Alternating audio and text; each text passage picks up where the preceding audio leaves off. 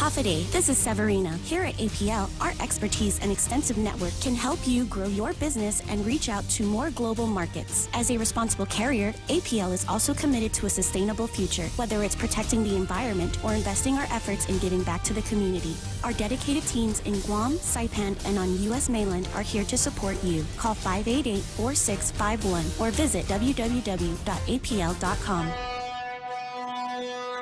Family Finance has been serving the people of Guam since 1959, and they will continue to be there for you in the years to come. Get a personal loan for that summer vacation or to pay off those long overdue bills. Family Finance has got you covered. Apply for a personal loan from $1,000 up to $3,900 by calling Family Finance in Hagåtña, now at the old Nanbo Insurance Building, 475-4545, Upper Tumon 647-5626, or in Dededo 633-4473. Family Finance, here to serve you. A convicted murderer in Ohio is allowed to fight his children's adoption, even though he killed their mother. Ohio Supreme Court rules 4 justices to 3 that the father's lack of contact with his daughters is due to a court order and a legitimate excuse for not being involved in the children's lives. The parties aren't named in court records, but the children's maternal grandparents took custody after the mother's murder in 2006. The father says the adoption fight is only about preserving his family's right to keep in contact with the girls, not to take custody. One of the girls has since turned 18, the other still a minor. The grandparents say both are severely autistic, will never live on their own, and that the adoption is just about educational opportunities. Chris Foster, Fox News. Opening statements at the trial of a retired Florida cop charged with murder in a movie theater shooting, with prosecutors arguing there wasn't enough of a threat from another man throwing popcorn to justify deadly self-defense after an argument over the man using his cell phone. The defense argues the former officer, then 71, was in declining health, feared an assault, and that there was an attack before the popcorn was thrown. 43-year-old Chad Olson was killed in the shooting in January of 2014, a combination of legal issues and the pandemic delaying the trial. Several school board members in San Francisco face a recall election. Tomorrow's special election recall takes aim at 3 board members, all of them Democrats, who critics say prioritized racial equality over education during the pandemic with a series of blunders, including renaming 44 schools they deemed to be offensive without a plan to get kids back into those very same schools, covering an historic high school mural because it depicts images of slaves and slain Native Americans, refusing to consider Seth Brenzel for a parent advisory council because the white gay father of a biracial child wasn't diverse enough. Fox's Claudia Cowan in San Francisco. An hour to the close, the Dow's down 260. Lisa Brady, Fox News. Attention Guam Power Authority commercial accounts. GPA proudly announces that our Energy Sense rebate program has just gotten bigger and better to include customers on rate schedule G and J. With GPA's Energy Sense program, commercial accounts can receive up to $350 per ton in rebates with the purchase of a qualified unit through any of our approved vendors. The GPA Energy Sense rebate program helps lower energy costs, improves energy efficiency, and saves you money. Visit us at guampowerauthority.com/energysense. Effective dates for units may vary.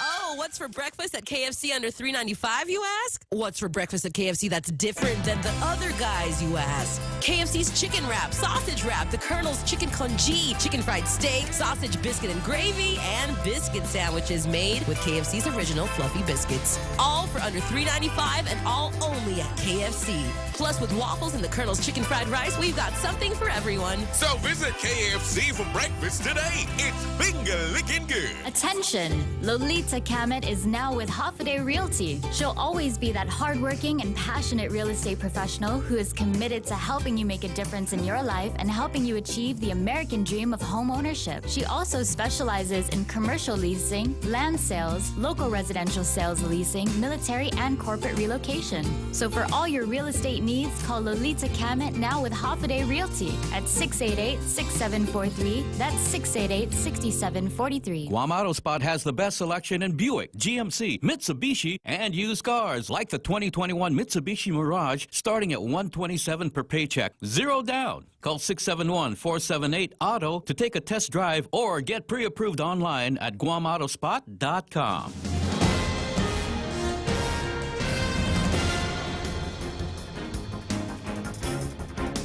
Half a day at 6:06. I'm Mona Silva Tyron with a look at your local news on the point. It's not said if they think the two robberies that took place this weekend are related, but police do confirm that they are looking for the suspects in the two incidents. The latest robbery reportedly took place in Totu. GPD in a release said that they are looking for the suspect who held up the cashier at the Z Market. That one took place on Saturday. Z Market's located in Tamuning. The suspect was wearing a black sweatshirt and black shorts and a black baseball cap and a blue face mask. He was brandishing a black handgun. He was later seen entering a silver Nissan Crossover with temporary license plates. He took off with about $300 in cash and phone cards from the store. The second robbery reportedly was at the Guahan Court in Totu, where a man grabbed a woman's purse as she was getting out of her car. He was wearing a gray shirt and black pants and a black hat, pointed a black revolver at her while demanding her purse. The suspect fled on foot toward an apartment complex in Totu. The woman wasn't injured and declined medical attention. Police are now asking anyone with information on either incident to contact their police department or Crime Stoppers.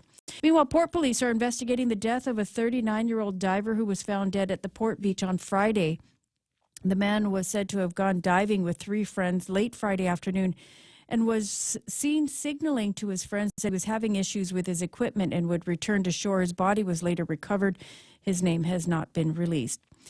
Meanwhile, the trial is scheduled to continue this morning for a woman charged in the murder of former Mauricio Mayor Daniel Sanchez. Joiner Scott Sked remains behind bars while she faces trial. Sked was arrested with her boyfriend, Rudy Kanata, both charged with murder and aggravated assault.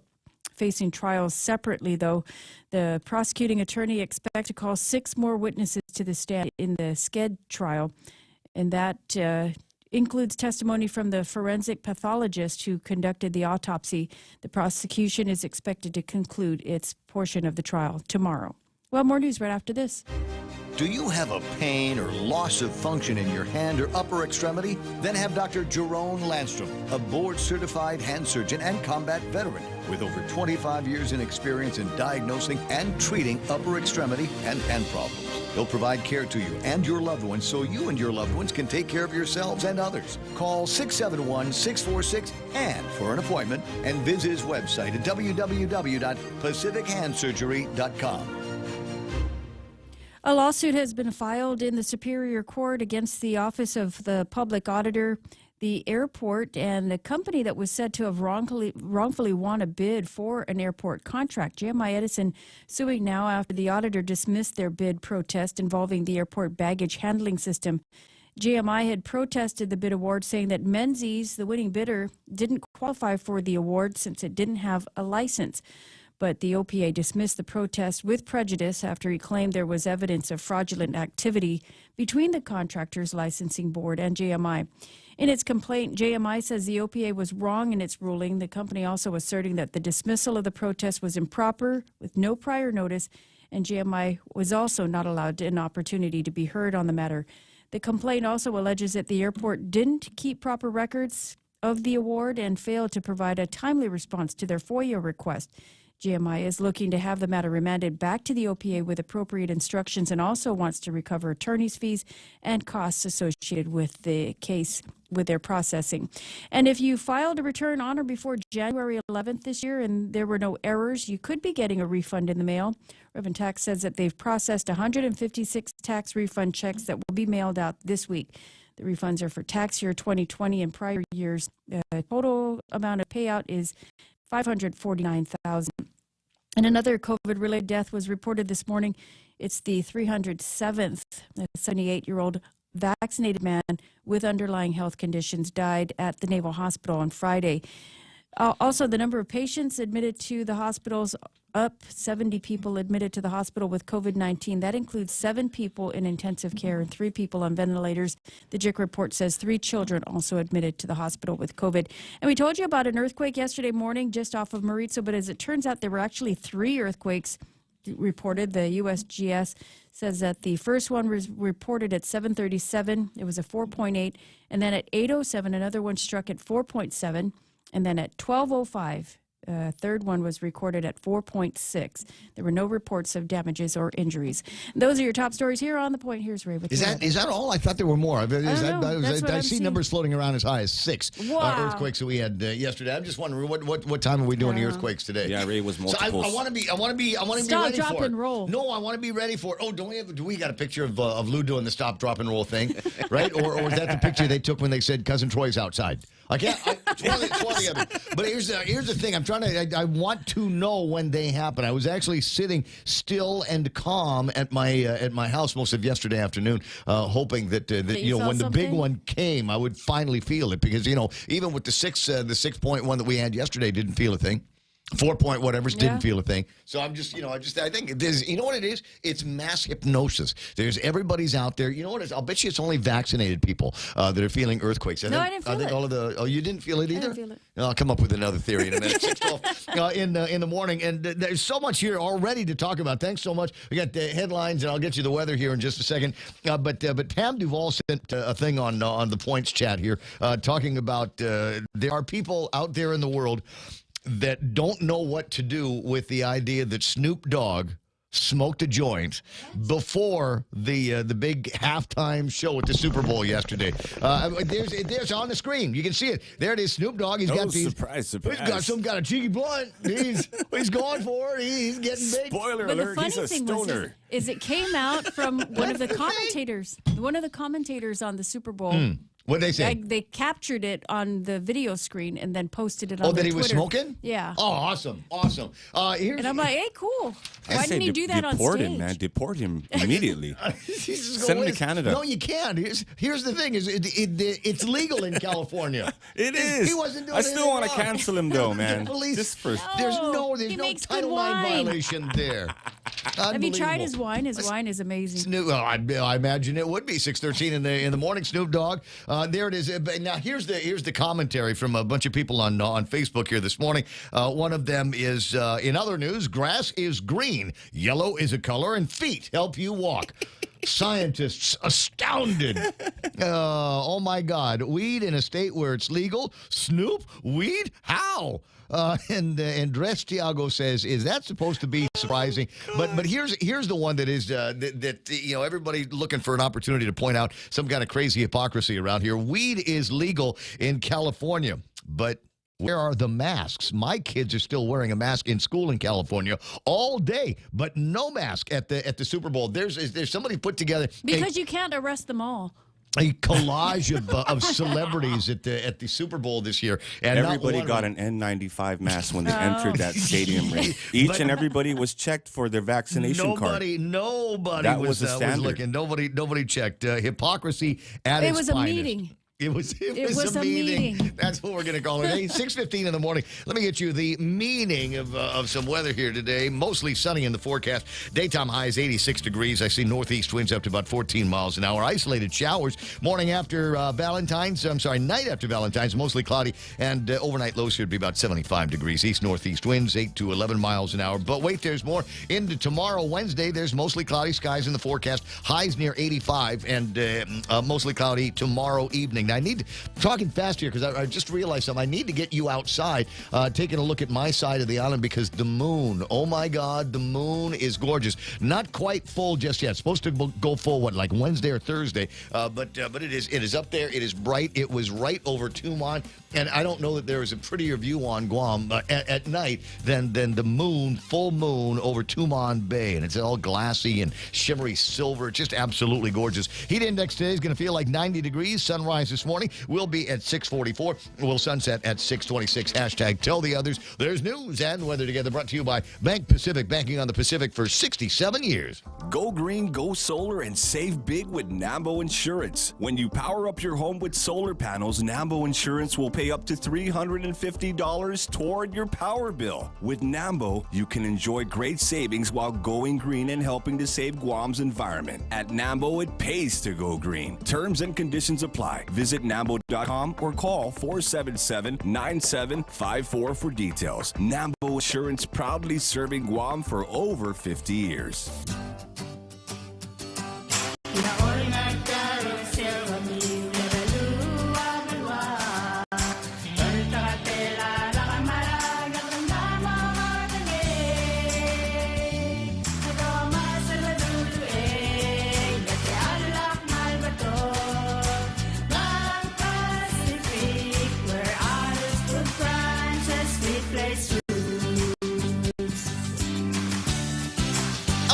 many chicken wings got eaten yesterday from KFC. I wonder how many buckets of chicken they went through. I wonder how many deliveries those guys did. I mean, not deliveries for the Super Bowl. I'm talking about deliveries. It's like Guy Rose's, their country, chicken bones. Just Guy Rose. Here's your bucket. It's a dozen pieces of chicken from KFC. It's love. I'm telling you. Portions of the program also brought to you by our friends over at APL American President Lines, a global presence with a local home. The Ray Gibson Show. Morning talk that matters. Call now, 888-TALK. That's 888-8255.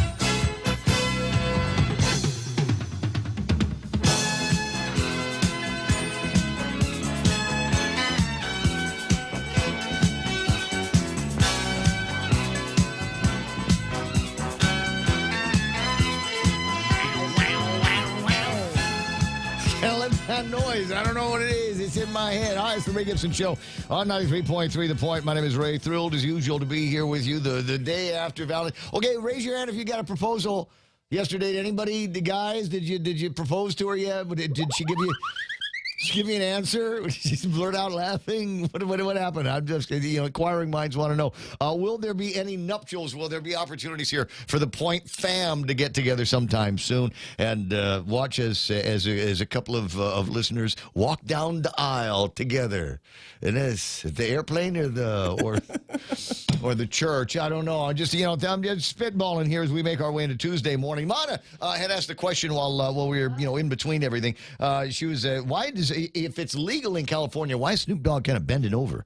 Why is he, he's kind of got that look like, okay, nobody look at me. No, mommy, don't look at me. I'm smoking my blood. It works better when you hide it? Yes. Well, so what I'm thinking is there might be something about the angle of the back, because you got to figure Snoop Dogg's like an expert at smoking marijuana, right? Yeah, maybe over years and years of marijuana smoking and paying attention to the experimentation. Yeah. Doing it for science. It's part of the Crip Walk, though. Maybe he just realizes that 27-degree angle is perfect. It opens up the airway perfectly for maximum distribution of the marijuana smoke deep into your lung system. Because that's the thing. I mean, if you're going to be paying, and you got to imagine he's paying top dollar for that weed. Oh yeah. Can you imagine what? It's the best can you of the best, imagine Ray. what Snoop Dogg's guy is charging him for dope? Can you? I mean, it's like what is it around here? You get a pound for $1,000, something like that. But wait, you're Snoop Dogg. This is not $10,000 worth of a pound because it's got we put I don't know. There's something else. We got a thing from TJ Mendiola over at the vape place at the most expensive Crop King Hydro. Yeah, we got something from him and we put it in that, and that's why Snoop Dogg's. That's just that little tiny blunt. That's got to be $100, right? Yes. Because he's Snoop. He's got the money. 6:20 in the morning. All right, so I'm going to try to talk around the Super Bowl as much as possible because I didn't get a chance to watch it. I didn't see it at all. I had work to do yesterday. As it turns out, there was I told you I had a meeting with a government official, and the meeting with the government official went fine. I mean, no problems. I'm not going to jail or anything like that. And then I said, are you going to? We're going to go watch the game now? And the answer was, oh, they're setting it up at my office. As it turns out, I got work too. Oh, yeah. So that didn't work out. I told you I wasn't going to go hang out with Jimmy Craig and Bobby Schrager. No, that was a setup, bro. Yeah, I think it was a setup. I think DEH was going to be standing at the door, just kind of. Yeah. He's got a beard, man. Take him down. He always wears his collar up. Do you see him? So I missed out. I missed out on that opportunity. By the time I got any place, the halftime game was over, and I really, honestly, just didn't really care. I mean, if I wasn't going to be if I was going to be hanging like with the boys or something, then maybe that would have been one thing. But it's like LA Rams, Bengals, the whole NFL thing, whatever. So you didn't catch it either, though. I caught the halftime show. Oh, just the halftime show. I'm not easily impressed, Ray. Right. But 50 Cent hanging upside down. Oh, that was everything. Somebody said he's put on some weight. He's now worth a full $1 now. Yeah. It's not 50 cents. He's a dollar bill, yo. So the theme for today's program, I wish it was original. I stole it from somewhere on Twitter or someplace on the social media. It says, if you dug the halftime show, it's time to schedule your colonoscopy. You are now at that age. I'm sure there's some people going, they're watching the show, right? And they're going, oh my God, they're finally doing shows for young people. We're not doing Tina Turner or the Rolling Stones anymore. This is great. They're doing shows for oh, wait a second, we're not the young ones anymore. All of a sudden, you've got these icons, a hippity hop from the 1990s, and you realize, or you should realize by now, that puts you into your 40s, touching the 40s and the 45s now, when all of that was jamming. When you were bumping those tunes on the way to my car shows to get your autographs with Anjanette Abayati. Yeah, that's what's happening, guys. So welcome to the land of the old farts. Get off my lawn. 6:22 in the morning. All right, we got there. Let me just introduce everybody. Real Joe Cruz gets the phone when you call it 888-8255. 888-TALK is the telephone number around here. 797-8255 is the meme machine. It's online and functioning completely perfectly this morning. What you're looking at right now is a picture of what's happening in Canada. Canadians are now labeling diesel cans liberal tears. Liberal tears. It is illegal to help fuel or to provide fuel for some of these freedom truckers that they've got up there. So everybody started walking around with gas cans. And then, of course, you got the diesel cans. They're yellow, as anybody that, has made that mistake knows. But they're writing their liberal tears on all of that stuff. I love it. As more and more of these convoys get started, apparently, I don't have it verified, but did they not start one in California? And they're supposed to start one in California. It's supposed to be making its way and grabbing more people on this convoy all the way to Washington, D.C. to be there in time for the State of the Union address. Watch, they're going to lock down D.C. again. This is a movie happening, right? They're going to start putting up the fences. I don't know. I don't think it's a future somewhere movie? between here and there. The Chinese and the Russians are going to start World War III. And, we're going to go back to the Stone Age or whatever. I'm totally prepared for it, though. I'm totally prepared. I got a knife and a thing that when you hit it, it makes sparks. Right? Oh, so sweet! I'll be able to start a fire. You'll all be coming around to me. It'll be the replacement for television is watching the fire. 6:23 in the morning. Monica Silva Tyron in the studio. Big news and headline. Here I am. So you watched this. You watched the big game yesterday. I did. Well, I fell asleep in the first part of it. It was slow. They kept missing the ball. It's like, man, these guys didn't practice catching it all. It was pretty sad. The thing.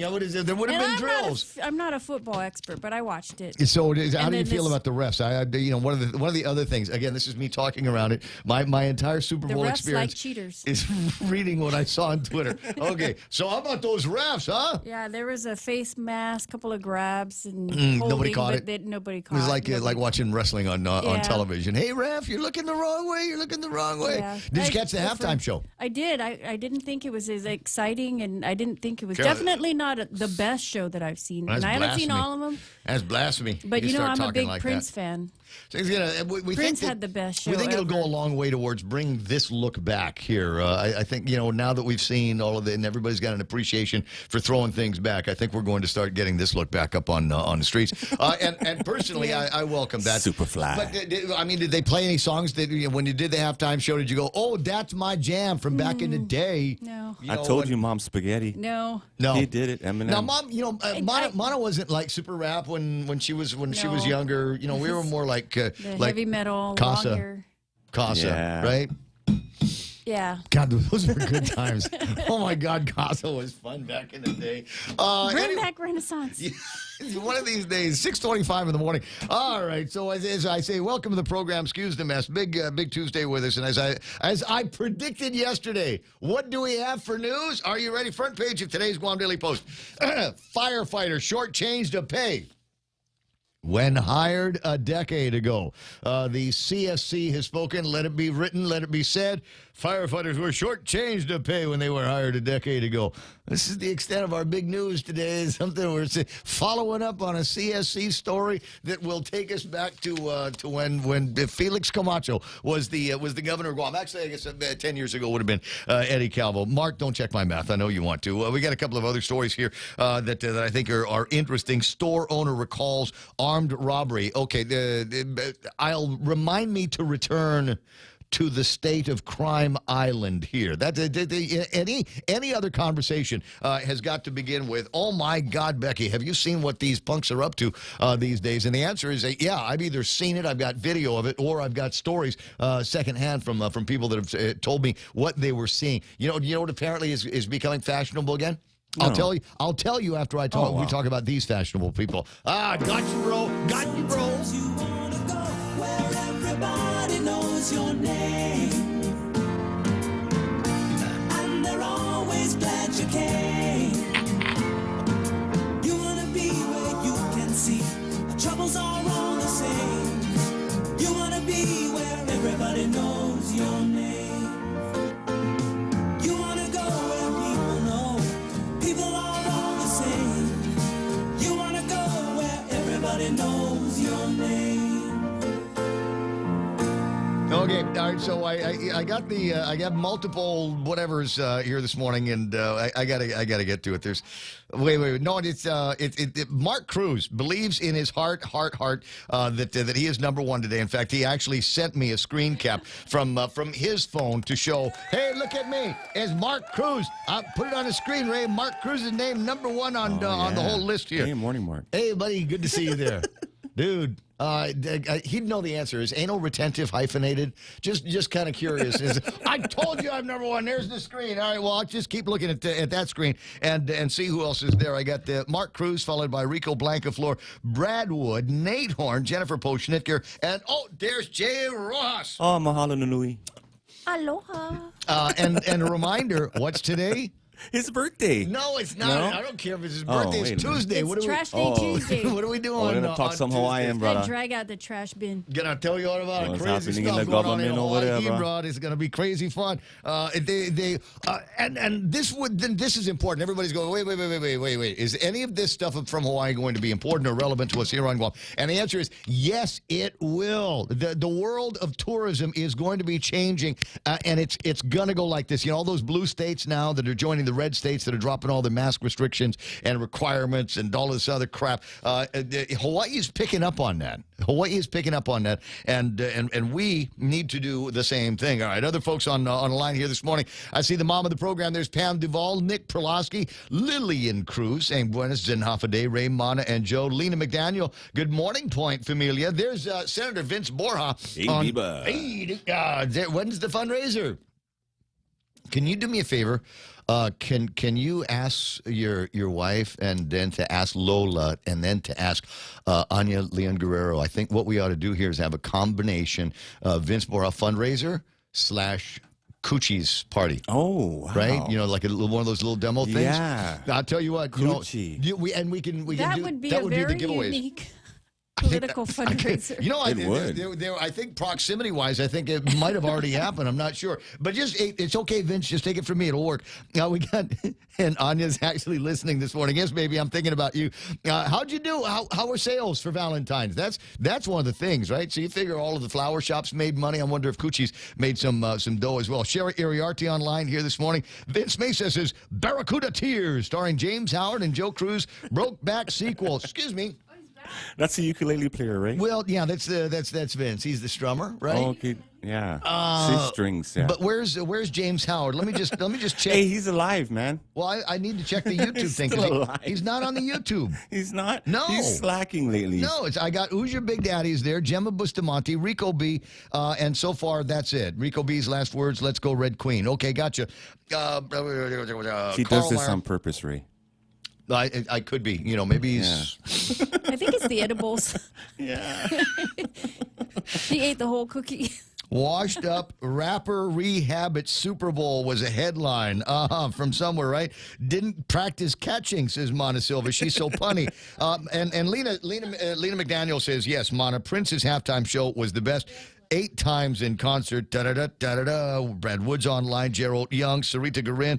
Sarita's got some pictures. She got some artwork. A friend of hers got broke into. Oh, which is not, you know, it's not even a remarkable thing anymore, right? Yeah, like the house. Wow. And sirens going off, video cameras all over the house, bristling with video cameras. Did that stop anybody? Did that deter anybody? Took their time. Nah. Well, I mean, the video I've got is him running away. Sarita Garin says, book and release. That's why criminals aren't afraid anymore. Yeah, it is sad. Cody James online. Margaret Estachio, Huffa Ken Brown joining the program. Harvey Egna. Harvey's great. About like twice a week, he will send me something that we can talk about for like a half hour, 45 minutes. No pressure, Harvey. But, you know, the only big news today is that there was a Super Bowl yesterday. So, yeah, whatever you can find that you think might be able to help me riff on something for about 5 or 10 minutes. Good to to go, bro. Colin Clark, think you're first. Should know, don't believe everything you see in social media. Bill Wyndham online. There's Anya, and Tessa Nuke is online. Francis Salas, and more. Kind of a short list for some reason this morning. It's probably because I just got to it. I just kind of, sorry, I'm busy entertaining myself. And what did I entertain myself with? Stick around. You'll find out. We'll talk about some stuff that's going on in Hawaii and other competitive destinations. This is important now. But even more important is the state of crime that we've got here on Guam. In my village, I mean, I live in Totu, right? It's the sleepiest, kind of quietest part of the entire Mongmong Totu Mighty area. You know, we look at Mighty and go, that's the big city, bro. That's a big city. On the backside, we got Mongmong, and we're right over there, nestled at the edge of it. You know, down in Totu, it's right over there. And then here it comes. You get the the Kanyada and the Ledzang area, and we just kind of keep to ourselves. But I'm beginning to hear and see more crimes being perpetrated in my little part of the village. Personally, I think it's a lot of people that just use that as kind of a crossroads to get from one village to another, and they're going, you're passing, you're a thug, right? You're passing by, you go, hey, might as well see if I can rip off that woman's purse, or as has been seen at Robat Street, dudes with slingshots. Oh man! And it's I don't know what it is. It's the same bunch that think that you know what we're going to do is we're going to get a little broken bits of rebar. We're going to cut up some rebar, and that's what we're going to use in our slingshots. And apparently they were out there slingshotting out in the village yesterday. Hopefully they were arrested. But it's the idea that there doesn't seem to be anything that we can do about crime here. We got plenty of cops out there. You hear the sirens all day, all night in the village, and they're out trying to go catch guys, and then they catch them. And then they stick them over in the courthouse, and then God only knows what happens to them because they're back out on the streets with their slingshots and their rebars, waiting now for women to get out of their car so they can heist the purse. Yeah, Wild West, man. Oh, so go see Mike Tomarowski over at the gun place down in Armour. Go see him again and see if they've got a Glock 43 in your favorite color. It's 6:34 in the morning. Montecillo Tyrant with a look at all the big news and headlines here. Are you about ready for it? You know what I mean? You about me stall? Okay. Here's Montecillo Tyrant with headlines. Well, police are looking for the suspects in two different robberies that took place over the weekend. The first one we told you about yesterday was at Z Market in Harmon. The suspect making off, they're saying, in a silver Nissan crossover. And then the second robbery they're investigating took place at the Guahan court when a woman was getting out of her vehicle and was confronted by a man armed with a handgun. He took off with her purse. Anyone with information is asked to contact the Guam Police Department. Meanwhile, police have not identified the body who was recovered from the Port Beach on Friday. The Port Police are investigating the 39-year-old diver who was found dead at the port. Apparently, he was diving with friends when he ran into trouble with his diving gear. And the trial is set to continue this morning for a woman charged in the murder of former Maritzo Mayor Daniel Sanchez. Joiner Scott Sked remains behind bars. She's facing charges of murder and aggravated assault. The trial is expected to continue today with 6 more witnesses expected to be called to the stand by the prosecutor. And those are your headlines right here on The Point. All right, online, got to do shouts. Francis Salas there. Mike Grace Bloss, Ken Brown, like I said, Ismail Velez says to be or not to be. That is the question. Shakespeare is credited with this, but it sounds more like Brandon speak. Any more these days? Kind of, yeah. Bill Wyndham is there. The B-man Dennis Larson hanging out online. I don't know. I don't wish anybody any harm, but, if you're going to break into somebody's place, break into Dennis's place, because I just loved it. You know what? I'd love to be able to tell you the story on the radio about how he was. No, he's not going to kill breaking into John Wick's house, man. I'm not saying he's going to kill anybody. I just think it would be great. Somebody kind of opens the door and he's sitting on the couch like Leon in The Professional, with the sunglasses on and the gun over there with the silencer on it. You picked the wrong house, boy. And just lay some in on somebody's back end. That's, I'm not saying he needs to shoot somebody. Where was I? Matt Glenn, Tessa Nuke. Oh, wait. I scrolled down a little bit too far. Or did I? I'm not sure anymore. Vivian Castro Leon is on. Catalina Pinaula Rios. And Let's Go Brandon is playing around already this morning. 888-8255. 888-TALK. Sorry, I got one other thing completely unrelated to what is the Point family. I had to have the guy right from the company come in and tunnel into the system and fix something. Yeah. And I said, well, I'm like, dude, I hope the next Windows update doesn't cause another regurgitation of this issue. And he says it shouldn't. Shouldn't. Maybe it will. I don't know. Yeah, you won't die. Well, you probably won't die. How's that? 6:37 in the morning on the Ray Gibson Show. More on the way. 888-8255 for the talk line. 797-8255 for the meme machine. And all over Facebook Live and YouTube Live, you should be able to get messages to us and alert us to anything that you think is important in your life. Crime, real, true crime videos. Coming up next. BK's new Double Whopper Jr. Your Way meal is now available. The Double Whopper Jr. is made with 2 fire-grilled burger patties, creamy mayonnaise, fresh lettuce and tomato, crunchy pickles, ketchup, and freshly cut onions on a toasted sesame seed bun. Our New Way meal includes french fries, 4-piece chicken nuggets, and a refreshing Coca-Cola. Get your hands on the new Double Whopper Jr. Your Way meal at your favorite Burger King location. Please wear your mask and practice social distancing. BK Tumon Bay, Hagåtña, Micronesia Mall, and the airport. BK Your Way. Did you know that 1 in 50 employees open a phishing email every day? Introducing Lookout, the leading mobile security solution that fully protects your company from all mobile threats. Get Lookout Mobile Security for free with any Docomo Pacific Business Unlimited mobile plan. Some conditions may apply. Learn more at business.docomopacific.com. Docomo Pacific Business. Work better together. Army Lynn is online, 6:38 in the morning, 888-8255, 888-TALK, brand new car in your future. That's me. I'm predicting it like the guy, and, fortune teller. There's a new car in your future. All you need to do is take that Super Bowl winnings that you got over to Nissan and say, listen, I need you guys to put this to good use. And they'll take a look at that, work out a great deal on 2021s for you. Gorgeous cars on the lots, Rogue Sports, Leafs, Infinities, et cetera, et cetera. So what else are you going to be looking for? A great deal. How about this? They'll cover the interest rate. So it's a free loan for the life of the loan. You're not paying any extra for interest. How about that? Or you can make it so that Brian pays for the first three months out of their pocket. That was one of the ways to work it. You got great credit. Good news.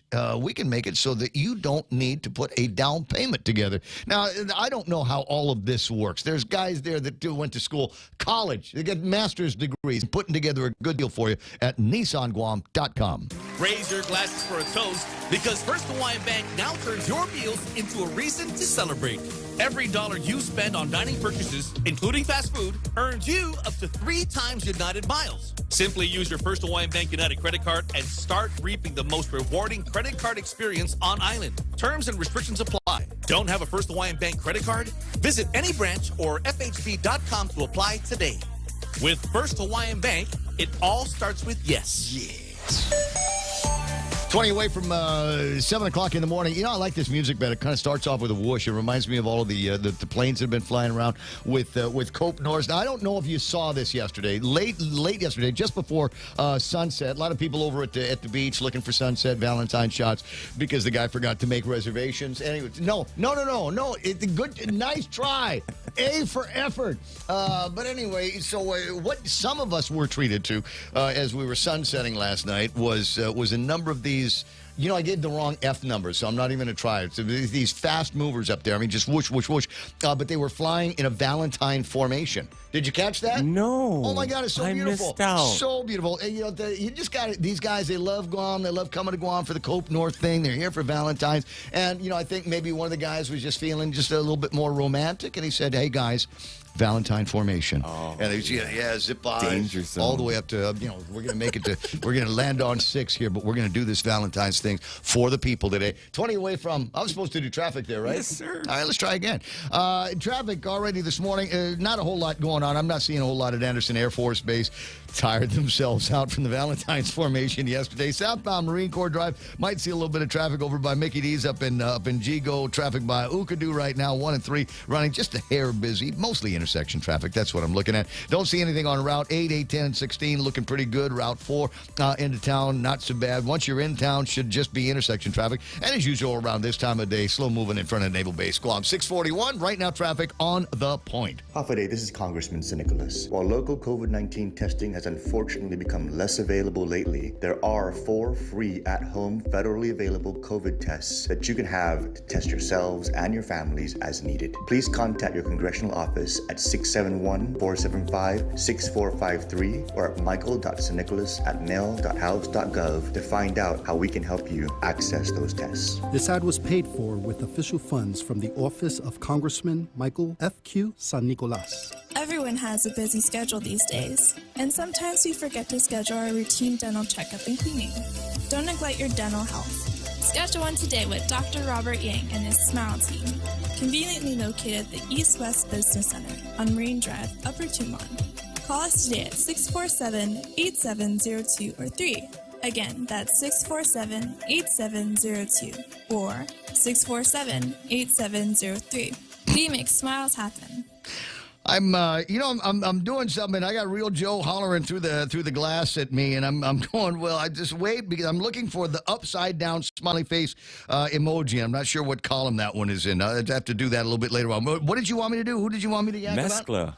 It's too early to talk about them. No. The Super Bowl and Valentine's, those people are tired. Let's give them a break. And now, here's the thing, guys. If you missed out on your Valentine's yesterday, you can make it up to her.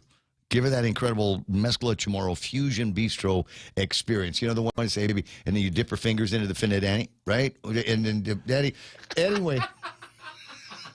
Chef Peter's incredible Chamorro Fusion Bistro food that they've got there. Chamorro platters, octopus tenactac, guys. They've got a bunch of gourmet burgers and super keto-friendly menus as well. Mescla's half-a-day service, get that in Agunya and the Grand Plaza Tumon location. Give them a call for reservations, 479-2652. That's 479-2652 for Mescla.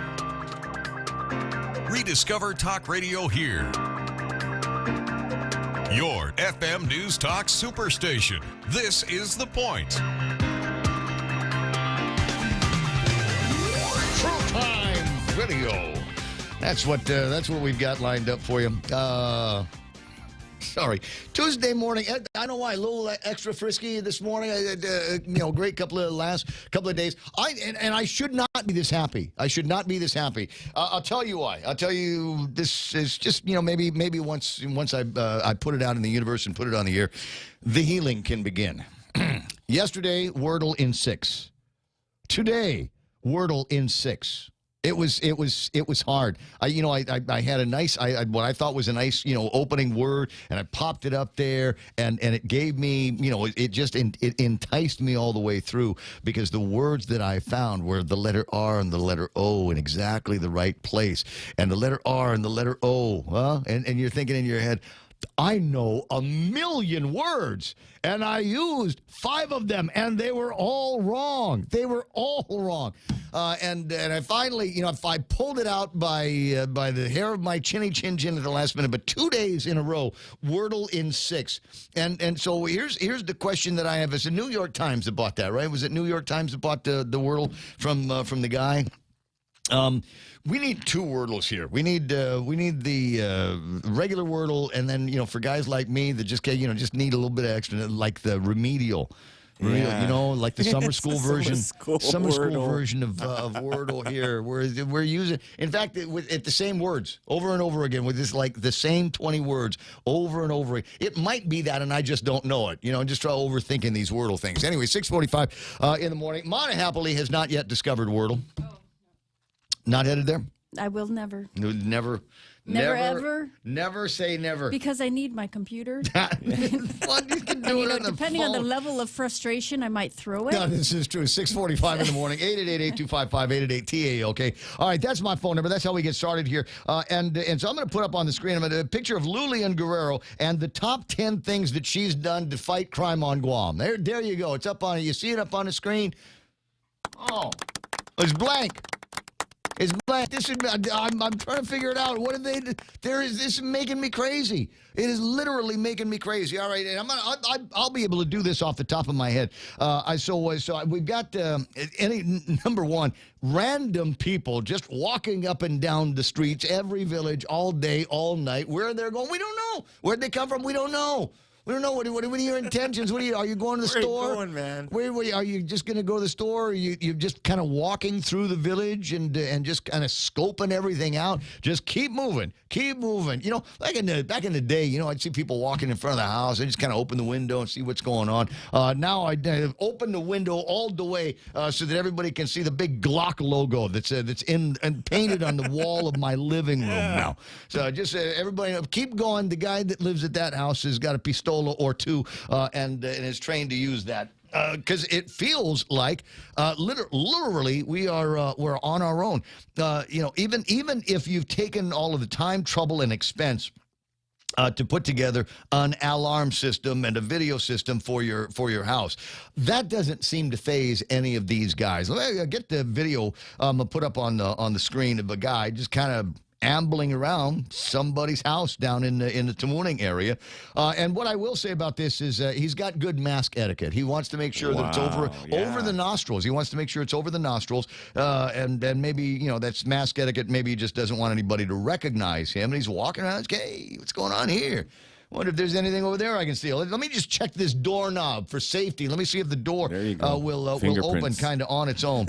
Yep. My understanding is, look at that. He found a way in, and it's just out running around. You can turn the audio on this. Go ahead and click on the button and turn the audio on. Scary, Ray. Because you can hear the alarm going off. You can hear the alarm going off as this guy scampers away with all this loot. Naturally, the police get called. There's another angle of the shot. Video cameras, alarm systems didn't slow this guy down. He went for all nothing. the way in there, huh? All the way in there. Now, I don't know if the owner of the house was home at this time. I'm hoping, I got my fingers crossed, that she was not at the house, maybe out doing something with Valentine's with her beau or whatever, while this guy was in there. Cops were called. They come over trying to get lift some fingerprints, and I don't know what's going to happen with that. We got good cops out there, good detectives, good police work that these guys are willing to make the effort into, but you just know they're getting tired of the idea that they're going to put all of the effort into the investigation, find out who that thug was, make an arrest, and this guy's, number one, he's probably by now already fenced everything he stole from that house. Oh, yeah. He's probably all of that stuff gone, the jewelry, the money, whatever he found, he's probably already out scattered to the four winds, and he's got some money for his meth, or whatever it is these guys are buying for. But this guy is going to get caught either for this or something else, and he's going to show up in front of a judge, and the judge is going to say, well, okay, whatever it is that the judges say, that leads the guy out the door of the courthouse. And I'm sure that there might even be a little bit of a lecture here.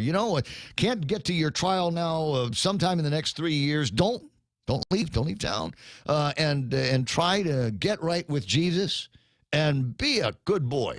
Or girl, as the case may be. Your Honor. It's hard to tell because he was all, with the mask and everything. If anything, Your Honor, yes. Yeah, right. Yeah, I'm just, I'm going to be at church all the time. I'm gonna sweep the church, Your Honor. That's going to be I'm going to give back to the community because I don't want to, I want to be known as a bad guy, whatever. So I am just annoyed that kind of thing happened.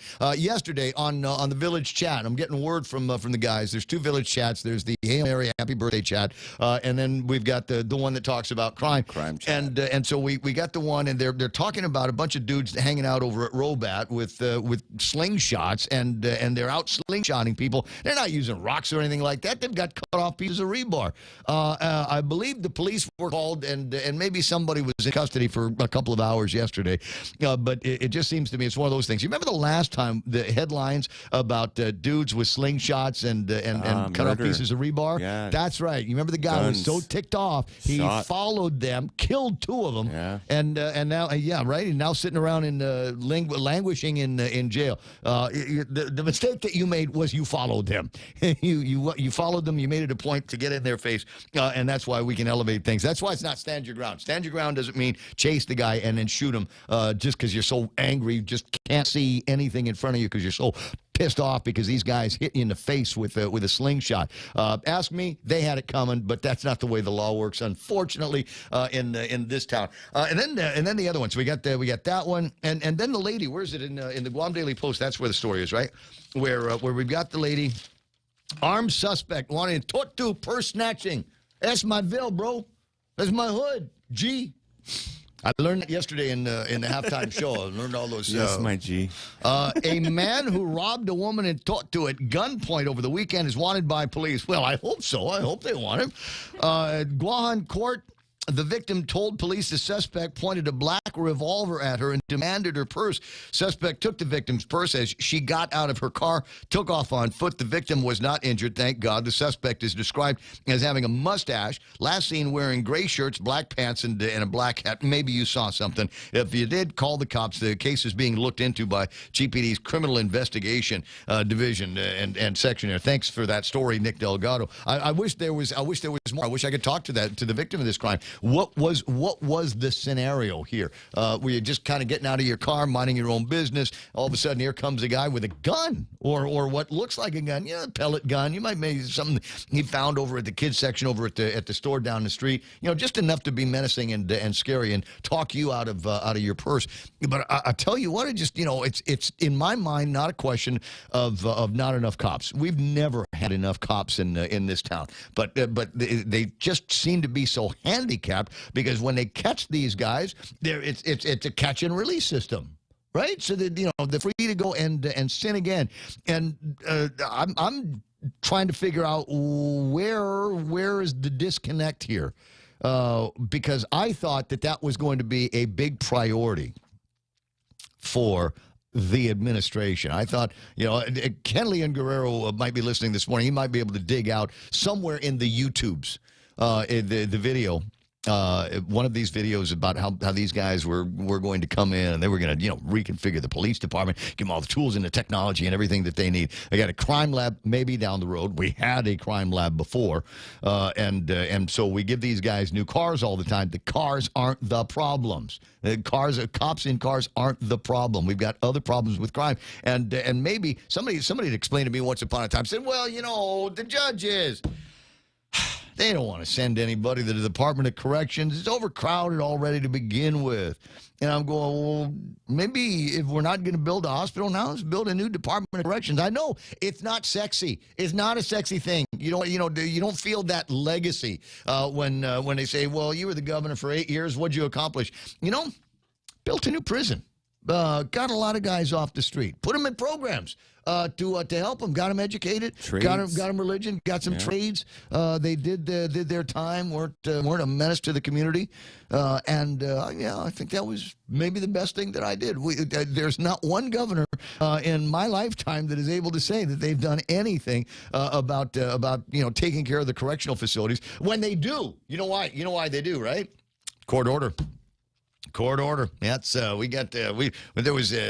had one judge at cruel district and court unusual punishment that said that we have to change the doors. I always thought that was funny. They went in there, put these state-of-the-art doors right on the shell of the Department of Corrections. I'm going, I don't know. It's like putting vault doors on a barn. It just felt weird in my head. 6:55 in the morning. So much more to get to as we make our way into the day after the Super Bowl. As I said, if you're listening, I didn't pay any attention to it. I was more intent on sitting on the couch at some point and trying to feel the rotation of the earth to see if I could be one of those guys that felt the earthquakes. Unfortunately, that didn't happen. So I don't know what's going to be happening. The other interesting things that are in the table of contents this morning. And they're talking about, Cousin Troy, I think, was talking about that this morning.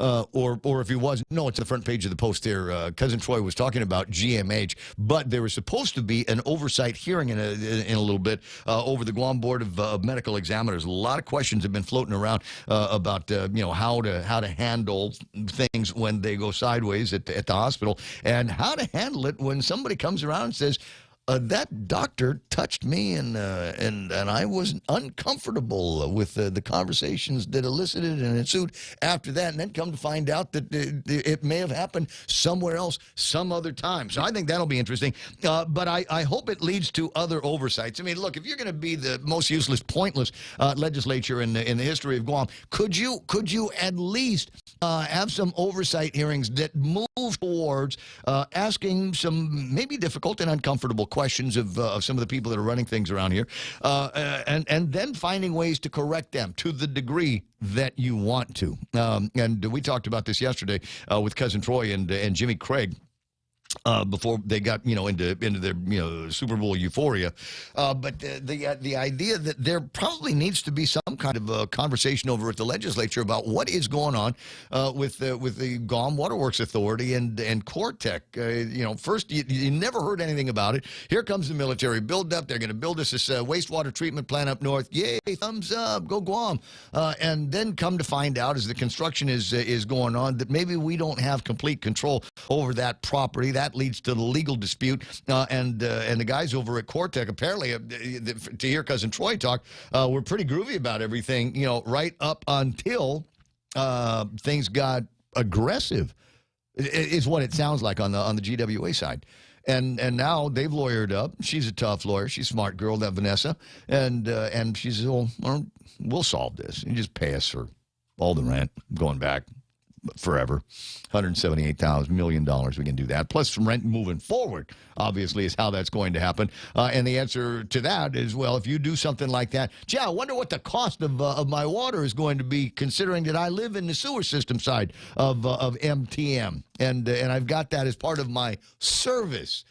And I'm going, close that thing off. I'll put a leaching field out in the backyard. Unfortunately, I don't think I've got that choice. 6:57 in the morning. So I hope that happens. Hope we see something there on that one. And I hope that somebody over at the legislature that is trying to be useful here will sit down and have a conversation that people can understand about the new hospital that apparently only Adelup wants to build out at Fidian. And the questions about how much is this going to cost? Tell me about whether we've got positive control of that land or not. Or is that going to set us up with another one of these lawsuits? Is it going to go down there and they're going to break ground? All of a sudden you turn the dirt on that, and here come the original landowners and their families saying, not so fast.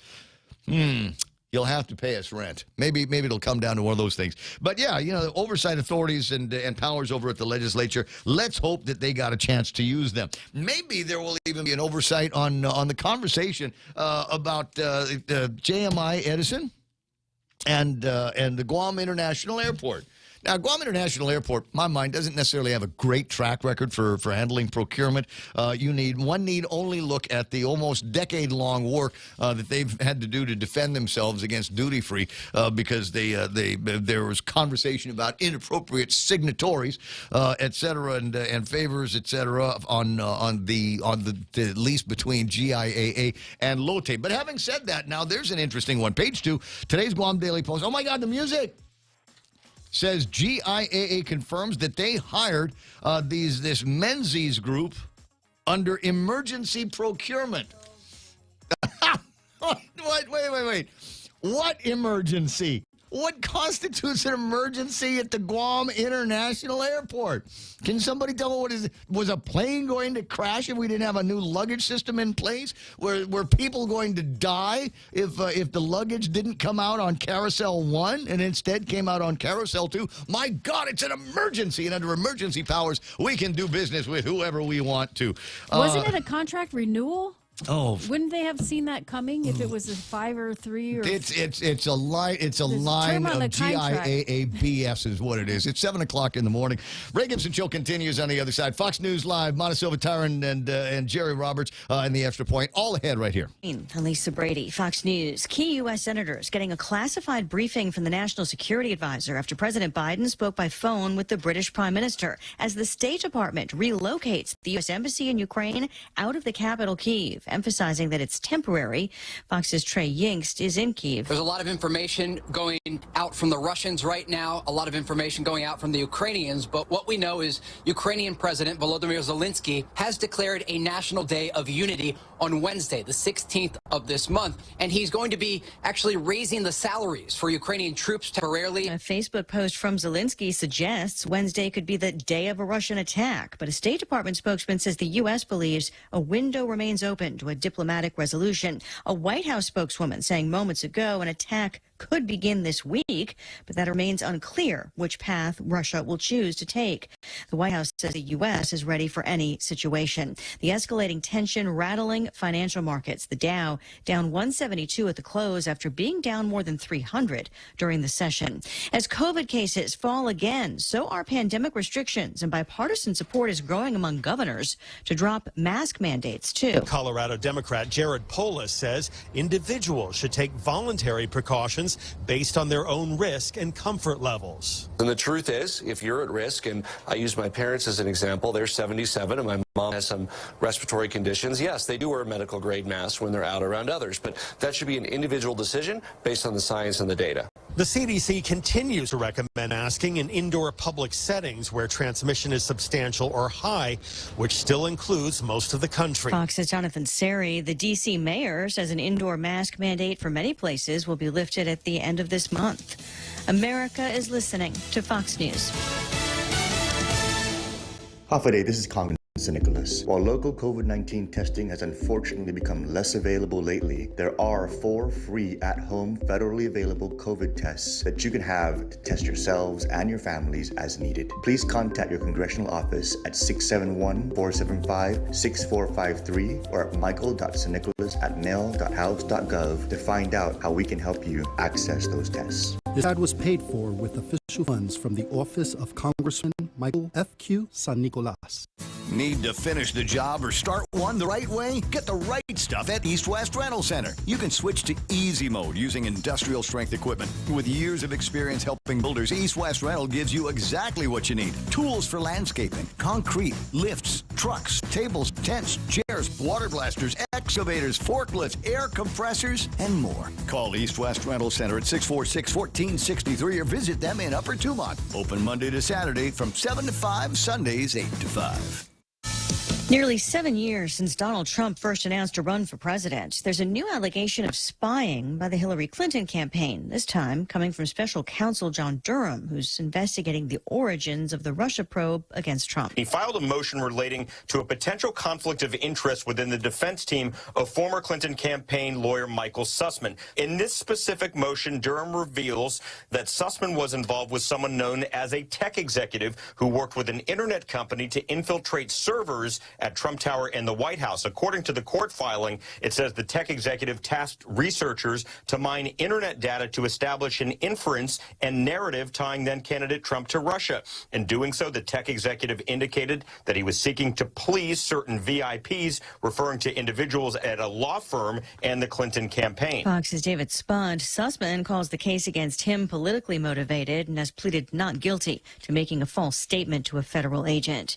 The internet's still talking about a Super Bowl ad with nothing but a QR code for Coinbase. The crypto trading platform Coinbase aired their commercial during the Super Bowl, which crashed their web servers within seconds. The 60-second commercial showed a QR code floating around the screen before displaying their website along with an offer for $15 in free Bitcoin for new users. Coinbase's app and website crashed from all the traffic, causing social media to pounce, with some saying that it was a genius marketing move to have such a simple commercial that would bring so much traffic and get people talking, while others mocked the crypto platform for not being able to keep their online servers up during the big game. Fox's Mike Gunzelman. Recapping Wall Street, the Dow down more than 170 points at the close, pairing heavier losses, though.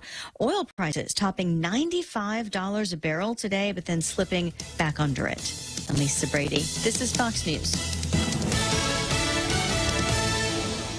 Family Finance has been serving the people of Guam since 1959, and they will continue to be there for you in the years to come. Get a personal loan for that summer vacation or to pay off those long overdue bills. Family Finance has got you covered. Apply for a personal loan from $1,000 up to $3,900 by calling Family Finance in Hagåtña, now at the old Nambo Insurance Building at 475-4545, Upper Tumon 647-5626, or in Dededo 633-4473. Family Finance, here to serve you. Oh, what's for breakfast at KFC under $3.95, you ask? What's for breakfast at KFC that's different than the other guys, you ask? KFC's chicken wrap, sausage wrap, the Colonel's chicken congee, chicken fried steak, sausage biscuit and gravy, and biscuit sandwiches made KFC's original fluffy biscuits. All for under $3.95 and all only at KFC. Plus, with waffles and the Colonel's chicken fried rice, we've got something for everyone. So visit KFC for breakfast today. It's finger-licking good. Over the past 5 years, confidential data and network breaches have doubled for small and large businesses, resulting in huge financial loss. At GTA, our multi-threat security bundle is a cost-effective solution monitored by our team of experts, ready to detect known malware and stop new evolving cyber threats before entering your network. Protect your business with confidence and call 671-644-1000 or visit gta.net/enterprise. GTA, we start with you.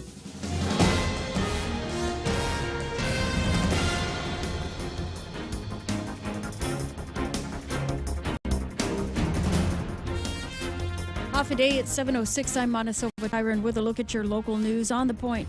A lawsuit's been filed in the Superior Court challenging the Office of the Public Auditor, the Airport Authority of Guam, and a company that was said to have been wrongfully given a bid for an airport contract. JMI Edison now suing after the auditor dismissed the bid protest involving the airport baggage handling system.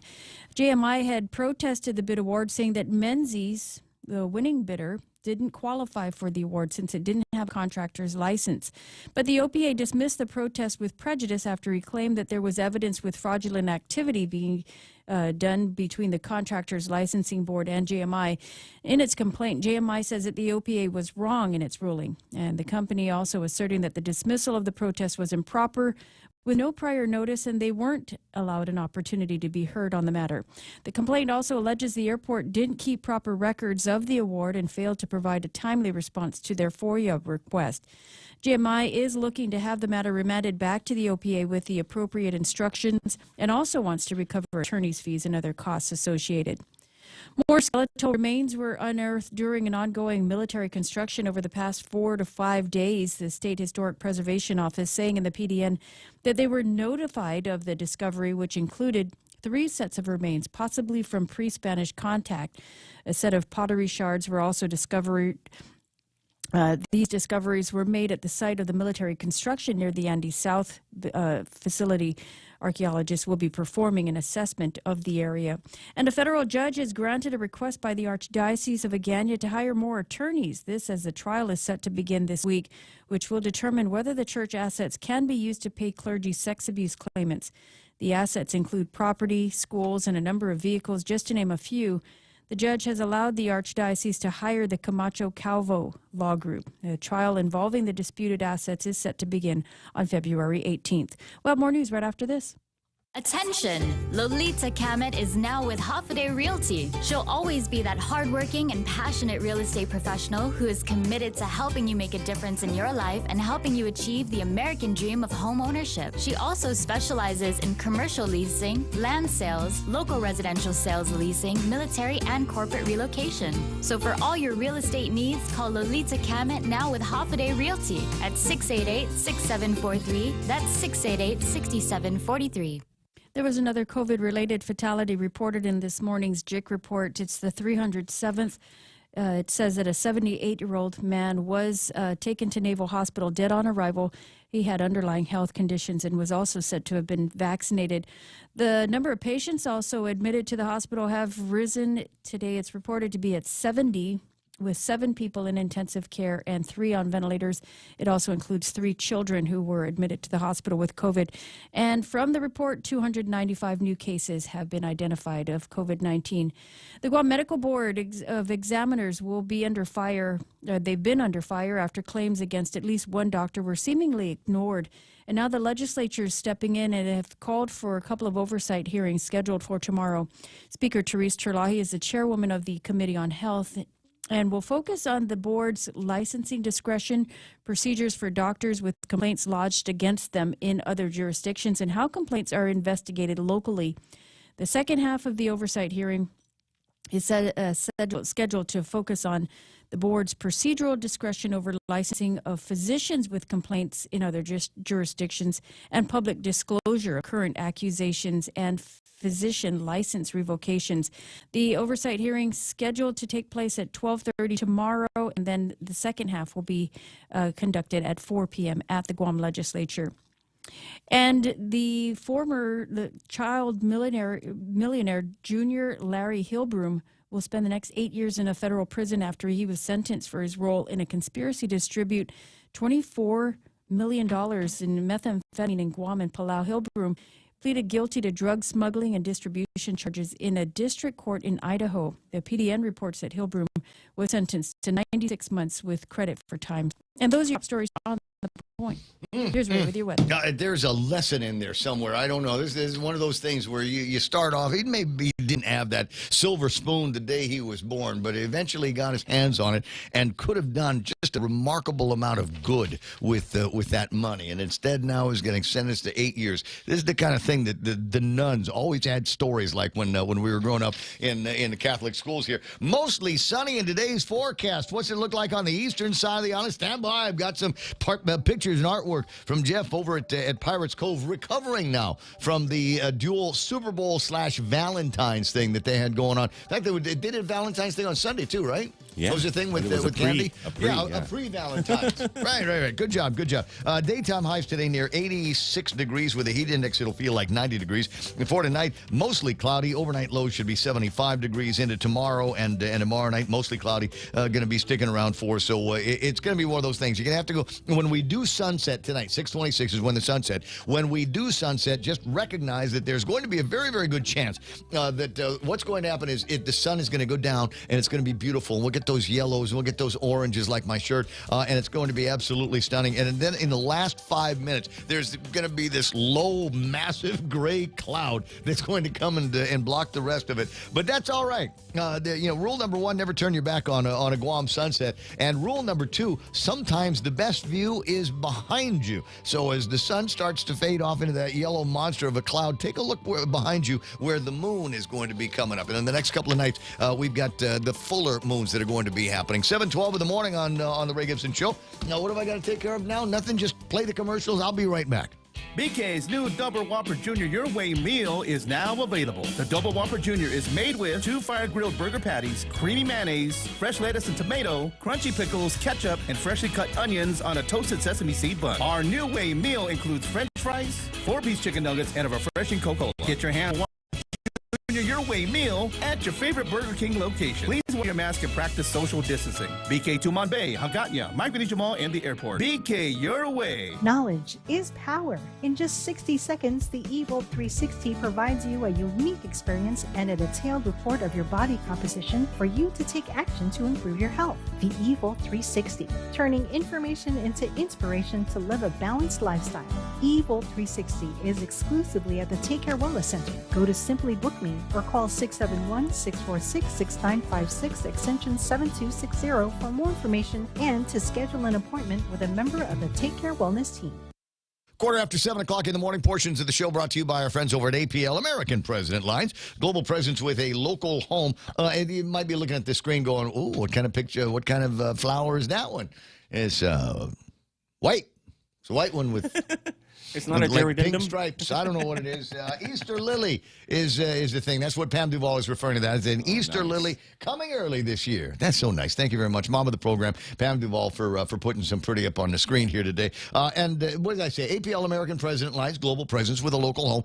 The show is also brought to you by the team over at Nissan Guam. It's early in the morning, and you might be thinking, well, I gotta go and I gotta drop the kids off or whatever, and then I gotta get stuck in traffic on the way to Naval Base or Anderson Air Force Base or somewhere where there's going to be congestion on the road. If you've got to suffer traffic congestion, then do it in a Nissan. Do it in a Nissan 2021 Nissan Rogue or Rogue Sport out there. Great prices on them, great colors, and head turners of automobiles, and super deals that you can get together on. Just ponder this while you're stuck in traffic, that you didn't pay any interest on the loan, or the fact that the first 3 payments were made by the guys over at Nissan. It really is a fantastic deal. Elevate your ride now that you've blown all your money on Valentine's, but you made some money on the Super Bowl. Groovy, go and put that into an investment in your traffic future. The Coconut Wireless is back. The Ray Gibson Show. Call now, 888-TALK. That's 888-8255. Or it's my least favorite thing in the whole wide world, getting stuck in traffic. And it seems to me that it is never, ever, ever a good time. You'd be driving, you're having a good time, you're going, okay, hey, you know what, maybe I'm just going to go turn down Jimmy D's, going to see what's happening on that side of the island over at Nukas. And all of a sudden you get on Marine Corps Drive, and then you get by the Docomo building, and you realize that it is a 4-light wait for you, and you're going, why is it a 4-light wait? Why is this so congested? And then you look further ahead from there, and unfortunately the road begins to rise a little bit, so you can't really. We need over the radar, over the horizon radar here on Guam. And you get into that, and you realize that the reason why it's backed up getting into Dunkas and Old Hospital Roadside is because everybody's trying to get off regular Marine Corps Drive because it's that ugly and it's that backed up. It could be worse. It could be worse. And there's new surveys that are coming out, and I don't know what our number is, the average amount of time that we lose in traffic. In New York, the number is up around 80 hours a year. What? Wow.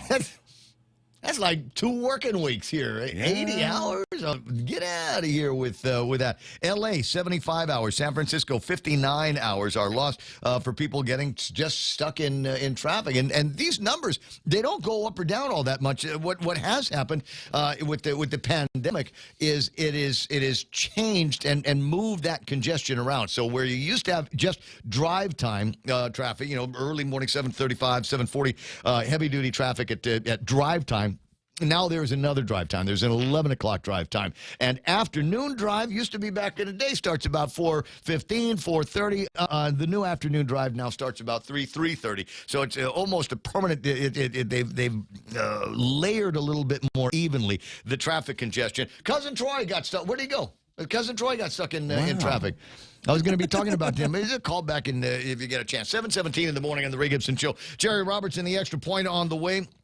And double the Jerry this morning. It's Tuesday, and that means that you get him twice, once on the radio on the Extra Point, and then also in the Guam Daily Post. Today's working, what is it called? The Work Zone column. The mindset for tough times and new starts, and this is going to end up being timely for us because many people, many businesses are kind of resetting here in 2022. And nice to have a guide talk you through some of that. 7:18 in the morning, as I said. Cousin Troy got stuck in traffic last week and going, wow, doing work on Marine Corps Drive during the middle of the day on the weekend. Nice job, guys. I thought they were doing all of that stuff at night.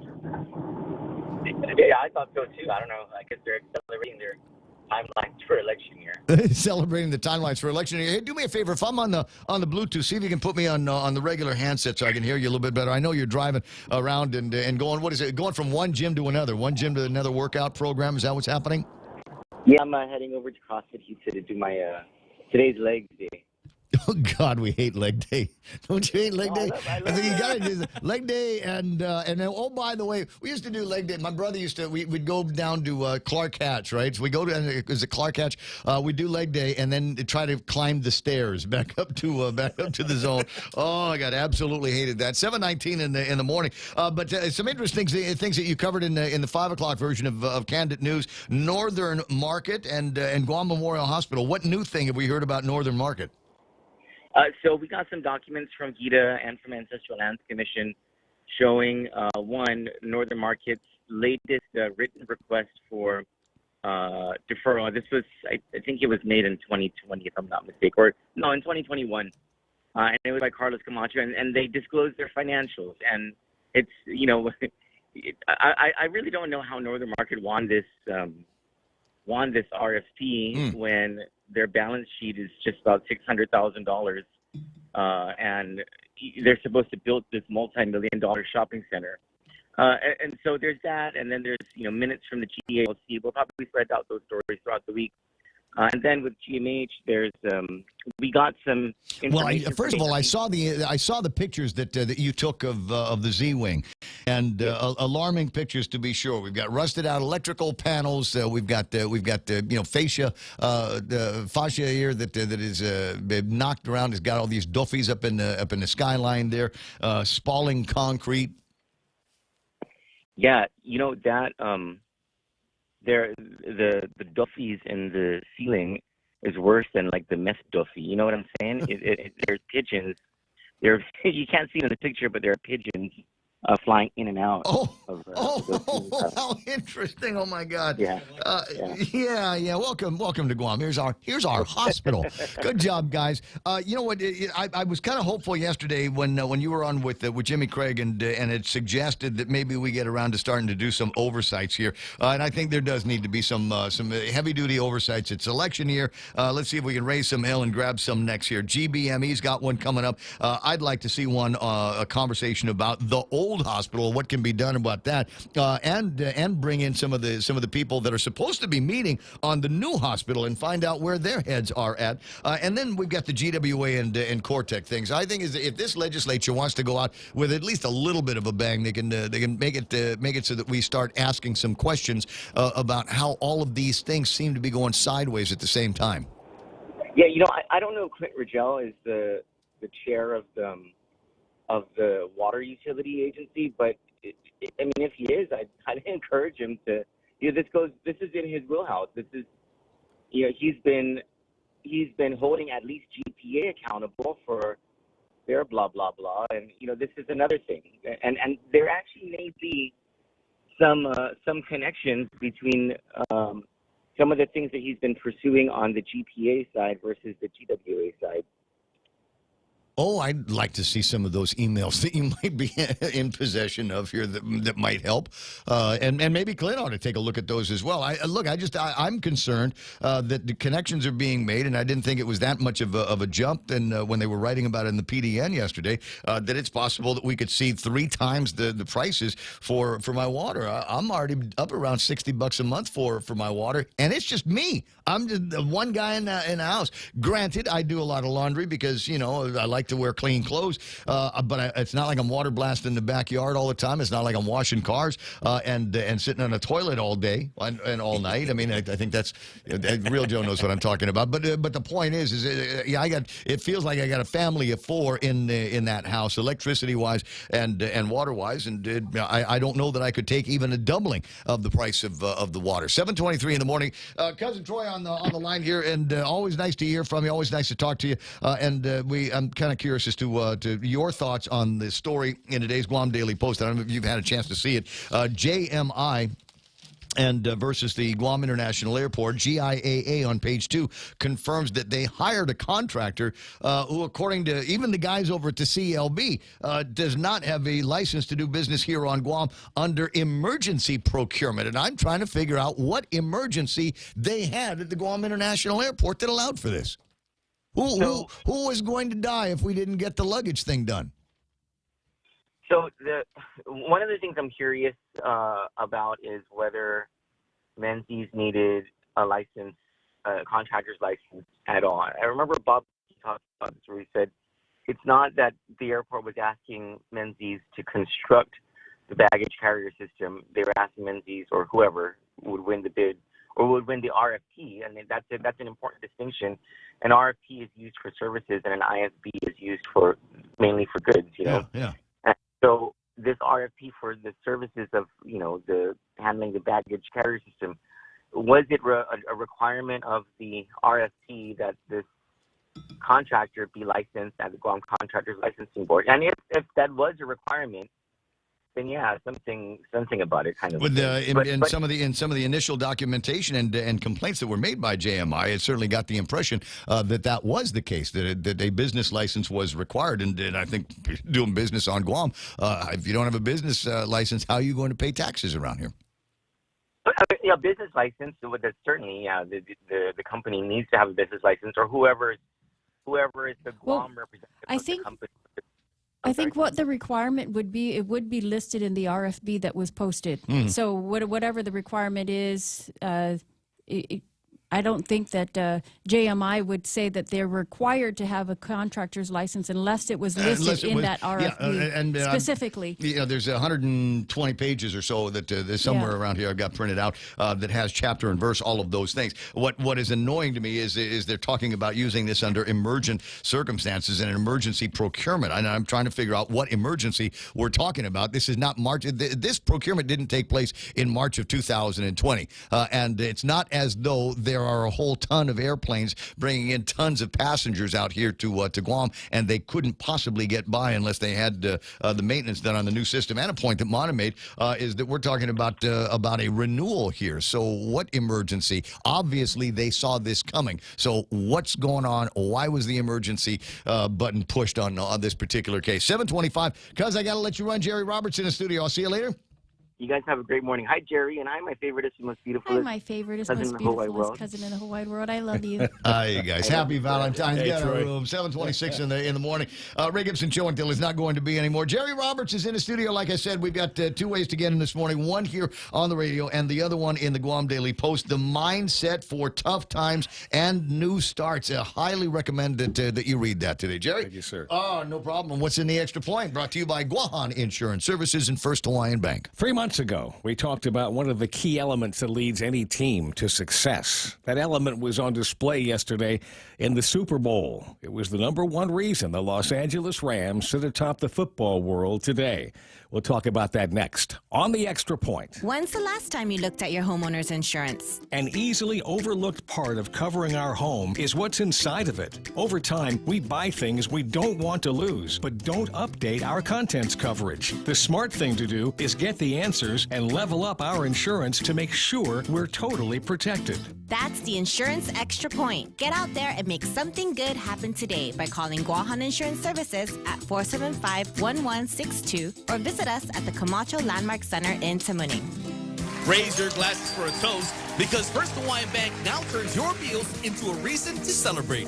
Every dollar you spend on dining purchases, including fast food, earns you up to 3 times United miles. Simply use your First Hawaiian Bank United credit card and start reaping the most rewarding credit card experience on island. Terms and restrictions apply. Don't have a First Hawaiian Bank credit card? Visit any branch or FHB.com to apply today. With First Hawaiian Bank, it all starts with yes. Well, we discussed resilience 3 months ago. I used the following example. Think of it this way. There are 2 little voices in our minds at all times. The one that spouts all the negative self-talk, doubts, and the woe is me victim mindset. And the other voice is the positive one. The guide that tells us we're capable of great things, to push forward in the face of challenges, and it shines a light on our strengths rather than our weaknesses. Going into the Super Bowl, the Rams had already lost the services of their starting tight end, Tyler Higbee. He was hurt on the win of the 49ers that propelled the Rams into the Super Bowl. Then, in the first quarter of the game yesterday, Kendall Blanton, his replacement, he was hurt. That made the Rams tight end a guy named Bryson Hopkins, who had caught 1 pass in the previous 2 seasons. Not ideal. Quarterback Matthew Stafford threw in his direction yesterday 4 times. Hopkins caught all 4 and helped the Rams drive the ball down the field. With Cincinnati double-teaming Rams star receiver Cooper Kupp, Stafford's number 2 target, Odell Beckham, grabbed 2 passes early on for 52 yards, including the game's first touchdown. The Rams went up 13-3, and it seemed like they were poised to run away with the game.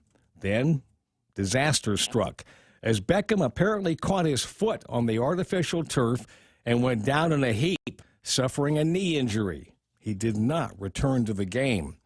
Without Beckham to worry about, the Bengals were now able to focus relentless pressure on Kupp, and the Rams' offense went nowhere while Cincinnati scored to tighten the game. The Bengals went ahead on the first play of the third quarter, a long touchdown pass. The referees didn't see the fact that the Bengals receiver had committed outrageous offensive pass interference on the Rams defender, grabbing his face mask and twisting it around. Play happened fast. Refs just missed it. Then the Bengals got the ball back on an interception and kicked a field goal. Well, now the Rams are behind 20-13. Nothing was working right. They couldn't run the ball. They couldn't throw the ball. The Rams season was hanging by a thread. There were 24 minutes of football left, and the TV announcers began to talk about what a Rams loss would mean to the franchise. If it couldn't get worse, Stafford came up limping after a play, and Rams fans held their breath. Without him, it would truly be over. A lesser team might have crumbled, but the Rams had built a veteran roster with a number of star players. They'd seen bad times. They knew what had to be done, and they wouldn't shrink from the moment. They also had younger players who trusted the system. They didn't flinch. They fought. They didn't worry who was left to make plays. They just made plays. It wasn't perfect, but they made progress. A field goal brought them within 4 points, and there wouldn't be another score until 89 seconds remained on the game clock. That's when Kupp, who had been stifled by Bengals defenders most of the day, broke free and caught a pass from Stafford in the end zone that won the game. They had outplayed Tampa Bay 3 weeks earlier, got a big lead, made a bunch of mistakes, and saw the Buccaneers roar back to tie the game inside of the final minute. If the game went to overtime, Tampa, with their legendary quarterback Tom Brady, might well end the Rams season. But with 2 passes to Kupp and a field goal as time expired, the resilient Rams moved on to face the 49ers for the right to play the Bengals. The 49ers led by 10 points in the fourth quarter. The Rams scored the next 13, again winning by a field goal with no time left. There were times in the playoffs, and certainly in yesterday's game, where the Rams were so close to seeing their dreams end in defeat. Yet it was their will, their resolve, their grit that saw them through. Maybe it was the little voices that told them they could do it if they just gave a little more, even if they weren't sure they had more to give. In football, in business, in relationships, the people who win dig deep within themselves to find that more. And there's something else. They learn from mistakes and the bad stuff that happens, but they don't dwell on it because they know they can't change it. They bend, but they don't break. And that's the essence of being resilient. All they focus on is the next play because that's where they can make a difference. Resilience. It's a superpower. Just ask the Rams. That's the extra point. Be responsible and make something good happen today. For 93.3, The Ray Gibson Show, Guahan Insurance Services, and First Hawaiian Bank. I'm Jerry Roberts. Are there any Bengals fans still listening, by any chance? So you got to do one for the Bengals now. You got to say, Are there any Niner fans still listening? I'm sorry. Niners, wait a second. This is a couple of basketball games ago here, Jerry, 7:33 in the morning. And there Sorry, is... Niners fans, but it's a Rams year. We'll throw a couple of numbers out. I don't want to say that there's an inversion because the Tapas numbers are upside down. For the most part, we could talk about the market, whether it did well or didn't. Today is going to, what many expect to be Super Bowl Monday on Guam, not the most productive day on this island, but in the States, Super Bowl Monday is maybe the least productive day of the working year for a lot of people because everybody's hungover from goofing off last night with the big game. But at any rate, so we got there's I've not had a chance to take a look at the numbers on the markets anyway, but I did take a look at West Texas crude, not record territory, but $95 a barrel for West Texas. Tapas, last time we saw it was at $94.93. So as far as the record shows, West Texas is now more expensive than Tapas crude. Now, these are hidden numbers from me, so it's possible when we get the new numbers late tonight, early tomorrow, we could see, the inversion will either continue or Tapas is going to be much higher than West Texas. I hope that is not the case. It's the latter. Brace. Yeah. 7:34 in the morning. It's time to jump in news and headlines with Montesilva Tire and being brought to you by Ken and Karen over at Top End Pest Control. Anybody surprised at the number of fewer restaurants that we've got open in some places because of cockroaches and things like that? Listen, if you are in that business and if nobody's given you the number yet, write this down. Ken and Karen, Top End Pest Control. These guys are experts. You never hear about a business that Ken and Karen takes care of getting shut down for cockroaches. 487-5657. 487-5657. Ray Gibson Show. Also brought to you by Auntie Lolita Kamet. You can reach her at 688-6743. She's with Holiday Realty Principal Broker Joe D. Duenas and BK with their new Double Whopper Junior Your Way meal, including French fries, 4 pieces of chicken nuggets, and a refreshing icy cold Coca-Cola. BK Your Way. Now at 7:35. Here's the news with Montesilva Tyrant. Another COVID-related fatality report in this morning's JIC. It's the 307th. There was also another 295 new cases of COVID-19 identified. 82 of those came from the Department of Defense. Meanwhile, the number of people admitted to the hospital also has increased. It's 70 people admitted to the hospital with COVID-19, 7 people in intensive care. The Guam Medical Board of Examiners will be under fire at the legislature tomorrow when they're called for an oversight hearing. The Speaker of the legislature is the chairwoman of the Committee on Health, calling for the board to come and answer questions with regard to licensing discretion and the number of complaints brought against some local doctors. That oversight hearing is scheduled to take place at 12:30 tomorrow, at the second half at 4 in the afternoon. And a lawsuit's been filed by JMI against the Office of the Public Auditor at the airport, as well as the company that was said to have been given a bid for airport contract. Wrongfully, they say. JMI Edison suing after the auditor dismissed their bid protest involving the airport baggage handling system. JMI says that Menzies shouldn't have won the bid because they were not qualified to win it. And those are your headlines right here on The Point. Yeah, I got all these guys watching the halftime game. Jerry mentioned the 49ers. Yeah. Yeah. They missed their shot at it, right? Heartbreak, man. Yeah, I guess. It's over, man. Be resilient. Let it go. Be like Jerry Roberts said to be here. Be resilient, for heaven's sakes. All right, 7:36 in the morning. Lots to get to. Understand that we found former Governor T.C. Gutierrez, and he'll be chiming in. We might hear from some of our correspondents over at the legislature, et cetera, and we'll take a look at some of the folks that are lurking here on Facebook Live and YouTube Live. Some interesting commentary that you might be missing out on here. We were talking yesterday about the businesses in Tumon, and the propensity for some of these businesses to be not the opposite of family friendly, because the Mansons were a family, but going, okay, so we got kind of red lighty stuff over here and questionable massage parlors there and Bobby drinky places over there and gentlemen's clubs, and my remark on that was, yeah, I guess we got those businesses, and most places do, and my recollection is that no matter how bad the times get, whether it's SARS or the wars or whatever, these businesses always pay their bills. They always manage to get a check out to the landlord on a timely basis. Always manage to get the water and the power taken care of, and to the degree that those guys are keeping things going in Tumon. And that is interesting. But a Lupang online talking about what he would like to see more of in Tumon. And I would hope that, I don't know, the feel of this new GVB that we've got helps pave the way for more of those kinds of things. We got. Wouldn't it be great if there were street vendors? Wouldn't it be cool? You're sitting on the beach and somebody pulls up on you and he's got I don't know, teriyaki chicken. Oh, yeah. Shish kebabs there. Yeah, They're like not on a like bicycle. Right, little bicycle cart, thing and the thing, yeah. A big cart in the front. Barbecues, Just smoke. struggling. It's got to be electrical, right? Okay. You have to buy it from Roy and Boa. But one of those things where we've got somebody that can go out there and sell some just some grind, maybe some local. What people seem to like? Coconut milk. Oh yeah. You know where coconuts come from? Straight from the trees. coconut They tree. come from coconut trees. Put a straw in it. There could be great opportunities here. Why Paper aren't straw. there more of those kinds of things in Tumon? Is there an active effort by some people to keep them out of the area?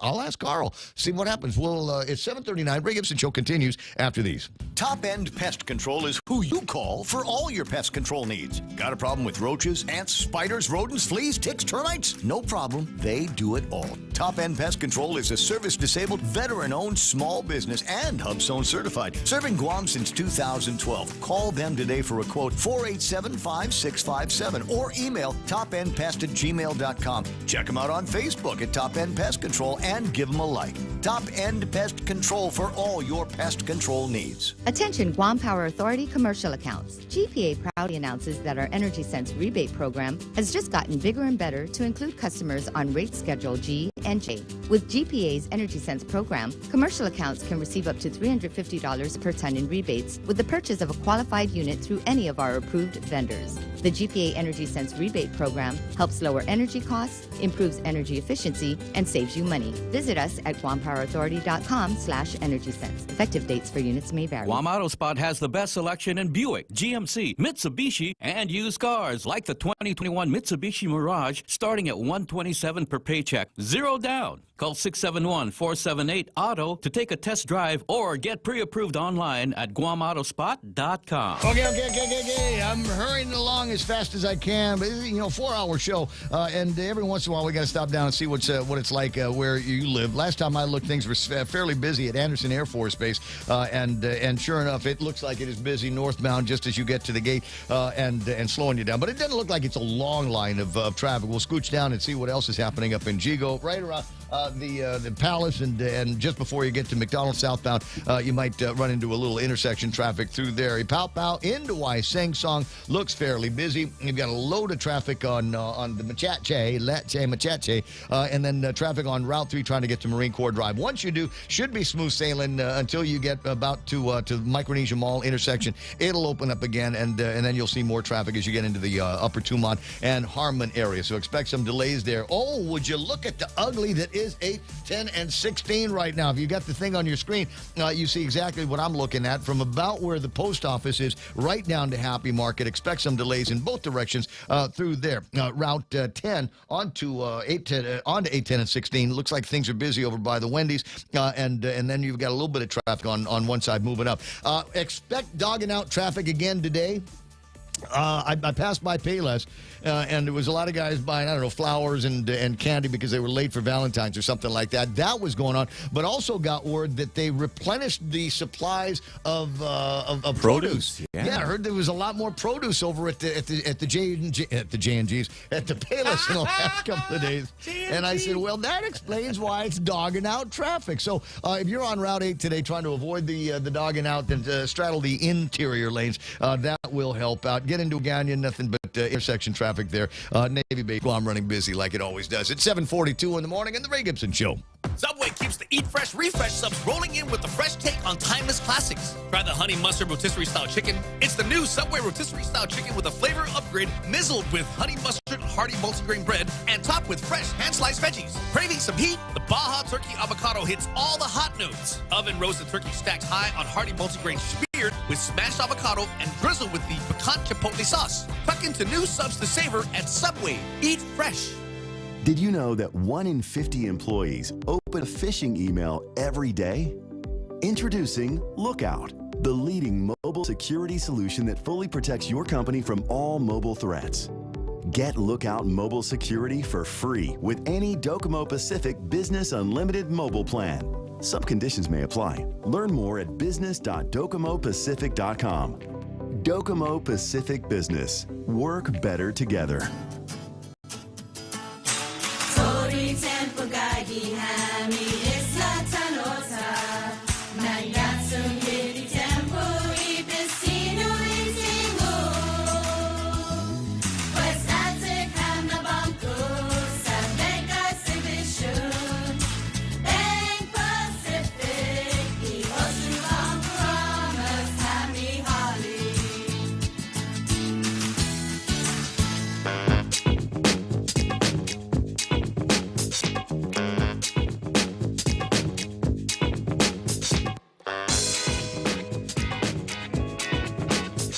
One in 5 women, that's 20%, say proposing on Valentine's Day is tacky. If you're thinking of asking your one true love to marry you on Valentine's Day, you might ask her friends and family if she'd consider it tacky. Yeah, they said that it's not the thing. There's guys out there going, oh, where was this yesterday, Ray? Why didn't you tell me to save me the trip to, the Vince's Jewelers and Mama Toves? And look at me, I'm on my knees. I'm on my knees over at Mescal. What's going on? Sorry about that. But here's a lot of guys will do that because it's a great way to never forget when your wedding anniversary is. It's Valentine's. Forget. Oh, it's Valentine's. And it's a way of and then you don't killing have to buy two birds. Yeah. You don't have to buy crap twice a year. presents. You buy one, which is the ring, obviously. Happy Valentine's anniversary. Yeah. Congratulations. Yeah, that's not where her head is at in most cases. She I wants will two say, presents. I will say it's only 1 in 5, so it's not like a majority of the women feel exactly that way, or maybe they're just only 20% said what they actually felt. 7:44 in the morning. Jerry Roberts doing the extra point, and today was outstanding, talking about resilience and a look back over at the Super Bowl, which for many people is going to be the highlight of this particular week. For me, I'm looking at the calendar and you're going, hey, today, wow, the 15th. Hey, that means that we're over the hump on the month. Any projects that you had working in February need to get taken care of. Will it be easier? Will it be easier to get all of that done? I'm reading a thing here that is talking about a COVID forecast. And boy, it would have been nice if people were thinking along these lines in March of 2020, and to the degree that they tried with the CAR score. Hey, remember the CAR score? And now, they've eliminated that, and now we kind of are left with nothing. We get daily updates still from the JIC that tell us how many people took the test, how many people tested positive, how many people are in the hospital, and occasionally it'll give us age breakdowns and things like that. But here's the information. But what are we supposed to do with it? What do we do? I read you the weather report every day, and the weather report tells you what kind of atmospheric conditions we're going to have. Mostly sunny today. Daytime highs near 86 degrees. Winds out of the northeast, 7 to 14 miles an hour. So you can make a decision on whether you think it's safe to go outside based on the information I give you. But we don't necessarily have the same kind of forecast range when it comes to COVID-19. And there are people that are saying, well, it's time that we stop, we create one. Jeremy Faust, an emergency physician at Brigham and Women's Hospital in Boston, said, I think what people are tired of are the protracted long periods of disruption, no clear goals, therefore this anxiety that it's going to keep going and going and going and going. Instead, what they are asking of the local officials to do is put something out that says, look, we need to get the hospitals under 75% full. We need to get case rates under 50 per 100,000. And those are metrics that people can look at and on their face understand and determine whether or not they've got, some kind of additional risk factors in their community. Several blue states recently laid out timelines for removing community mask mandates as well as mask rules in the schools. An emergency physician, Leanna Wen, says governors had to act because they couldn't wait any longer. I wish CDC had laid out these off-ramps and on-ramps before. Yeah, good old CDC, huh? How about that? Public health experts said there are a number of different ways for officials to think about what guideposts they're using to remove restrictions and communicate them to the public. Are you listening, Adeloop? Come in, Adeloop. Let's make it really simple. There should only be two things we look at this point. Number one, are hospitals and ICUs overwhelmed? Number two, are the vaccines still protective against severe diseases? Faust pointed to California's spare air days. Jerome McDonald and Ken listening know what that is. When the public is alerted to poor air quality, combined local vaccination rates, particularly in the schools, local case rates, ICU capacity, and then people will get kind of a sense of what's going on. Here we are at 7:48 on February the 15th. You remember what it was like a couple of years ago? Right? You get to everybody with Super Bowl fever and things like that, and then it turned into a different kind of fever. Oh, my God, it's COVID-19, and we got a case here on Guam, and that eventually led to the fatalities here on Guam, and we are going into a couple, it will be now our 23rd month of COVID-19 hysteria and panic here on Guam with no real end in sight. I mean, do you ever get that feeling? You're listening to stateside news, and you hear about this state here, this city there, where the mayors come out and said, we're going to eliminate the mask mandates. In fact, all of the mandates. We're getting rid of just everything. And the CDC is saying, well, now's not a really good time. And everybody's going back there saying, shut up, CDC. We've been listening to you for the last 2 years. And now everybody wants to kick me out of office. While I've still got a couple of hundred days in office, I'd like to be able to put together a re-election campaign. And we're going to start with getting rid of the mandates. people go, well, the science has changed. The science has settled. No, it hasn't. The polling has changed. That's what's different now, is people are starting to do surveys, and incumbents of all kinds of stripes, virtually everybody in the government, aren't looking good because of a lackluster impact with COVID-19 and restrictions and mandates and lockdowns and things like that. Yeah, I've seen it on Twitter in so many different places. Like I said, there are montages, if you will, of all of the celebrities that showed up at the Super Bowl yesterday, and they're all smiling, they're all chummy, and they're kind of Hollywood, we're kind of big shots kind of way. Oh, look at me, I'm a hot chick in a baseball cap. Yeah, no, that is kind of cool. Oh, yeah. But where's your mask, baby? It's supposed to be mask wearing. Real Joe pointed out, and I don't know whether it was Josh and me or not, but you said that for the Super Bowl, everybody was given an N95. Yeah, no, Was that real? I read a report that said that every single attendee was given an N95 mask as they entered, and they were checked for vaccination cards. Apparently, they're just souvenirs. Oh, I guess. Oh, 'Cause I didn't see vaccination anyone cards. wearing it. Hey, I've got a vaccination card on my phone. You do. Haven't had to show it yet. 7:50 in the morning. Is that Jimmy Craig? It is, Senator. Real good. Well, a couple of things. Future congressman. Future congressman. Oh, well, excuse me. He's picked up the packet. Could wait now. Are we going to? Are you the Republican? What did Bill Castro call himself? The presumptive nominee of the Republican Party, Jim? Yeah, I have no idea what that is, but I did pick up a packet. So yeah, I saw it in the newspaper. He's picked up two of them apparently. One for senator and one for Congress. Now go ahead and throw the senatorial one away because everybody's pretty sure that Mike's going to be running for governor. So you go ahead and you go ahead and do your best shot to get yourself to Washington D.C. All right? I'm looking forward. I'm right here. Sorry, I'm looking forward to that, man. I'm ready to go. And yes, the focus right now, of course, I'm still a senator. I got bills and initiatives going there, and we're starting session this Friday, and I got one bill on the agenda regarding derelict buildings. But in the meantime, I'm seriously considering that position of delegate, and I picked up the packet so I can study it more to understand all the involvement and what needs to get into that. So that's where we're at today. You're not going to take what's her name, are you? Apatang? Oh. Can she stay here and run the local office? My hardworking staff, we're not jumping ahead of ourselves. I got this far, or we did this much because of our total staff.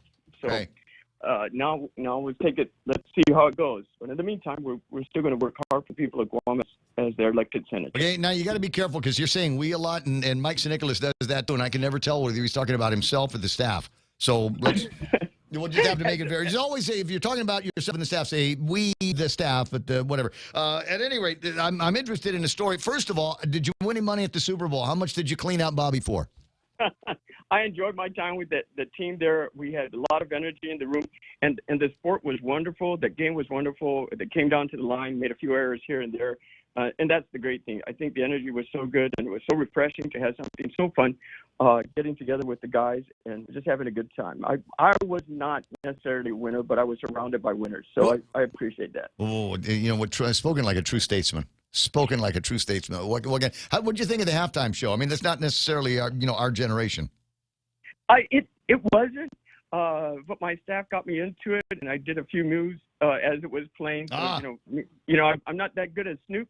But I did my best with a little movement of the shoulders and the hands. Yeah. So how you feeling today? Need some Advil, Salumpa, something like that? Because I heard that from more than one or two guys that decided that, hey, that's my jam, and got up there and started throwing their body parts around, and now are regretting it this morning, as they're going to be a line at the chiropractor's office as long as the line at the bar. 7:53 in the morning. Before we go any further, Bill lowers the threshold for voter initiatives. I appreciate this. Philly and Guerrero writing a story about the measure that you've got, 241-36. Tell me more. Well, that's our election bill. We have many initiatives for Guam Election Commission, and one passed. I think that was 174, and then we have 173. So, yes, we had to 173, I think, has been grossly misinterpreted based on the governor's veto message on that one here. And again, another, it underscores the idea that the primary election on Guam is a function of the Guam Election Commission. It is not. It is a function of the parties. And if you are running and not associating with the Democrats and not associating with the Republicans, then it just seems to me that you've got a clear shot as independent straight to the general election. And to do otherwise has never ever made any sense to me. Correct. And that bill, it was a good idea. However, during session, amendments are made and things were added to it. Poisoned it. Poisoned it, right? You can't just add something to one bill because that then there's other chapters of the law that has to be changed as well. And the governor's veto message was correct. I agree with her. But that's not going to stop us. So we're going to go back and redo it more. Well, it was correct based on what the paperwork was that was sent to her. But like I said, I think that comes from an overabundance and a reliance on this old school mentality that says that the primary election is a function of the government that benefits the parties, not necessarily the individuals that might be inclined to run outside of Democrats and Republicans. I'd sure like to get outside of that coloring box that apparently only has the two colors in it. Anyway, so this one here lowers the thresholds for voter initiatives. This should make it easier for me and guys like me and Ken, et cetera, to come up with their own legislation and put it in front of the voters, bypassing the legislative process. Right. That's correct. Because right now, what you have to go through is like jumping through fires. Jumping through fires, trying to get your initiatives on there, and they made it so hard. Prior legislation made it so hard for that purpose of it makes it too difficult for people to want to move things forward through initiatives. 2 words, 3 words: job security. There you go. That's what's going on. That's why the legislature, it's not the first time issues like this have been in front of the legislature. And I think some of that same kind of old guard is going to look at that and say, well, we do this. What do they need us for? Yeah, well, somebody's going to do the budget and set the date for the election. Otherwise, leave the important stuff to people that will write the legislation and throw that in front of the people and give the people an opportunity. I wonder how much faster we would have gotten to recreational marijuana if voter initiatives were out there. I wonder how much faster we could eliminate the 5% business privilege tax if it was out there. I wonder how we could remove the notwithstanding language and make it so that every new tax, every new piece of borrowing needs to go before the taxpayers. Right. That's correct. Well, there's a current law there that says you have to. And then, legislature doesn't follow the law. The legislature doesn't follow that. It's a mere suggestion when you are at that high kind of soaring level of politics that we've got here. Right. So we're just going to put more teeth on that as well. And it's really disheartening when laws block the voice of the people. And that's why this initiative. So we need to do this. If my election bill would have moved forward, we would have been voting this election on a part-time legislature. Oh. It got stopped. It's just block after block because of the party, my competitors, right? Well, my colleagues, not my competitors. But it's blocked, and it's understandable. That's how it goes, right? But we must let the people's voice be heard. I thought it would be very fair by allowing the people to say, are you in favor of part-time legislature? Yes, no. Circle one of them. Have the votes cast, and then the legislature needs to listen to what it said. Let's hear it. Let's hear it from the people. And I truly believe that by doing a part-time legislature, we can have a lot more people that want to do something but can't leave their jobs for a deduction and pay to work for the senator office, whereas they have something real to work with to provide their family, but wanting to come in, do the 3 sessions, be a part-time senator, then get the heck out of there, right? Then get the heck out of there. You've done your time, you've done your public service, and you will be rewarded with what is it? The state funeral. You get a state funeral when that's all done. 7:58 and change. Listen, it's always fun talking with you, and that's why I have you on virtually every day. At some point, I'm gonna have to charge you for some of this, but keep doing the earned media and tell Apatang I say hello. Hey, by the way, did you see an interesting commercial? I hope you were watching. on the Super Bowl. Mana said it was all you and Mike St. Nicholas's federal bailout ads. Okay, all right. Well, I'm glad somebody saw it. Thank you. They were but good. I didn't see it. It was notable because you were the only two that actually put ads in the Super event. Bowl. Yeah. Okay, all right. Well, I appreciate that. And you left out the fact that you're running for Congress. Oh. Uh-huh. Well, it's name recognition. Yeah, you just left it there ambiguous. Just hey, remember what the guy looks like. Go and find those old But campaign. they were nice ads. Go and find the old campaign pictures that you had with those girls with the really small blouses, the really small shirts that they had on. Oh yeah. Oh yeah. Go find those. Change out the logos, dude. I got to run here because it's 8:00 in the morning. Get to work, would you? My God, you got oversights and going back into session this week. Anna sent me the session agenda and I took a look at it and just completely ignored it. So I might have to find it again at some point today and see if there's anything like super interesting, mind-numbingly useful for the taxpayers. We'll watch and see how that plays. Is it 8:00 in the morning? Darn close to it. KUSG, I got you. This is The Point. High-stakes diplomacy. I'm Lisa Brady, Fox News. The U.S. is moving its embassy out of Ukraine's capital for now, as the White House warns a Russian attack could happen this week. Though spokeswoman Karine Jean-Pierre also says they're still engaging with Russia. The path for diplomacy remains available if Russia chooses to engage constructively. Germany's chancellor set to meet with Russia's president tomorrow, the Ukrainian president declaring this Wednesday a day of national unity.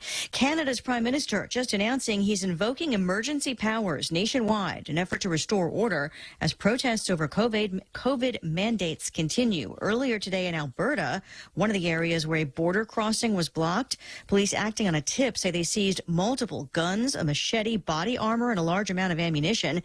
They also say a farm tractor and semi-truck tried to ram a police vehicle.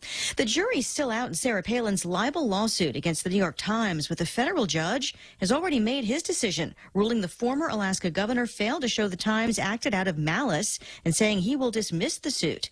Palin accused the Times of damaging her reputation with an editorial falsely linking her campaign rhetoric to a mass shooting. The judge says he'll let the jury deliberations continue in case his decision is reversed on appeal. Early voting underway in Texas for primary elections, considered a test of stricter voting rules ahead of the congressional midterms later this year. Texas is among several states with Republican-led legislatures that sought to enact heightened voting procedures for these midterm elections.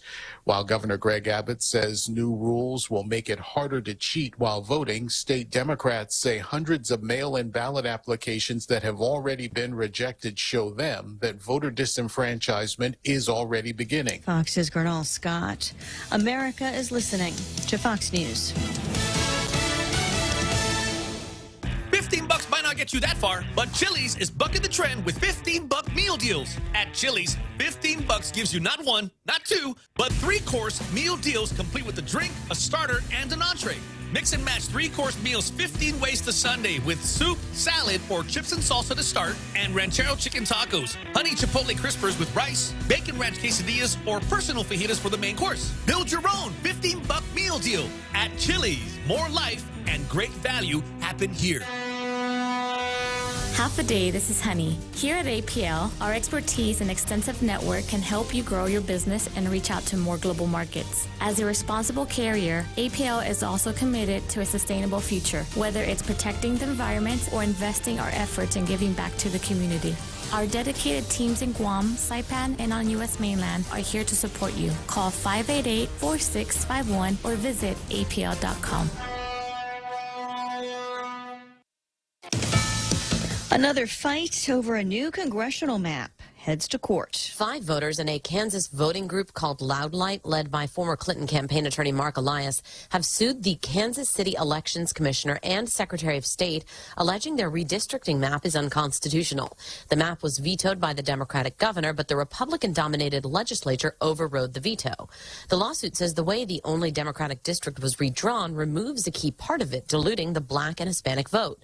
Republicans say they had to make each of the state's 4 congressional districts as close to equal in population after years of population shifts.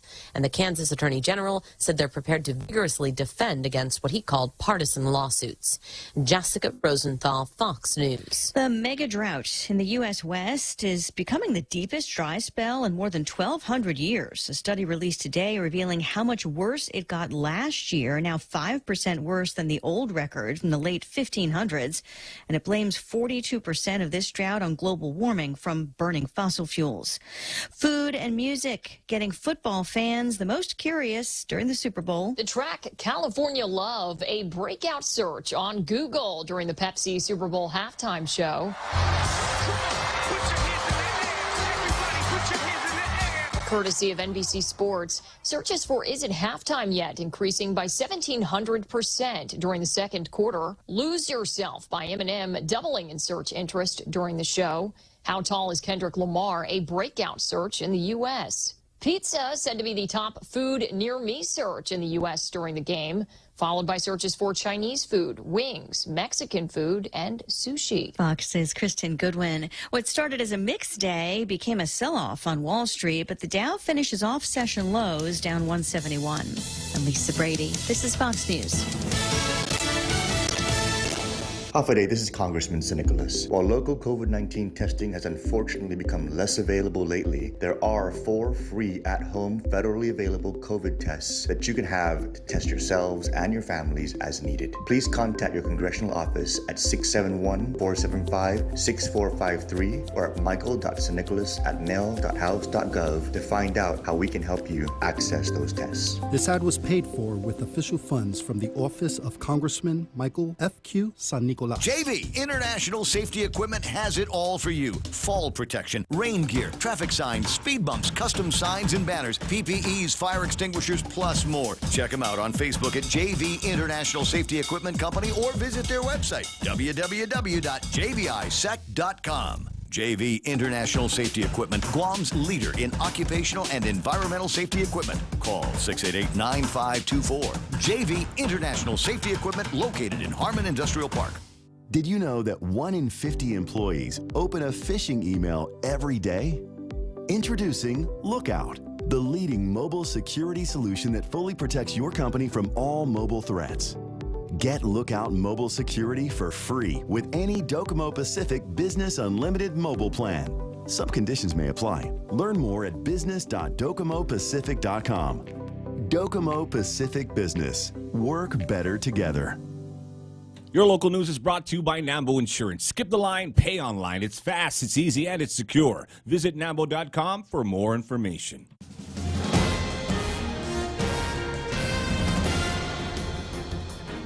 Off the day, it's 8:06. I'm Monisova Tyron with a look at your local news on the point. It isn't being said if they think the 2 robberies this weekend are related, but police do confirm that they are looking for the suspects in the 2 incidents. The latest robbery taking place in Totu. A GPD in a release said that they're looking for the first suspect who held up the Z Market in Harmon on Saturday. The suspect was wearing a black sweatshirt, black shorts, and a black baseball cap and a blue face mask. He brandished a black handgun. He was later seen entering a silver Nissan crossover with temporary license plates. He took off with about $300 in phone cards from the store. In the second robbery that was reported at the Guahan court in Totu, a man grabbed a woman's purse as she was getting out of her car. The man was wearing a gray shirt, a black pair of pants, and a black hat, pointed a black revolver at the woman, and demanded her purse. The suspect fled on foot toward an apartment complex in Totu. The woman wasn't injured, but police are asking for anyone who might have information to give him a call or call Crime Stoppers. Well, Port police are also investigating the death of a 39-year-old diver who was found at the Port Beach on Friday. The man went diving with 3 friends late Friday afternoon and reportedly signaled to one of his friends that he was having issues with equipment and would return to shore. His body was recovered later that day. His name has not been released. The trial scheduled to continue this morning for a woman who was charged in the murder of the former Maritzo Mayor Daniel Sanchez. Joiner Scott Sked remains behind bars while she faces her trial. Sked and her boyfriend, Rudy Kanata, were both charged with murder and aggravated assault, among other charges, but are facing their trials separately. The prosecutor expects to call 6 more witnesses to the stand. That's to include the testimony from a forensic pathologist who conducted the autopsy. The prosecution could conclude tomorrow. And tomorrow, the Guam Board of Medical Examiners will be called for 2 oversight hearings by the Committee on Health at the legislature. The committee looking at a number of items to include licensing discretion, procedures for doctors with complaints lodged against them, and how these complaints are investigated locally. The oversight hearing, first one is scheduled for 12:30 at the legislature. The second part of it is scheduled for 4 in the afternoon. We'll have more news right after this.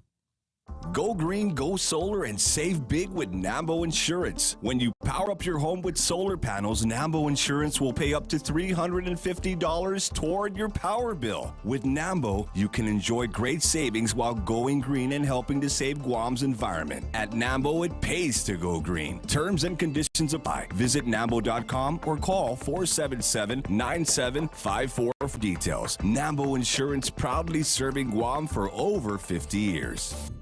Another COVID-related fatality reported this morning. It's the 307th. A 78-year-old man was brought to the Naval Hospital dead on arrival. He was said to have had underlying health conditions and was vaccinated. The number of people admitted to the hospital also has increased. There are now 70 people who have COVID-19 in the hospital. That includes 7 people who are in intensive care. And then 295 new cases have also been reported in the JIC. More skeletal remains unearthed during ongoing military construction over the past 4 to 5 days. The State Historic Preservation Office saying that they were notified of the discovery. It includes 3 sets of remains, possibly from pre-Spanish contact, and a set of pottery shards that were also discovered. The discoveries were made at the site of the military construction near Andes South. Archaeologists, according to the PDN, will be performing an assessment of that area. And if you filed an error-free return on or before January 11th, you could be getting your tax refund in the mail this week. Rev and Tax confirming that they've processed 156 tax refunds, and they will be mailed out this week. Those refunds are for tax year 2020 and prior years. Totals about $549,000. Those are your top stories here on The Point. Here's Ray with your weather. 10 after 8 o'clock in the morning, and yeah, there's going to be weather. I thought I'd put the thing up on the screen so I could see it, and maybe you could see it as well. I don't know where Guam is in all that. It's close enough, isn't it? We're in that blob somewhere. Hold on a second. There's going to be scooching. Okay, groovy. 8:11 in the morning. There is Guam on the map, and as you might imagine, looks like it's fairly busy out there. A lot of high-level stuff, and that's why we've got mostly cloudy skies a little bit later on. Mostly sunny for the morning deal, but it's going to get cloudy and probably stay a little cloudy over the next couple of days. That's what the forecast says. Highs today near 86 degrees with a heat index. It'll feel like 90. There's northeast winds up to about 14 miles an hour. Nothing more than scattered and isolated showers over the next couple of days. So the good news is it'll be cool. A lot of clouds up there are going to keep the sunlight unbound from coming to hit us on my hot roof. 30% chance of rain. High surf, rip current advisory still in effect with all the high winds that we're having. Sunset tonight is going to be at 6:26. Hashtag tell the others. There's news and weather together on The Point. My family and I trust the FHP Health Center because of our connection with the healthcare providers. The services are mostly under one roof, enabling a one-stop for all of my family's medical, urgent care, imaging, dental, vision, laboratory, and pharmacy needs. My family and I trust FHP Health Center. You can too. FHP accepts most insurance plans, TRICARE, Medicare, Medicaid, and self-pay patients. For an appointment, call 671-646-5825, press 1, or takecareasia.com. FHP Health Center, our island, your clinic. Check out the newest hydro and garden center to hit Guam, Crop King Hydro. We have a huge selection of plant nutrients, soils, hydroponic mediums, organic pest control pumps, plant support, tools, and so much more. Call 635-4769. 635-GROW. Open Monday through Saturday, 10 to 6 at the Deditos at Tina Mall, right across from Payless and Paradise Fitness. For whatever you grow, think Crop King Hydro. Thank you, buddy. King Hydro. Thank you, buddy. I love your voice. You sound good. Just an incredible talent. What can I say? 8:12 in the morning. Portions of the program brought to you by APL American President Lines, a global presence with a local home in time for a Wendy's break. If you're looking for a great deal, Wendy's has you covered. Any size drink is free when you purchase a Wendy's breakfast sandwich. And it's breakfast time right now. Frosty Chino cold brew iced coffee, hot coffee, or even fountain drinks are free. Only at Wendy's. We gotcha. Real Talk Radio is back. Welcome to The Point, Guam's FM News Talk Superstation.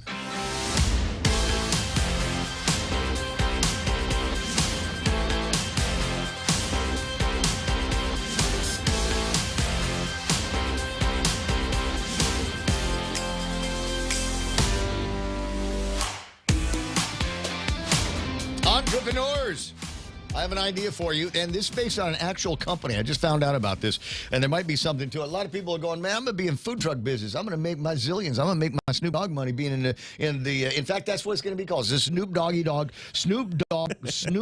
hot dogs is going to be, that's how we're going to make $1 million. Okay, here, give me another idea, and I don't know how it works, but apparently it does. There's a company in London who will take your live Christmas tree at the end of the holiday season and then replant it. And then in the next year, they give it back to you. Oh, nice. So it's like, you know, recycle. So like Mana's got this thing where she take like onions and garlics and carrots and things like that and stick them in dirt and they will sprout. You can do that. Green onions, save the little bulby part at the bottom. Oh, and the root stick again, that in some right? dirt. Yeah, put that in there, and then it will start save some money. You never know when the ships aren't going to be coming out here, and we need to know how to do that kind of thing. But apparently, you can do the same thing with Christmas trees. So there's an idea. Do with it what you will, but get a business license. Get a business license. Really, Ray? Yeah, so you can do business on Guam and pay taxes on Guam. Bob Kelly's in the conversation now, and as we have been over the last several days chewing on this JMI versus GIAA versus Menzies versus the public auditor. Anything new that you see in here, Bob? Well, I did send you the code on the definition of a contractor. This and as you say, it's in the code. This is not something that is arbitrary. There are legal definitions of what it is that these people do, what their expectations are, especially when it gets put down on the RFPs, IFPs, etc. Now, a couple of things. The RFP said you had to have the appropriate Guam licenses for the contract. It did not specify a contractor's license. And I think what we're getting hung up a little bit at something that Mana said was, would a service license work? And here's there are some lines that get close, but if it's to repair a copy machine or if it's to repair a terminal or a video display of when your airport's coming in, that could be a service contract. If it's to go install the electric for the copy machine or install the cabling to run those scheduled flights when you walk through security and look at them, that's a contractor. Let's take a generator. You don't need to be a contractor license, I don't think, to repair a generator. But to install the transfer switch in the generator and install it into the electric system requires an electrical contractor license. And the work that they're doing is not just to take a piece of equipment that's just sitting there, but it's an entire installed baggage system with PLCs, motor control centers, cabling, wiring, and so on. And that, by definition, would require a contractor license. And I'm not sure that the company can start work. This is the other key thing. There's two things that need to go on here. One is the contract valid.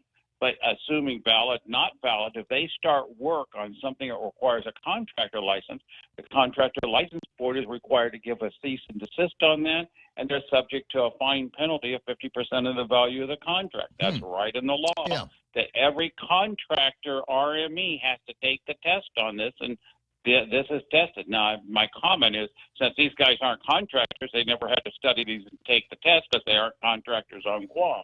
But any contractor on Guam would know this. Well, I appreciate the illumination of that aspect of this case. And as you and I've talked on the air and off the air, there's a lot of detail in all of this. And much of it, I think, is going to need to get fleshed out in court. So that's why I'm kind of pleased. I'm sorry that it has to go in this direction. Obviously, aren't going to get the satisfaction they were looking for from the public auditor.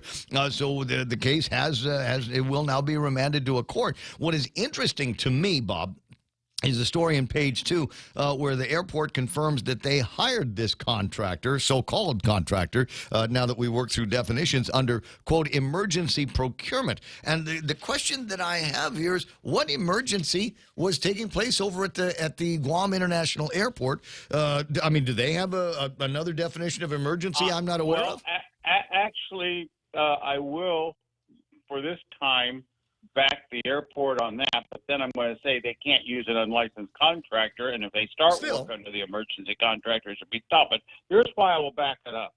Now, first off, it's PPP. You know what kind of poor planning is a P that comes before. Okay. However, if you are flying like I do regularly, I was in just Saipan last week. If my baggage can't come up for an hour or two because they don't have a proper bagging system, I would say getting that fixed would be of high urgency between urgent and emergency, because But this was a maintenance contract, was it not?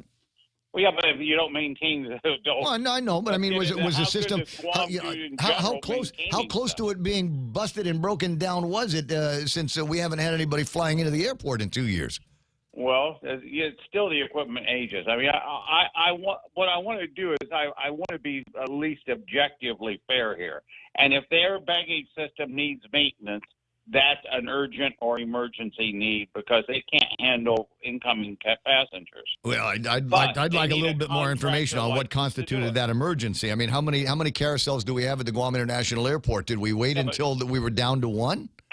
Well, okay. Well, I happen to be working in another airport on a carousel system, and the truth is, a lot of that stuff has got commonality to it because it goes through TSA security areas and so on. So when you walk into the airport and you drop your bag off, all the bags have to go through an X-ray machine, and there has to be a TSA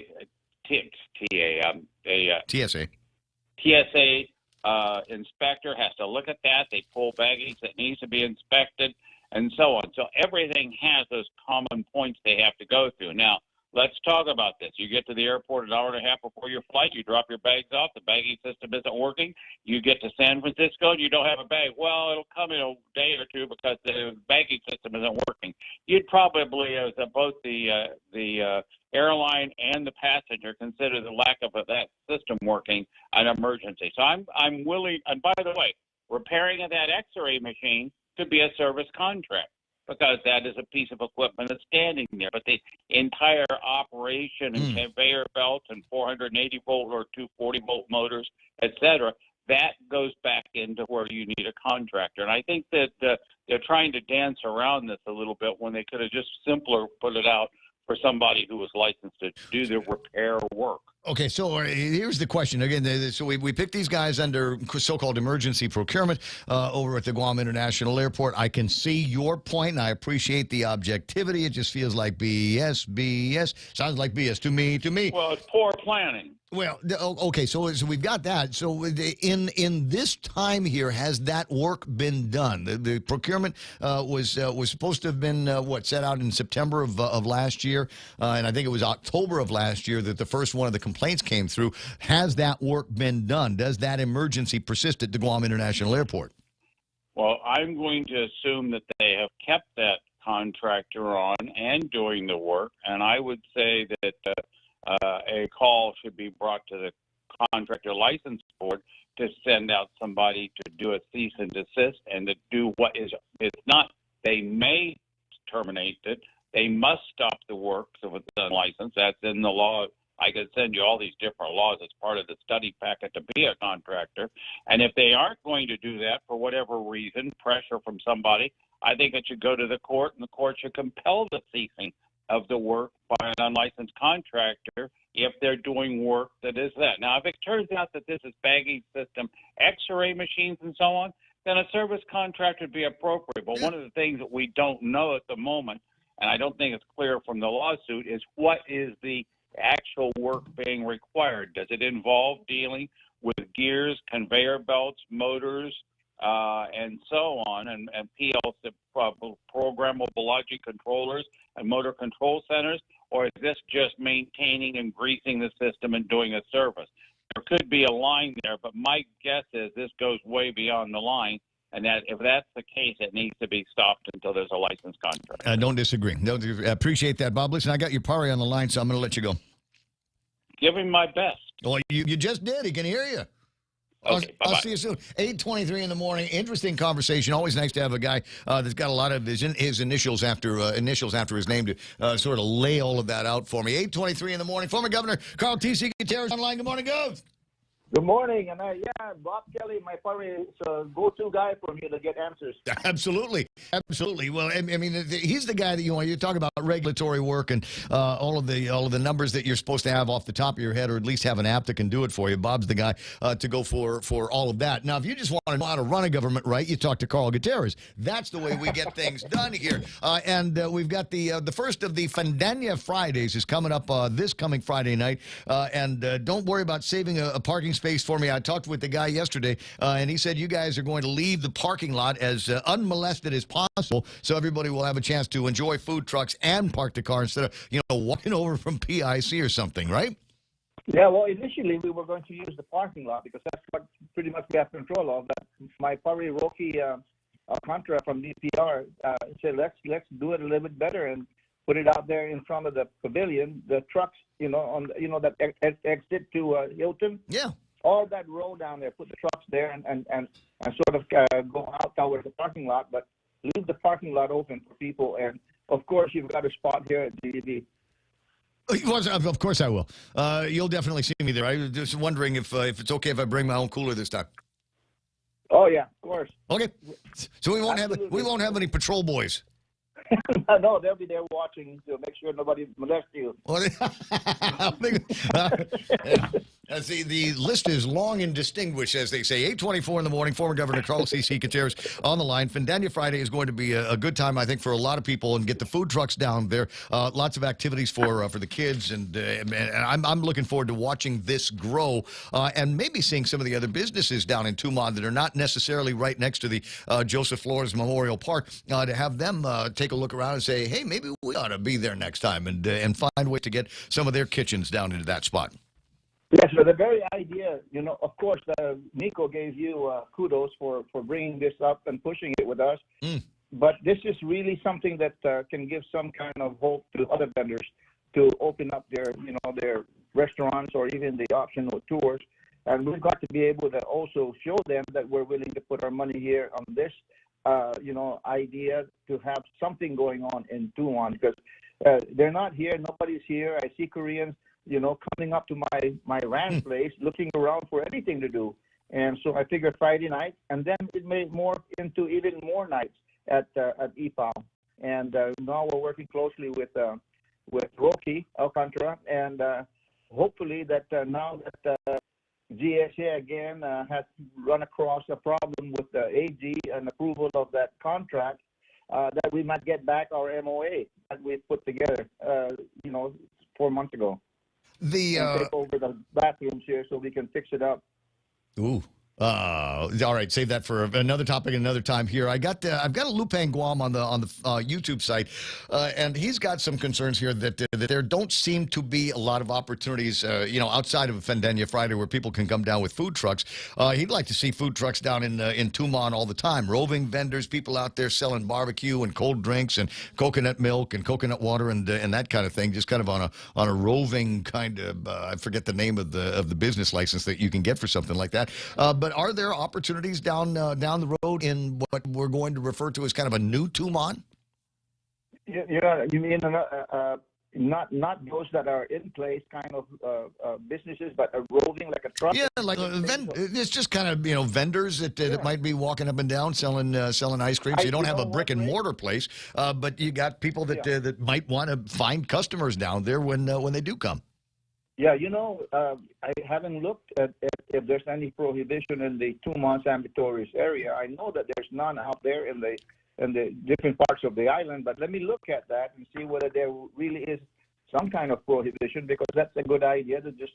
But we've got to get the people in here. But if they're willing to go up and down San Vittorius Road, I think that makes sense. But we're going to look at see what prohibition there may be in place for the Tumon area. It's an idea, and I think there's a lot of people that might be hungry for that kind of work if their hotel or the restaurant that they were working at is closed anymore, and they've got these skills, but maybe don't have the place to put them. If you go by that building that's at the corner of Route 7, right next to where the old Rainbow Market is, there must be 5 or 6 empty food trucks waiting for somebody to buy them and then turn them into some kind of, we would hope, a profitable venture. The other stories that I'm are kind of alarming to me as I'm thinking about where we are with COVID-19. I know that to the degree that we can open things up, Guam is, we probably aren't doing any kind of quarantining or anything like that anymore for people that are flying in with negative PCR tests or vaccination. I forget where the standard is these days. But I'm noting that there are a number of stories about our competitive markets that are doing about the same thing. Vietnam, I think today, is dropping many of their COVID-19 restrictions on arriving passengers. I'm sure that every plane between here and Manila has been full since the 10th of February, and more are on the way. Even Japan has taken a look at some of the requirements for Japanese and nationals, and maybe thinking about opening things up into Japan in the future. Word out of Hawaii is that Governor Iggy is going to suspend their definition of fully vaccinated. They were originally going to go with you're not fully vaccinated unless you've got the COVID-19 vaccinations and the boosters, and it looks like he's going to be eliminating that to make Hawaii that much more attractive to the tourists. What do we need to do here on Guam to maintain our competitive edge against those markets? Right now, we're ready for anything and everything to open up. It's not our problem. It's a problem of the source countries, letting them back in. And they're the ones that we're looking closely if they are easing up on allowing them to come back. I know we had to jump through some hoops for that family that was here. I don't know if you saw in the paper today. I wrote about the Korean student. I did see that. Yeah. Yeah. So they had, they tested positive, so they had to stay back another week. But in the meantime, they were told to go to the Korean tourist group and all these kinds of things because they won't let them back in Japan, right? So naturally, we had to, do some extra stuff that we promised them to do the PCR antigen test to get a negative to leave, and they finally left Sunday. But the problem is the source country, Ray, letting them back in, and slowly but surely, we have the alternate woke group that realized there's a scam going on with this whole thing, and that they're going to start easing up. Well, I sure hope so. I mean, we've been telegraphing it, nudge, nudge, wink, wink. What do you think, Uncle Carl? If you had a chance to talk with the lady that sits in the big chair in Guadalupe and see what she's got to say. We got blue states all across the country, blue cities all across the country that are realizing it's going to be a bloodbath in the elections that are going to be coming up. And I got a feeling it's going to be the same thing around here if we don't start opening up a little bit more. It's possible that there are some businesses here that would love to be open as wide as possible. And like you say, these, you get people walking around trying to find some kind of activity or some place to eat or take their family. And there's a lot of business. Shelley was commenting the other day. It took her a couple of hours to find some place that was open and ready for customers for breakfast. It feels like there's a smaller group of businesses that are entertaining a larger group of people, and we've got to spread that out a little bit more. Well, in our last sit down with Jerry and the governor last week, believe me, she's heading in the direction of realizing. I think she's realized it. She's just not quite there yet, and the physicians hopefully will give her the right the recommendations, and let's just open up the island like they're doing in some areas like Korea, where they live with COVID kind of thing, and I hope that's the way we're going to do it. That the COVID, the Omicron is like a cold. I hear many doctors say it. That's even lesser than a cold that you get, and that we can deal with it. And that's the only way I see it happening, in my opinion. But then again, the doctors that are going to, advise the governor. But she is very amenable to getting back into normalcy here in Guam. Well, it will never be safe enough to satisfy all of the doctors, and at some point we need to look at the damage that continues to get done, forcing kids to wear masks in school, and the fact that I'd like to eat at more places, but there aren't that many places that will take me inside because I'm still not vaccinated. In the age of Omicron and this whip around the way that it's going going through everywhere, the incredible speed that it spreads really doesn't make any difference whether somebody's vaccinated or not, for heaven's sakes. Open up the restaurant doors as wide as possible. Get me back into the movies. Get me back into the gym. Get rid of all of the suspensions on the number of people that can gather. I think all of that stuff, the time for that has passed now that Omicron is here. And we've got, I think, pretty good handle on it. I know there's 50 some odd people in the hospital, but we've seen higher numbers there. Well, yes, that's the only thing right now that we're hoping that we can focus on is what happens in the hospital. And if that in fact gets overwhelmed, that's when we kind of have to step in. But the way we're seeing it, they're handling it pretty well. And if we go with that criteria as the hospital occupancy, I think that we should open up. I really do think so. And then that will give maybe the Korea, Taiwan, and Japan market an opportunity to look at what we're doing and so sort of follow suit. Because the people that came here for the education thing, a lot of them got tested positive before they left. Yeah. So, but they without symptoms. That was the thing about it. There was no symptoms. And so they just had to wait to get a negative thing. But there were really no symptoms. And if not 100%, at least 90% of them had no symptoms. Well, frankly, I was sicker before I got COVID than I was when I got it. I was in worse shape the week before I got COVID. When I finally got COVID, I had a lousy afternoon. I took a couple of Tylenols, broke the fever that night. Then the rest of it was a little bit of a sore throat. And what do they call it? COVID brain, where you just get kind of distracted very easily. But that's all right. 8:34 in the morning. Uncle Carl's on the radio with me as we make our way into this. Now, I did get a note from Bistra just a few minutes ago, and she was asking a question about an old GITA plan. We're working with GVB to get more, because we're talking a lot about the airport, I guess, to get more of these made on Guam, what do they call them? One of the Guam kiosks. Yeah. at the airport. It was actually a law that was passed by Mike Limtiaco back in the 34th Guam legislature or thereabouts. And it gave GITA, well, it didn't give GITA, it's an unfunded mandate where GITA had to put $100,000 toward the kiosks that were going to be at the airport. Mm-hmm. And from what I remember, there was a problem with the security. There's a lot of FAA requirements and restrictions that limited the airport's ability to install the kiosks. So they pushed it off until they were actually eyeing at the time, it was Chuck Adda. They wanted to wait until the third floor was fully constructed to make it a little bit more easy to manage the, what do you call it? The sanitized, you're either sanitary or unsanitary. Yeah. So to manage that and allow for better access, people, the vendors and. So GITA's got $100,000 sitting in the bank so they set aside $100,000 in anticipation of this law that, and I imagine that it's still in the coffer on the books somewhere, ready to go, right? What do you think? I can't imagine 100,000 is really nominal when you're looking at the need, and you're going to construct these kiosks for these vendors. I don't think 100,000 is even close to what's actually needed. But look at this, Hernandez. Leave that job to Hernandez over at the airport. I don't know, Gov. It may be something else that you guys can look into over at the Visitors Bureau, because it was a GITA/GVB deal. Or go find Senator Limtiaco and see what he's got to say. I haven't heard of that, but I'll certainly look into it. You're the man. You are the man. My God. He'll make it happen. So what time you want me to come by on Friday? 6 is good, because 6. Wait till the sun goes down, and then they can't see you. And then they can't see me. I'll be on the lookout for you. We'll swing by a little bit earlier. Definitely going to be there for sunset, but I know that I have a friend that's having a housewarming party, and it looks like it could be about. In fact, maybe you come with me. It's down in Centerito. I'll drop you a pin. 8:37. I'll talk to you pretty soon, Unc. Oh, thanks a lot. All right, I'll get a kiss to Auntie Jerry. And nice to see a picture of Hannah in a newspaper as well in today's Pacific Daily News. Mana Silva Tyron with that last big look at news. And boy, have you noticed that Mana's been so chatty today? Oh, yeah. Like caffeinated in the conversation. Oh, listen to me. I'm going to tell you about a law that came out about the same time I was a senator. It's so good.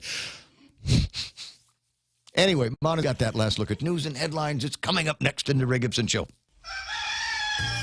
folks. KFC's Colonel Sanders here to tell you KFC is bringing a new heat to Guam with the Denancy brand hot sauce. KFC hot comes in two ways. The twister is KFC chicken, our famous red rice, pickles, and Denancy wrapped in a toasted tortilla. The Denancy chicken sandwich has an extra crispy quarter-pound white meat fillet, spicy pickles, and Denancy sauce. Now that's hotness done right. Try one or try them both. Available at all KFC restaurants. KFC, it's finger-licking good. Always here to help you. This island is our home. Through the years, we've been a friend to the neighbors we have known. Now we're banking on the future. Their services to choose. Bank Pacific, where others put branches, we place roots. Guam Auto Spot has the best selection in Buick, GMC, Mitsubishi, and used cars like the 2021 Mitsubishi Mirage starting at $127 per paycheck. Zero down. Call 671-478-AUTO to take a test drive or get pre-approved online at GuamAutospot.com. Okay. Is it me? It's quiet here. Oh, turn up the headphones so I can hear me better. 8:38 in the morning, and my buddy Dennis told me, I think he said he got the Wordle in like 4. No more than 5. Wow. Yeah. Way to go, DB. Good job. So I'm not going to tell you what the Wordle word is today. I'm going to tell you what it's not, and because I got 5 guesses on what the word could have been, but it's not. 5 guesses, and I'm sitting there going, you are stupid. You are just stupid. Why do people listen to me? I can't even get the Wordle in under 6 in the last couple of days. All right, here, these words are not today's Wordle word.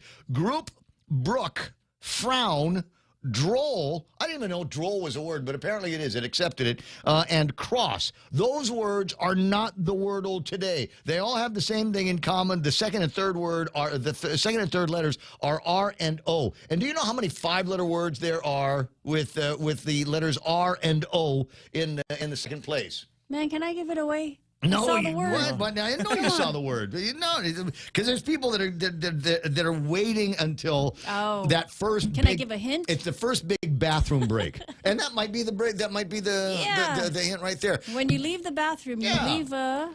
Exactly. So I'm just saying it might be. Everybody's got that. You know, everybody else in the office taking a smoke break. I'm hitting the head. It's 8:40 in the morning already, and time for our last look at big news and headlines with Montecillo Tire. What happened? JMI Edison is suing the public auditor, the airport authority, and the company that apparently won the bid for a contract at the airport. JMI says that the OPA was wrong in its dismissal of its protests after he claims there was evidence of fraudulent activity in the complaint. JMI says the OPA was wrong, and they want the court to remand the case back to the OPA with appropriate instructions and wants to recover attorney fees. Another COVID-related death reported in this morning's JIC, a 78-year-old man who was said to be vaccinated but had underlying health conditions. There was also another 295 new cases of COVID-19. And those are your headlines right here on The Point. What are we doing now? 8:41 in the morning on the Ray Gibson show. I just got a bunch of pictures that are coming through on my own WhatsApp, and I'm looking at trying to figure out whether I want to transfer them over to the station WhatsApp or just enjoy them for my own personal edification. I've got one with a Valentine that's standing straight up, and it's so pretty. And then I got another one where the Valentine is upside down. It looks like a butt. Oh yes. Oh yeah. Okay. So you've seen that one already then apparently. Yeah. Well, happy Valentine's. Happy Valentine's. It's 8:41 in the morning. More Ray Gibson show nonsense coming up after these. Half a day. This is Clara Manglonia from Security Title with an important warning. Wire fraud is real, and home buyers and sellers are one of the biggest targets, even on Guam. When sending money by wire transfer, be sure to confirm the wire instructions by phone, not email. In this case, it's good to be suspicious and know who you're dealing with. Let the professionals at Security Title work with you to minimize loss due to wire fraud. We are here to help. Choosing health insurance for my family is difficult. I need to know our health insurance will protect us now and in the future. Take Care members have access to the island's largest offering of free fitness classes and health education programs, and a high-quality credentialed network of on- and off-island healthcare providers, including the convenient one-stop FHP Health Center and urgent care. My family choose Take Care. Your family should also consider choosing Take Care. Call 671-647-3526 for more information. Take Care. Our island, your health plan. Raise your glasses for a toast because First Hawaiian Bank now turns your meals into a reason to celebrate. Every dollar you spend on dining purchases, including fast food, earns you up to 3 times United miles. Simply use your First Hawaiian Bank United credit card and start reaping the most rewarding credit card experience on island. Terms and restrictions apply. Don't have a First Hawaiian Bank credit card? Visit any branch or FHB.com to apply today. With First Hawaiian Bank, it all starts with yes.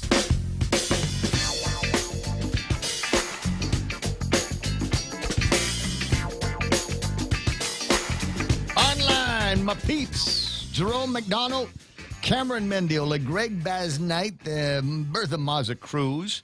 Let me see. Charlie Keone is there. Debbie Hartzler watching the program. Ismail, if you get vaccinated, you won't catch COVID and you won't die. This is the pandemic of the unvaccinated. Wait a second. All that stuff turned out not to be true, right? Oh, really? The winter of death. Yeah. The winter of death. Winter of death. For you and me, Ray. Brandon and Kim Jong-lu. JP St. Nicholas online. Selena Roberto Babauta. Ooh, Buenos Dias in Saipan. Actually, she even put the apostrophe after the SA. So Saipan. Yeah, it's different, man. Dude. Half a day Saipan. So I'm not gonna tell you who I was with on Saturday. I was with a crew, and I could tell that the guy that was behind the organization of the party was a Saipanese. You know why? Because instead of having like a lot of folding chairs and making people eat on their laps and stuff, up in Saipan they got park benches. Right? So you got the bench, you got the table. And then you've got the bench on the other side. There are companies out there, and I'm trying to figure out why this hasn't caught on Guam. Where they go and they say, oh yeah, how many people coming to your party? 100 party, okay, we'll bring 6 guys to the table. 100 divided by 6, there's X many of the tables that we need to bring down, and they will bring them down. And then there's like these bounce houses, and then when you're done, they take them away. And I'm going, these people are brilliant. Why has that not caught on here a little bit more? It's like, give me, if you don't know what the hell I'm talking about, go to Carabao. Hey, let's go tonight, right now. What's for lunch? Go to Carabao and you see all the picnic tables outside. That's what I'm talking about. You know, and they move around and you can gather people up. But it's just crazy fun when you do all that. Is that where you were yesterday, or did you just passed by during the Super Bowl was going down, and they just all looked at me in the street like, "What are you looking at?" So, yeah, right? Get out if you're not drunk like us. Just passing by. Selena Roberto Babauta Saipan says, I'm so glad that you're chiming in here this morning. And now that things have opened up a little bit more, I gotta find out what the rules are. Do I need to be vaccinated to get into Saipan? Oh, I've been trying to get a hold of Rosala. Yeah. Brad? Right? Yeah, Brad? Yeah, Brad. Let me see if I can. See, dig that out, because I'm curious. Bob Kelly went. Of course, Bob's been vaccinated and jabbed a bunch of times already, so I'm not really sure. I don't know if you need a negative test or anything like that. But wouldn't it be fun? I mean, it ain't Manila, right? But I know how to have a good time, and I know people up in Saipan. Tina, I'll go find Tina, and you know which one? Sublime? Palacios. Oh, other, right? No, like if I find Tina Palacios, I'll find Tina Sublime.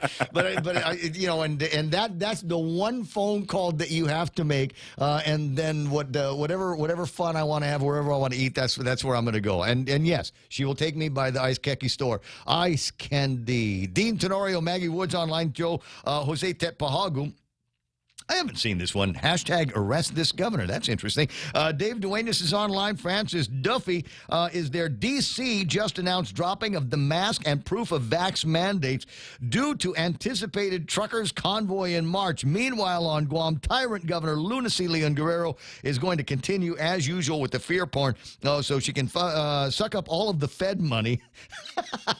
I can't read the rest of it, Jose. My bro Dean Bates is online. Tim Wilson.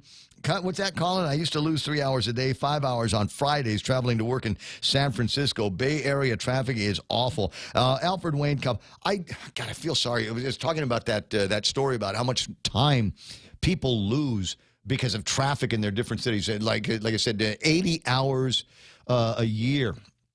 Which, you do the mathematics, doesn't sound like all that much, but, I'm sure that there's other factors that went into that figure that, people came out with 80 hours worth of delays and time spent in traffic. I don't generally spend a lot of time in traffic. Our commute is, how long is your commute from your place to here?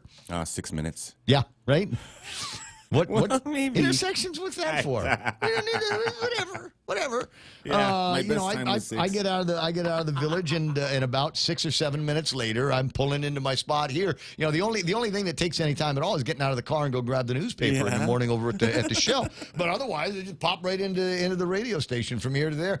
In the afternoons, if I want it to go fast, I'll go through Tietzen, and if I decide I might want to take a little bit of extra time, I'll take southbound Marine Corps Drive, and that might add a little bit more depending on awful construction that we've got these days. I feel like there's construction going on both sides of the streets, and they're doing all this median work and all of this other stuff. Pull up the medians. I know it's a revolutionary idea. Rip them out. You know what I want to? No. Leave days when we didn't have them. Leave the median where they are. But you know how we've got these medians that it's just a little thin strip when you're at the light, but we've got these huge traffic islands in between. Yeah. Why? Why do we need to have these huge traffic? Because what happens, and I'll give you a great example of it. I mean, they're all over the place. They've got them in Tumon and all kinds of places where you've got a traffic island. And then you've got the cutout for people to travel in. Well, what happens when it's busy is you've got cars that are dogging out waiting to get into that. And that backs up not just their lane, but even the inside lane. So I'm going, well, fast lane. Who's that?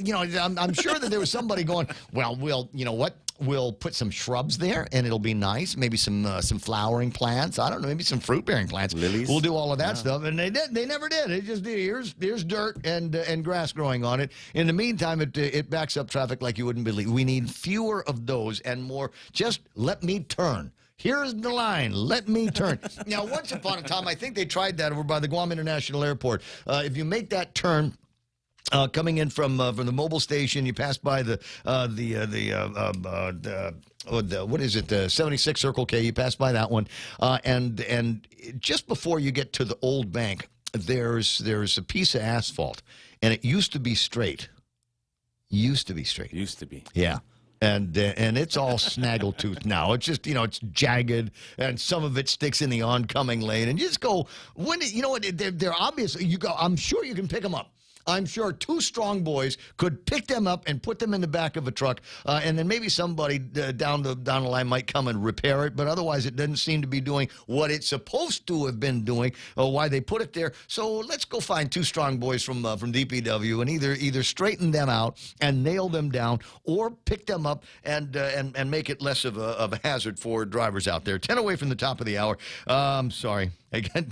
Got into this conversation about traffic, and if you want to get a talk radio guy started, start talking about how crappy sometimes the roads are. Now I'm going to look a gift horse in the mouth.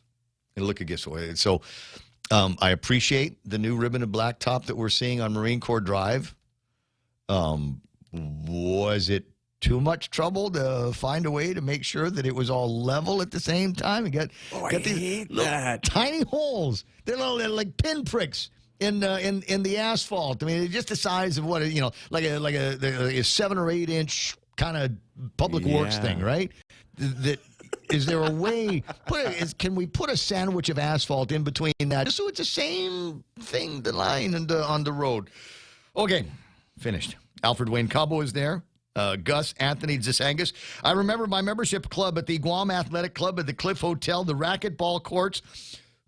Best second date ever. They used to have racquetball. You remember racquetball? It was awesome. I do. They had a separate building for that. Yeah, exactly. Yeah. It was I never really had a membership there as much as I, cockroach in on other guys' membership. Yeah. So let's go play tennis or racquetball or just go and hanging out on. You know the one where you get the swiper card, but 2 people walk in? Like they have at the airport in the port. A lot of people do that. Exactly. So I'd cockroach on their membership, or they'd sign me in as a guest or something like that. But you know what they had that was kind of unique? Gus will remember this. They had they had a sauna. They had a sauna. Yeah. Where are the saunas now? And are they clothing optional? There needs to be a thing. You know, we're here at a time, friends. Good Lord, look at the clock. We're here at a time where we've got two kinds of people here on Guam. The very, very poor people and the rich people that are sitting around going, there's not enough places for me to spend my money.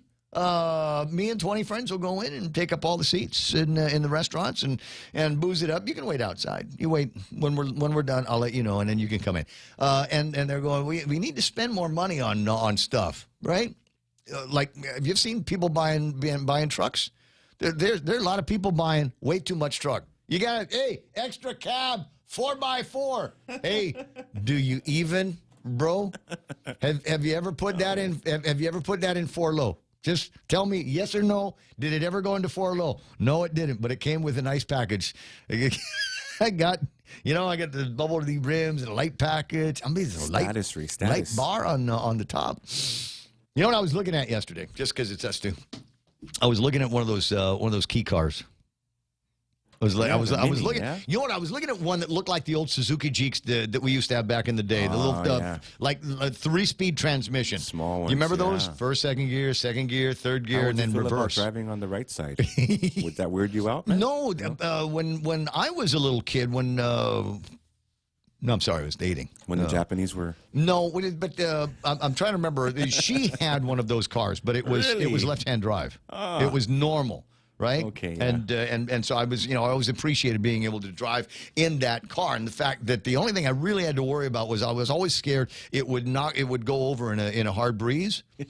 But I figured between her and I, we could probably lift the thing back up. All right, Sylvia Barbie is there. Hey, Valerie Kabzidu, Patty Uggan, Richard Leon, Hafa to you. Nice to see Naomi Tight to know. Joe D's on. Venus Onad Baginan is online. Randy Landis, Fred Ferdiger. I got Chris Biacchino. I was reading a thing that Chris posted up on the media the other day, and forgive me if this was only meant for me. I'm not sure. Social media screen time runs parallel in my head, but apparently he's talking to vendors that are turning down business. Oh, yeah. He's talking to people and say, hey, listen, I need you to come by and do X, Y, Z. And they go, yeah, we can't do X, Y, Z. Why not? We either don't have the materials or we don't have the people. We've got just enough bandwidth between the materials, people, and time to be able to take care of these contracts. Okay, fine. When you're done with that, can you come and see me? And the answer is, when we're done with this one, we've got 20 others lined up. We might have an opening for you in, looking at watch, February. Oh, just a couple of weeks? No, February next year. We might have openings for you. This COVID-19 and what it has done to the supply lines, what it has done to the availability of materials, to what it's done to the price of all of that stuff, and the fact that there are some people, and it's got to be said, I'm sure, at the end of the day when we do the final accounting on this, I'm wondering how many people used to have jobs and discovered the power of the Quest card. Wait a second. I can work. And just get by, paycheck to paycheck, or I can work just enough to be able to get this Questy thing here. And it doesn't matter whether I've got the Questy card. I can walk into the grocery store. I don't have to buy the stuff that I used to only be able to afford because Uncle Sam is paying for this. Yeah, T-bones all around. Tomahawks. Is that Alaskan king crab, or are you happy to see me? Stop even looking at the prices. The big concern is whether or not this is going to go through at the register, right? You get to see some of that stuff. We're buying brand name groceries here. I don't need Western Family anymore. That was for back in the olden days. I worked just enough to be able to get me one of those little Questy cards, and Uncle Sam is making sure that I am eating fine. Gus Eric Rosario. Hey, Eric, Candid. Hey, Eric. Living in the Pacific online. Who else is playing around? Nick Perlowski, John Onadera. Colin Clark says, I was so tired of hearing 49er fans complaining yesterday. Sure wish it was. I'm sure it was wine they were drinking yesterday, as in. There's lots of whining going on. Hey, Murray Weber's online. Wait. Do I have it? Hold on, Brett. Hold on. I got to see if I sent it to myself. Well, maybe I did. Maybe I didn't. I got a picture of somebody's Valentine's from yesterday. I wanted to share. Amanda Armstrong is there. Pat Saul, Tommy Cruz. The old man who hosts preteens at his house, so cringe. You're not talking about me, are you? I don't know. I say a lot of things here in the program, and sometimes I'm looking at that going, hey, that sounds kind of familiar. Did I do that? Dave Rowley is there, the mom of the program. Pam Duval, Ana Rivera Toves is online. Vincent Calvo, Hopper Rochelle Merrill, Mark Voigtland is checking in from the Free Zone in the United States. There's Jim Moylan, Tom Anatok, Peter Gill, Hessa, Jimenez Hessa, Oliver Malacas, Martin Mendoza. I see Drew Tenorio, Greg Blas, Peter Santos. Biba? Well, I don't know. He's always growly. He's kind of growly about everything, right? Peter says, Jimmy is extra special, introduces laws to make things he's done illegal. What? You're going to have to draw a line for me here, bro. I'm not sure. And then there's a lady that listens all the time, and her name came up on the thing, and I somehow managed to roll right over that. But I want to do shouts to Christine Oliver. Oh, morning, Christine. Right, morning, Christine. Works over at the Attorney General's office, and I thought, wait a second, we don't have people listening there, do we? Oh yeah, that's a thing we do? Okay, well apparently we do. Yeah, Gabby, anyway, so she was like, he skipped my name. I think he thinks that she thinks I blocked her because I think it's a fake account. Christine, no, I'm sorry. Please don't get that impression. I'm not that kind of radio guy, right? I'm not a tyrant in my own space. Ask Real Joe. Ask him. And frankly, the more fake names, the better. That's what I want to be able to do. As we get closer and closer, this is a big election coming up, guys. This is a huge election. We've got an election that is coming.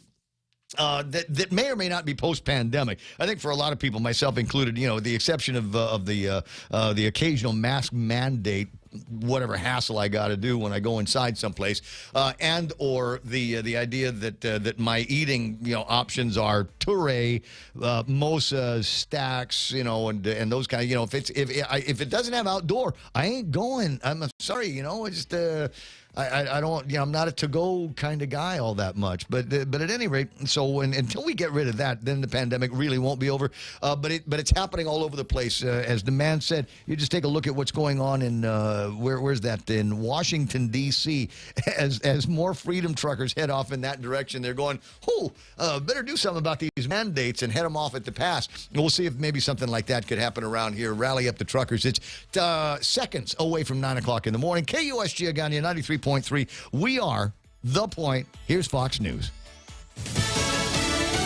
Continued concerns over a Russian invasion of Ukraine. I'm Rich Dennison, Fox News. Moscow today indicated it's willing to continue talks with the U.S. and other NATO allies about a diplomatic end to the tensions along Ukraine's border. Ukrainian President Volodymyr Zelensky has declared a national day of unity on Wednesday, the 16th of this month, and he's going to be actually raising the salaries for Ukrainian troops temporarily. I actually talked with the president over the weekend when he was visiting some Ukrainian National Guard drills near Crimea, and I really pressed him on this idea of intelligence and what information he has seen from the Americans and whether or not he disagrees with those assessments from the Biden administration. He thinks there is different information out there. He has not really been convinced by that Western intelligence. Fox's Trey Yingst in Kyiv, Ukraine. Canadian Prime Minister Justin Trudeau today invoking emergency powers across all of Canada to quell the protest by demonstrators who have paralyzed Ottawa and blocked border crossings in anger over the country's COVID-19 restrictions.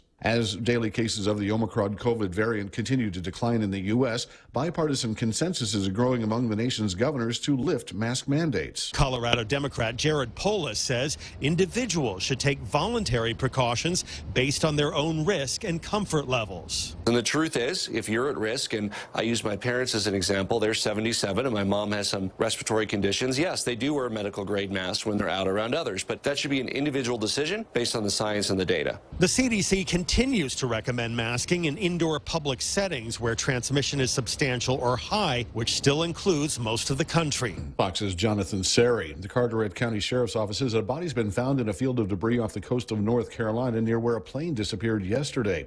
Officials say 7 others aboard the single-engine plane are presumed dead. America's listening to Fox News.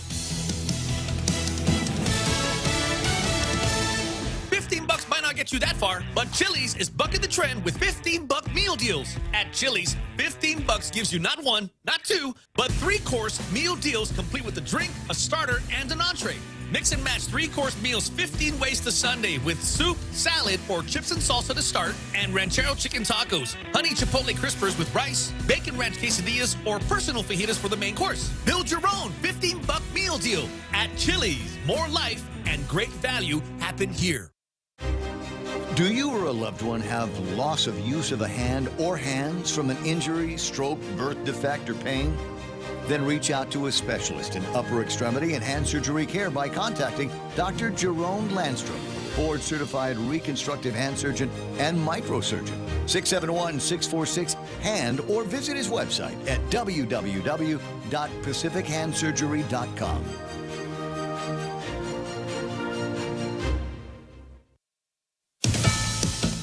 Charges are filed against a man in New Mexico suspected in a mass stabbing yesterday that left 11 injured. Police in Albuquerque say 42-year-old Tobias Gutierrez randomly stabbed people with a large knife as he traveled between at least 6 locations Sunday, including inside a convenience store, before police zeroed in on the suspect who was traveling on a bike. The individual did get off his bike and did follow officers' orders, got down and was detained. Gilbert Gallegos with the Albuquerque PD. Not much is known right now about the suspect, who remains jailed on charges of aggravated battery with a deadly weapon. Victims sustained critical stabbing wounds, but we're told that all are stable or have been released from the hospital. Jeff Manasso, Fox News. A jury with 3 black members was sworn in today for the federal hate crimes trial of the white men previously convicted of murdering Ahmaud Arbery, whose killing prosecutors will argue was motivated by racism.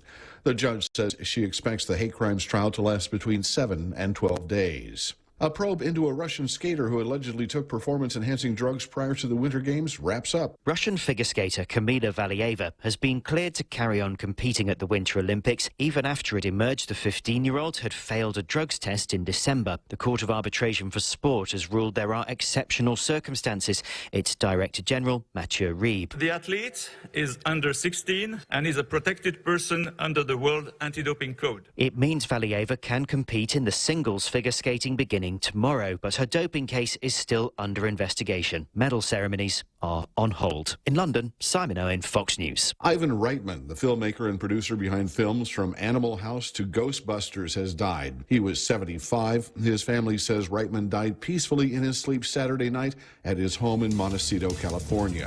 I'm Rich Dennison, and this is Fox News. Half a day, this is Josh here at APO. Our expertise and extensive network can help you grow your business and reach out to more global markets. As a responsible carrier, APO is also committed to a sustainable future, whether it's protecting the environment or investing our efforts in giving back to the community. Our dedicated teams in Guam, Saipan, and on U.S. mainland are here to support you.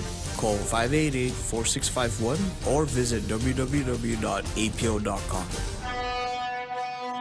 Top End Pest Control is who you call for all your pest control needs. Got a problem with roaches, ants, spiders, rodents, fleas, ticks, termites? No problem. They do it all. Top End Pest Control is a service-disabled, veteran-owned small business and HubZone certified. Serving Guam since 2012. Call them today for a quote, 487-5657, or email topendpest@gmail.com. Check them out on Facebook at Top End Pest Control and give them a like. Top End Pest Control for all your pest control needs. Knowledge is power. In just 60 seconds, the Evil 360 provides you a unique experience and a detailed report of your body composition for you to take action to improve your health. The Evil 360, turning information into inspiration to live a balanced lifestyle. Evil 360 is exclusively at the Take Care Wellness Center. Go to Simply Book Me or call 671-646-6956 extension 7260 for more information and to schedule an appointment with a member of the Take Care Wellness team. Guam Auto Spot has the best selection in Buick, GMC, Mitsubishi, and used cars like the 2021 Mitsubishi Mirage starting at $127 per paycheck. Zero down. Call 671-478-AUTO to take a test drive or get pre-approved online at GuamAutospot.com.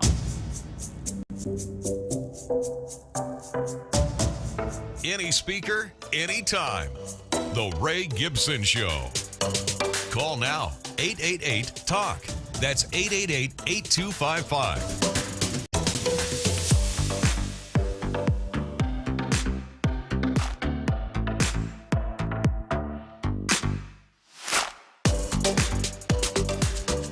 Sup?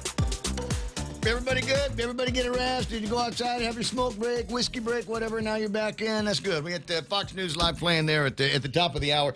While I was doing that, now frankly, what I should have been doing was taking a look at basically taking a look at everything I've got in front of me by way of preparation for the show. And I've done it. I've glanced at it. I get the thing. But frankly, you know what I was looking for was I wanted to see how everybody else did with Wordle today. And I see them on Facebook, dude. I come in last. I come in last today. Sorry, you know, that's it. I hope it's not a disappointment to anybody going, yeah, I was kind of holding out for hope that you had a little bit more intelligence than that. I mean, yeah, okay, Wordle, but in 6, dude, 5. What happened to 4? Now it's going to be, I'm almost hesitant to play it tomorrow. Some of you might wonder why this is such a big deal. And the reason why, I'll tell you the reason why. Is because smart people that I know on Facebook are playing this. Now, I'm not talking about captains of industry or anything like that. I'm just regular folks that I hold up.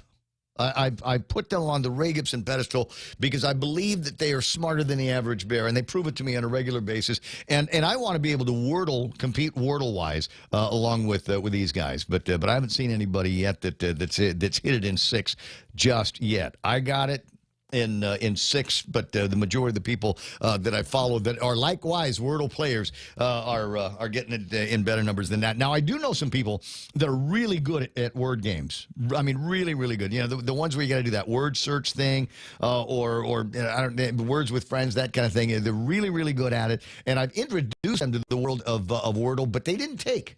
It's not one of those things. I mean, it feels like it's an acquired taste. And maybe a lot of it has to do with, you know, you only get one. You only get one a day, and you're either in it and get it, or you don't. I have, but once you put in that start word, there's a commitment. You don't have to get it all right away. As far as I know, they're not keeping track of time, but eventually you're going to have to. It's like your first hit of crack. Oh, my God. Yeah, you just try like crazy to get that feeling back. You know, no, I know what you're talking about. It's the same feeling I had when I was diving. Welcome to the small talk portion of the program for those of you that are keeping track. You know, I'm sure other guys at other radio stations there, you know, doing small talk about the football game, and I would, except I didn't watch it. I don't want to give it to you like this, because if I give it to you like this, you'll think of something else. But I had a better offer than watching the game, so I took advantage of that, and by the time I was done. Halftime show was over, and I honestly didn't really care between the Rams and the Bengals who was going to win this. Because I don't want to be that guy. I don't want to be that guy. You were just hoping everybody had fun, right? Yes, I hope you all. I hope even Bengals fans managed to make some money on this. I don't know how you would have, but I hope that even the Bengals fans were able to, you know, come away from the day and say, you know, it was a net positive. Even though my team lost, and I've got to explain to my wife what happened to the mortgage money, it's a net positive. You know, it's a day in what's normally kind of a smoky, dark, cold bar with Latino rap on it. You know, it's one of those days in that kind of place. But yeah, I'm with my friends. We're having a good time drinking cold beers. So yeah, net positive. So we'll apply for the governor's mortgage assistance program. Dude, honest. I mean, they're touting. There's touting, bro. Yeah. They sent out a press release yesterday. Oh, my God, I'm surprised it's not on the front page of the newspapers here. 490 pre-applications for mortgage assistance have been approved. So there's going to be a little bit more money floating around, and maybe some of the landlords finally going to be able to get close to breaking even on stuff here. 9:11 in the morning. All right, telephone numbers 671-888-8255. 888-TALK is the telephone number. What? Who's rambling? Says Tom. All right, I'll get past it eventually. This is I was good for the first 3 hours of the program. What? Your expectations are way too high all of a sudden. Where was I? 888-8255, 797-8255 is the number. I put this up on the screen on the meme machine. This is what Valentine's look like for some people. It looks like 1, 2, 3 things of marijuana, and then the rest is all cookies and brownies. Oh, edibles, I bet. That's happy Valentine's to you. There it is. That says nothing but love here. All right, so where do we get to go? For Tom, who says I'm rambling. Tom Cruise, the actor, the short one, Mission Impossible, Risky Business. We all think of the same thing. You know why? Rebecca De Mornay. All right. No. So items in the table of comments, some of which have actually started on here at some point, and I probably should have started with this because I know a couple of guys on the team. Did you see Vince Akimoto sends me yesterday a story, says, we need to spend more time talking about good news for Guam. And the good news for Guam came out yesterday. Guam Daily Post got it. They put them top of the fold. Gisa 50s crowned world champions. So we got a bunch of guys from Guam, masters, seniors in the world of softball, and have gone off. The Guam Islanders Softball Association seniors did it again. The Gisa Masters came through, cashing in on huge hits and tight defense to claim their second world championship early Monday morning at the Senior Softball United States of America Original Tournament of Champions 2022. Now, if you're old enough, you might have actually played against some of these guys. I'm pretty sure I recognize a couple of these dudes from when I used to play in the Business Sports League back in the 1980s, and I'm glad to see that many of you have aged exactly as I did. What happened to all of our hair, guys? And that's why everybody's wearing a hat in the picture. But congratulations to the Gisa guys. It is incredible news, and there were a lot of people following what you guys were doing yesterday that weren't paying any attention to the Super Bowl at all. They were checking all their messages to see how everybody was doing in the States. Outstanding work there. 9:14 in the morning. Few other items on the table of contents. I'm going to dispense with any jokes I've got about earthquakes and things like that. Partly because if I talk about the earthquakes, they aren't going to happen. I've always noticed that's the key. If it's in my head and I say something about it, it never happens because what are the odds that I'm going to be talking about an earthquake and then one of them will happen? But apparently we got a whole bunch of them yesterday. Just a bunch of them that came through. A swarm, I guess, is what the guys over at the USGS will refer to it. A swarm of these little quakes in the area. And now there's two schools of thoughts on that. Now, remember, I'm not a geologist by any stretch of the imagination, but I pay attention to movies and television shows and acts of fiction, manga, and so the two schools of thought that I have are something even bigger is coming. We've got these little swarms here, and maybe that's just Mother Nature's way of saying, brace yourself, right? Brace. Is there going to be... but then there's the other side of the coin that says, each one of these things is a little bit of Mother Nature, releasing a little bit of tension. Before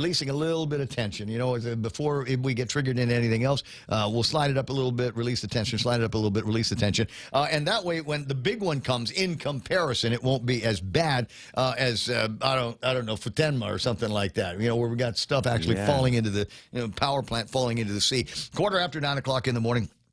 I might want to riff on again, just because I think it's alarming to people, the magistrate reports that we have to read here, and it just feels like once upon a time I'd said that this was Meth Island, because that's what it feels like. You take a look at virtually every one of the magistrate reports that's out there, and you just kind of wait.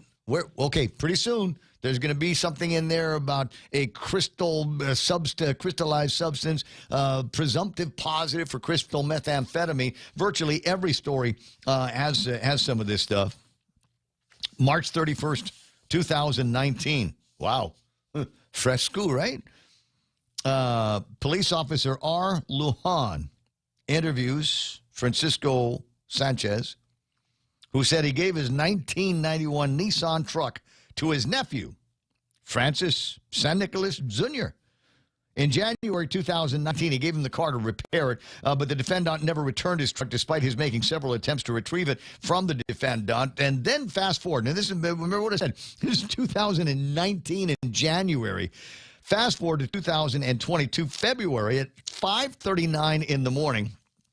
Officer Putress observes a 2009 Infiniti sedan being operated with an equipment violation. Suspecting that the defendant was operating the car, Officer Putress, number one, followed it to Cliff Hotel, where the defendant parked, exited the car, and approached the defendant, which yielded syringes, one of which had a white frosty substance in a clear plastic bag containing a white crystalline substance. Field test conducted. Yep, presumptive positive for crystal methamphetamine. The defendant admitted operating the car without a license while under the influence of illegal narcotics. And Sanchez also reported that as of February 12th, the defendant had not returned his truck. Well, the good news is you're getting your truck back. The bad news is it's been in the hands of a druggie for 2.5 years. You know, how are you going to get rid of that smell of cat pee that's in there? With the methamphetamine guys are always in charge of that. What the heck is going on here? And that's just one. I mean, every magistrate report has a story about that. The terrorizing reports, breaking and entering. There just seems to be so much of that stuff. And I give nothing but props to the cops out there that are trying their best to catch as many of the bad guys in the act and to catch as many of the bad guys that they can get. I just wish that there was a little bit more of a criminal justice system that these guys could fall into, where the word justice, it's in there for a reason. Somebody, the community, has to find justice here. The victims have to have some kind of a justice, and I just don't know that that's happening around here. And the message goes around. A lot of people think criminals are stupid. They're not. They're not. The ones we elect, those are the stupid ones. But the ones running around in the streets, these guys know they're sharp, man. They get it. And if they realize that they can do anything and probably aren't going to get in trouble for it, aren't going to be called into the courthouse and then thrown in the jail, what's to stop them from doing it? Nothing. Nothing is going to stop them from doing it. I don't know. 9:18 in the morning. I'll return to that conversation before too much longer, but I do need to get to this. We've been looking at setting this up. There's an interesting thing going on over at Guam Community College. By the way, I think they're having an anniversary celebration, so they're going to be looking for alumni and get more money from you now that you've got jobs and experience. But at any rate, GCC's Show and Sell. What is this all about? Now, Nita Cepeda joins us now. Good morning, Nita. Good morning, Ray. It's Jean to you. Oh, my God. Oh, my God. PJ. It's PJ to me. I'm old enough to remember when we called you that. Jean Cepeda is on. Oh, my God. I haven't heard from you guys in so long. I know. What have you been doing? You still working on the art side? Oh, absolutely. Still under visual communication. So here now, this is where we are in 2022. A couple of years ago, Jean and I were talking on the radio. Had some of her students come in and just wow me with their creativity and their skills. And I said, I want some of these guys to work for me. And we actually took a couple of steps to try to get them, lined up for applications and interviews and things like that. But you know what? I think you've raised a bunch of kids over at GCC that are probably more in the line of the gig generation, where a job, I don't know, 8 to 5, hold me down. I don't know, I might want to go to the beach. How about if you just tell me what you want me to do, and I'll tell you how much I'll do it for, and I'll be like a Uber driver, except for commercials and visuals. You know what I mean? Yeah. Well, we're trying to do a little bit of both because it's still a me generation. What can I do for me? And then what makes me happy? And what can employers do that I can do for them, right? It's still a little mixture of both, a little bit of real world, right? And a little bit of your world, their world, so to speak.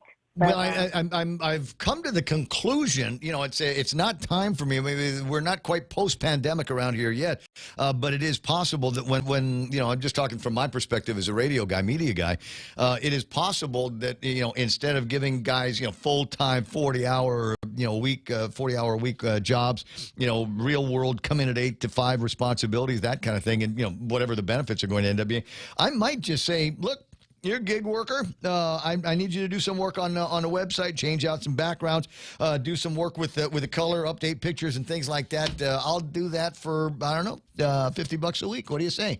And then you're free to do whatever you want. You want to go skateboarding all the time? You want to make videos with Straight Up Jed? You go do all of that stuff, and you just get my work done, and I'll pay you. And you will be, we'll just gig it out. Then that way I don't have to worry about, is this guy here every day at the same time? Do I have to worry about benefits? Do I need to bother the lady over at HR about getting you paid, or can I just cut a check from accounting?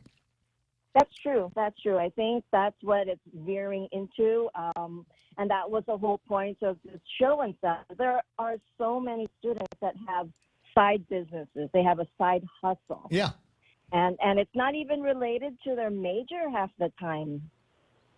So why not do something that you're really, really passionate about, but you're going to school for the academics and for the little how-to information, like how to run a business, and then run the business that just thrills you, that you're so passionate about. That's the whole point, right? Well, if you can get 80 hours, if you can get 80 hours of pay period out of it, then great. If not, then find a way to develop the passion kind of on your own, but still being able to put gasoline in the car and get yourself some. What are they drinking these days? Seltzer. Get yourself some seltzers every once in a while. So the GCC's Show and Sell, a student business showcase, going to be taking place next week. Correct. What do I have to do? For you, come and join us. Come and take a look at what these students have to do. These are for GCC students currently that have a business on their own. They just register at our Instagram account, gcc.showandsell, and get a slot. We have limited slots because of the safety COVID protocol. Yeah. And even a limited number of people that will be allowed to enter the multi-purpose auditorium. So, but it's still going to be a oh my number. God, control! When we were growing up, didn't we fight that kind of thing so we wouldn't have to? Our kids wouldn't have to worry about it. Now look what we're leaving them with. But all right, I understand. Mitigation protocols to the degree that they work, they don't. But to the degree that people are confident that they work, and so once I'm in there in the multi-purpose auditorium, I'll be able to see all the different slots with all the different students. What will be the things that they will be showing and then selling to me as an example? Okay, a couple of them we have so far. T-shirts locally made, mana tortillas, flowers, orchids, tarot reading. If you want to find out what's happening in your life through tarot cards. Tarot cards! Oh my God! Tarot. No, those things are. I used to be able to read those. No kidding. Yeah. Oh no. You can learn how to do that. It's like one of those things. It's like people get into the horoscopes and stuff. I was throwing tarot, and they're books that you can read and things like. It's like the I Ching or the I Ching. Have you? They got people doing that there? I don't know about that part, but definitely the tarot card. Okay. So that's the interesting. Now the other thing that kids in that age group are getting crazy about is crystals. Have you noticed that? Yeah. Yeah. Yeah. There are a couple of accounts I follow. So when I'm on TikTok, just watching the business accounts, there are quite a few that are into tarot, and we actually have one of my students will be doing that. She's got jewelry that she makes out of stones, and she does crystals. So I'm hoping she'll bring that out too. Yeah, I mean, there are people that are rolling their eyes, going, "Oh my God, crystals!" And then there's other people going, "Wait a second, do you have this kind? I need one. I need one that will protect me in my dreams." And they have them. I think it's Angelite, I think, is one of them. I don't know. My daughter knows about all of this stuff. And she says, every once in a while, she'll come over and give me a little, sachet of rocks, basically, little rocks. And then I say, well, what's this for? She said, never mind, Dad. You just need this in your life, okay? And it's a beautiful thing. 9:26 in the morning. So how will I be able to buy things? I mean, if kids are going to have a cash register. Are we doing a near field thing on the iPhones? I mean, if I see something I really, really like, I'd like to support these kids. How do we do it? Well, you can either bring cash, and they are working on PayPal accounts. Nice. Yeah. Well, I don't know. It depends. PayPal's been weird lately. And I don't know, they're woke or something like that. So there might be some things in there that you've got to, I don't know, fill out a survey form or something like that before they'll allow you to do it. But it might be worth the effort. Stop by the bank. I'm sure there's an ATM nearby GCC, and swing by and get it all done. This is going to be taking place next Wednesday, the 23rd, 10 o'clock in the morning until 2 o'clock in the afternoon. And I will do what I can to see if I can get out there and see what the kids are up to and see how you're driving their creativity. I think that's exciting as well. Yes, thank you very much. We would love to have you there. I'll even have a special badge for you. Oh, wait, it's inside?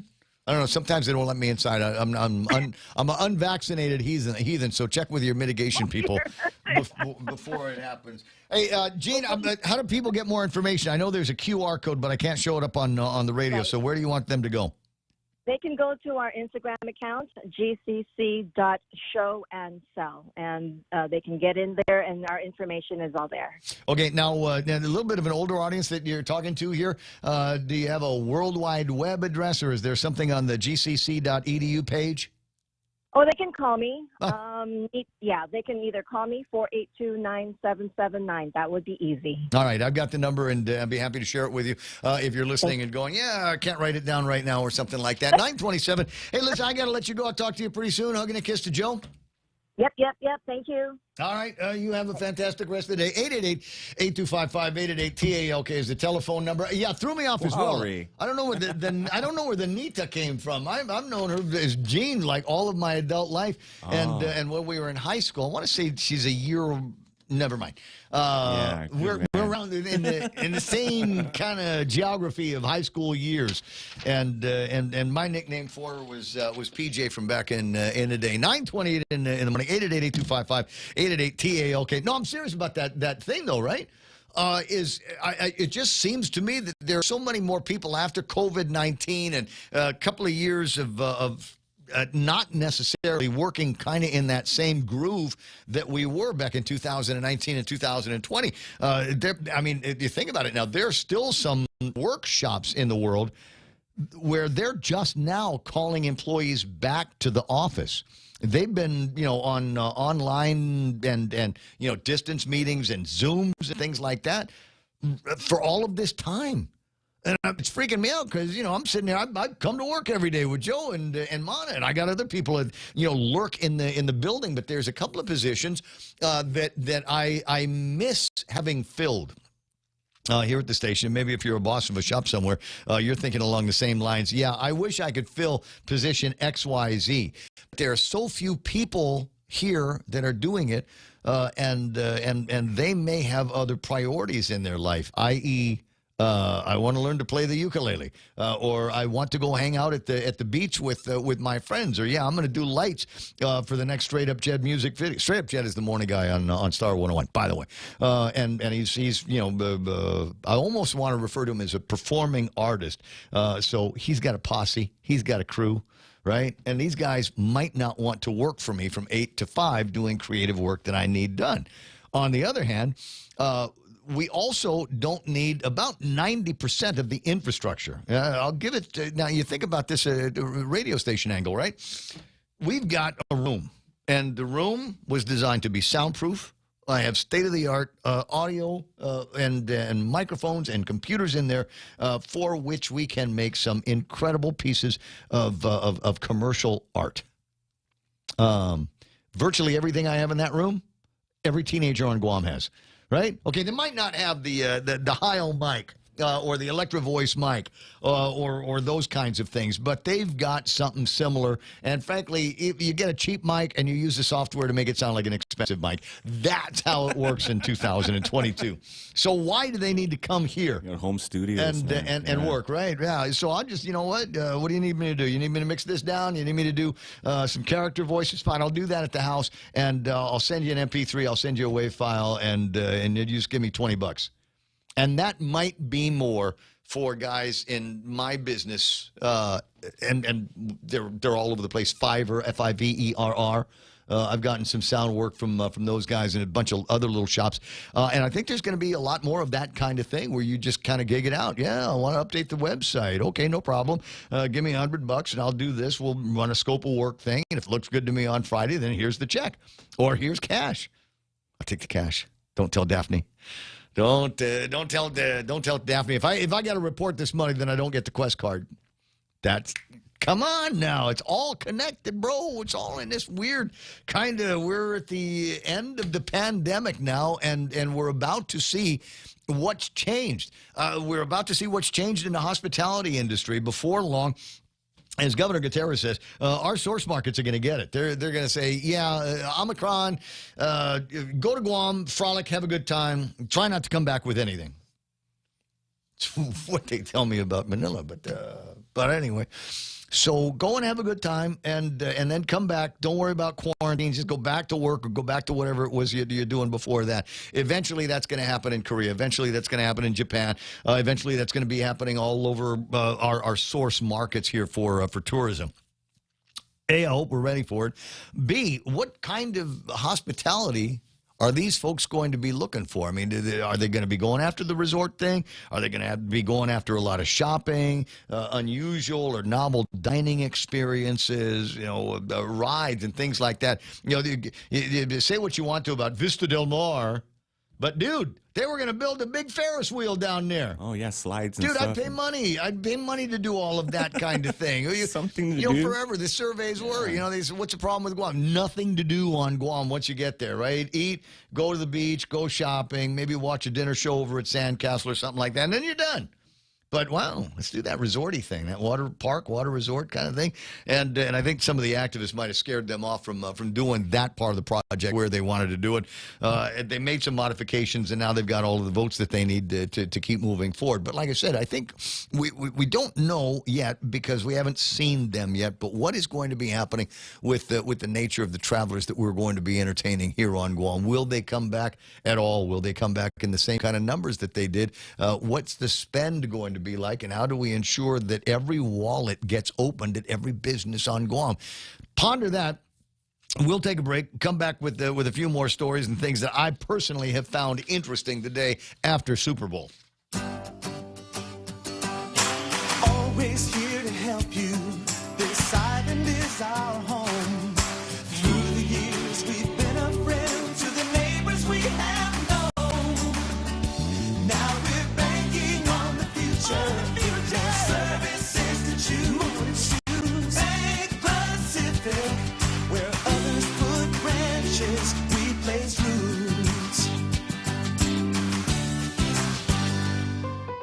Check out the newest hydro and garden center to hit Guam, Crop King Hydro. We have a huge selection of plant nutrients, soils, hydroponic mediums, organic pest control pumps, plant support, tools, and so much more. Call 635-4769. 635-GROW. Open Monday through Saturday, 10 to 6 at the Dededo Satina Mall, right across from Payless and Paradise Fitness. For whatever you grow, think Crop King Hydro. Crop King Hydro. Subway keeps the Eat Fresh Refresh subs rolling in with a fresh take on timeless classics. Try the honey mustard rotisserie style chicken. It's the new Subway rotisserie style chicken with a flavor upgrade, mizzled with honey mustard on hearty multigrain bread and topped with fresh hand-sliced veggies. Craving some heat? The Baja Turkey Avocado hits all the hot notes. Oven roasted turkey stacked high on hearty multigrain speared with smashed avocado and drizzled with hot chipotle sauce. Tuck into new subs to savor at Subway. Eat fresh. Hey, guess what? You remember last week they had that bomb scare over at... Oh, yeah. I think they found the guy. Yeah, Chelu, 35-year-old Chelu. Is it? Yeah, he's mad about something. Police learned that a Mark Solis had called authorities to say there was a bomb at the ITC building. The building was evacuated. Police searched the building, of course, found no bomb. They noted the caller's number. The police noted the caller's number. They've got caller ID. Oh, no. Man, tell somebody about that. Yeah. On about the 10th of February, 8:15, Mark Cruz reported to police that there was a bomb in the DNA building in Agana. He then hung up. DNA building was evacuated. Cops searched the building and no bomb found. Police again noted the caller's number and saw that it was the same number as the one used in the ITC building incident. Hiya day, Mark. And then February 12th, 11:30, Mike Cruz called police and reported there was a bomb at GPO. Dispatcher recognized the caller's voice to be the same one who called in the previous bomb threats. Phone number was also the same as the ITC and DNA building bomb threats. GPO merchants were notified. Police searched, but no bomb. Mike Cruz was also identified to be a Mike Bloss.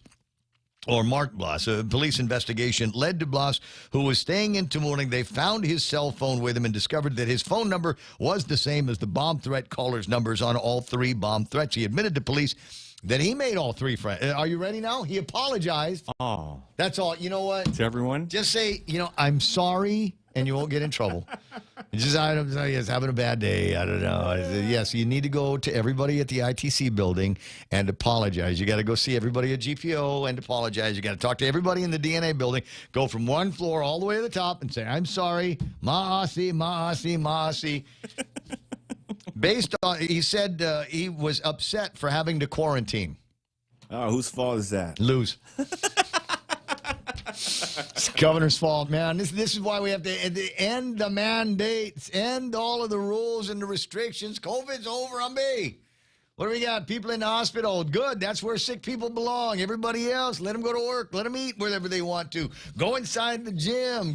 I want to watch a movie. Not true. Don't want to watch a movie. I just like the option of being able to say no. So when somebody says, hey, Ray, let's go. I don't even know what movies are playing these days. Any ideas? No, I have no idea what's new. Wait, see if I can find the gizmo in the newspaper that says where they're at. 1 Sadaguero, 2 Sadaguero. I can't even find the ad. That's how bad it is. Back in the olden days, it should always be on the page before the comics. This is tradition, legion, legend. Stop changing things around on me. I'm serious. I might need to go to the phones here. Is it 888-8255? Tell me the name of any movie that is playing in the theaters, and is it something that I really need to go and take the time to watch? It's not that I dislike movies. It's just that I've found that people, when they go to the movies, sometimes can become the worst versions of all time of human beings.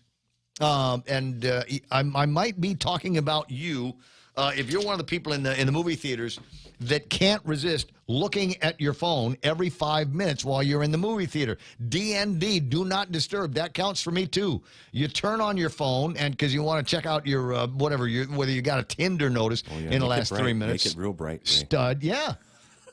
and then there we go. The light's on. I'm blind. Now I can't see what's happening on the screen. Anybody that's doing anything more than the most urgent kind of talking, for which I mean, honey, I got to pee. Okay, go. That's it. We have to have a conversation here. And then there are the people that will sneak in food in the loudest plastic bags possible, and you can hear that crunch, crunch, crunch, crunch from all over the place. And like I said, it's just, there's a place in hell for those kinds of people, and I don't need to be there. My point here is that I'd sure like to have the option when somebody says, hey, there's a movie playing and it's got Tom Cruise in it, the actor, not the guy on the YouTube, guy, not the Facebook guy. It got Tom Cruise in it, and then we'll go and then I can say, no, it's okay. You know what? I'll wait until I can watch it on Netflix. Oh, wait a second, anymore. I can watch it on Netflix. Isn't that a thing now? Oh, yeah. We're almost immediately, you can stay home and stream the movies that are in the theaters right now in a lot of cases. I couldn't tell you if they're any good. Most American movies these days aren't. They're prequels or sequels or a retelling of. Nothing original coming out of these places in an awful long time. 20 away from 9 o'clock in the morning. Earlier I was telling you how concerned I was that there might be some, talking about the hospitality industry. Vietnam, you see it in the paper today, is talking about ending, I believe today, all of their restrictions. I think it's become very, very clear to them. Look, 10% of our economy is based on tourism. Tourism is hurting right now. Let's get people back to work. Let's open things up. And from what I'm told, I've never been there, but from what I'm told, whatever you think you know about Vietnam from watching movies is all wrong. I mean, the place is like, super like city and resorty, and there's great food there, and there's great shopping, and they got wonderful beaches and all of that kind of thing. Or go up into the mountains and see what's going on. It's a whole other world than the one that you think it's like people that think they know Okinawa because they watch Karate Kid 2. Yeah. Totally totally different experience when you get out there. And so they are going to be welcoming. They're changing some of their requirements on inbound passengers. Japan is having that conversation, right? And if Japan starts having that conversation, then that's good news. But there are still a lot of people that will travel for tourism in Japan. You know what you can do right now? Right now, today, if we could get to Tokyo, we'd jump on another airplane that will take us up to Sapporo. Sapporo, where they make the beer? Yes, they make beer. Okay. Yes, there's beer. Yes, you're a good man, Joe. I love your priorities. I like the way you're thinking here, bro. Yes, there's beer there at the Sapporo. I've actually eaten at the restaurant next to the brewery in Sapporo, where naturally they sell a lot of Sapporo beer. But having said that, now, yes, we can go there and just maybe a half hour, 45 minutes out from there, then we're in a place called Niseko. Now, snowboarding, skiing, Sapporo beer. Yes. Okay, you know, so I went there with the family a few years ago, and I learned really, really quick. I suck at this. I did the whole skiing thing. Just I don't know. There was a thing. It just couldn't. I could not rise above it. Snowboarding. I thought snowboarding was going to be great. I cried. I was literally so frustrated. I was in tears at what was going on. I couldn't stay on my feet for a long time, and when I fell, it was I rung a bell up in my head. Yeah. It was like getting a hit from Frank Camacho, right? It was bad, but it's happening now. And if they open things up, those are people that will go and pay for $20 for a beer there instead of a $10 beer here. So you got to look at them, source markets, but they're also destinations on their own. All of these things are happening, and even Hawaii. I told you this earlier. Hawaii is taking a look at their. How do I want to say that? It's a vaccination definition.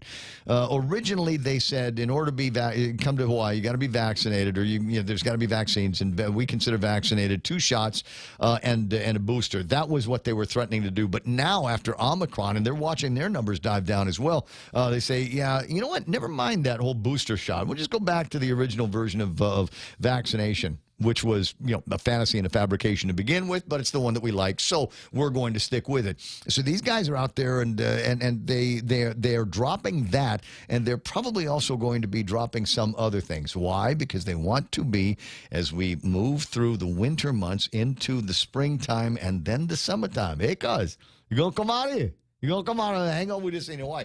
Actually, the truth is probably there are fewer people that are talking pidgin like that in Hawaii these days. A lot of those guys are leaving because it's getting more and more expensive to live there. 9:43, and a big chunk of what I like to do on Tuesdays has to do with seeing what is happening there. They have a couple of bills and a couple of conversations that they're having.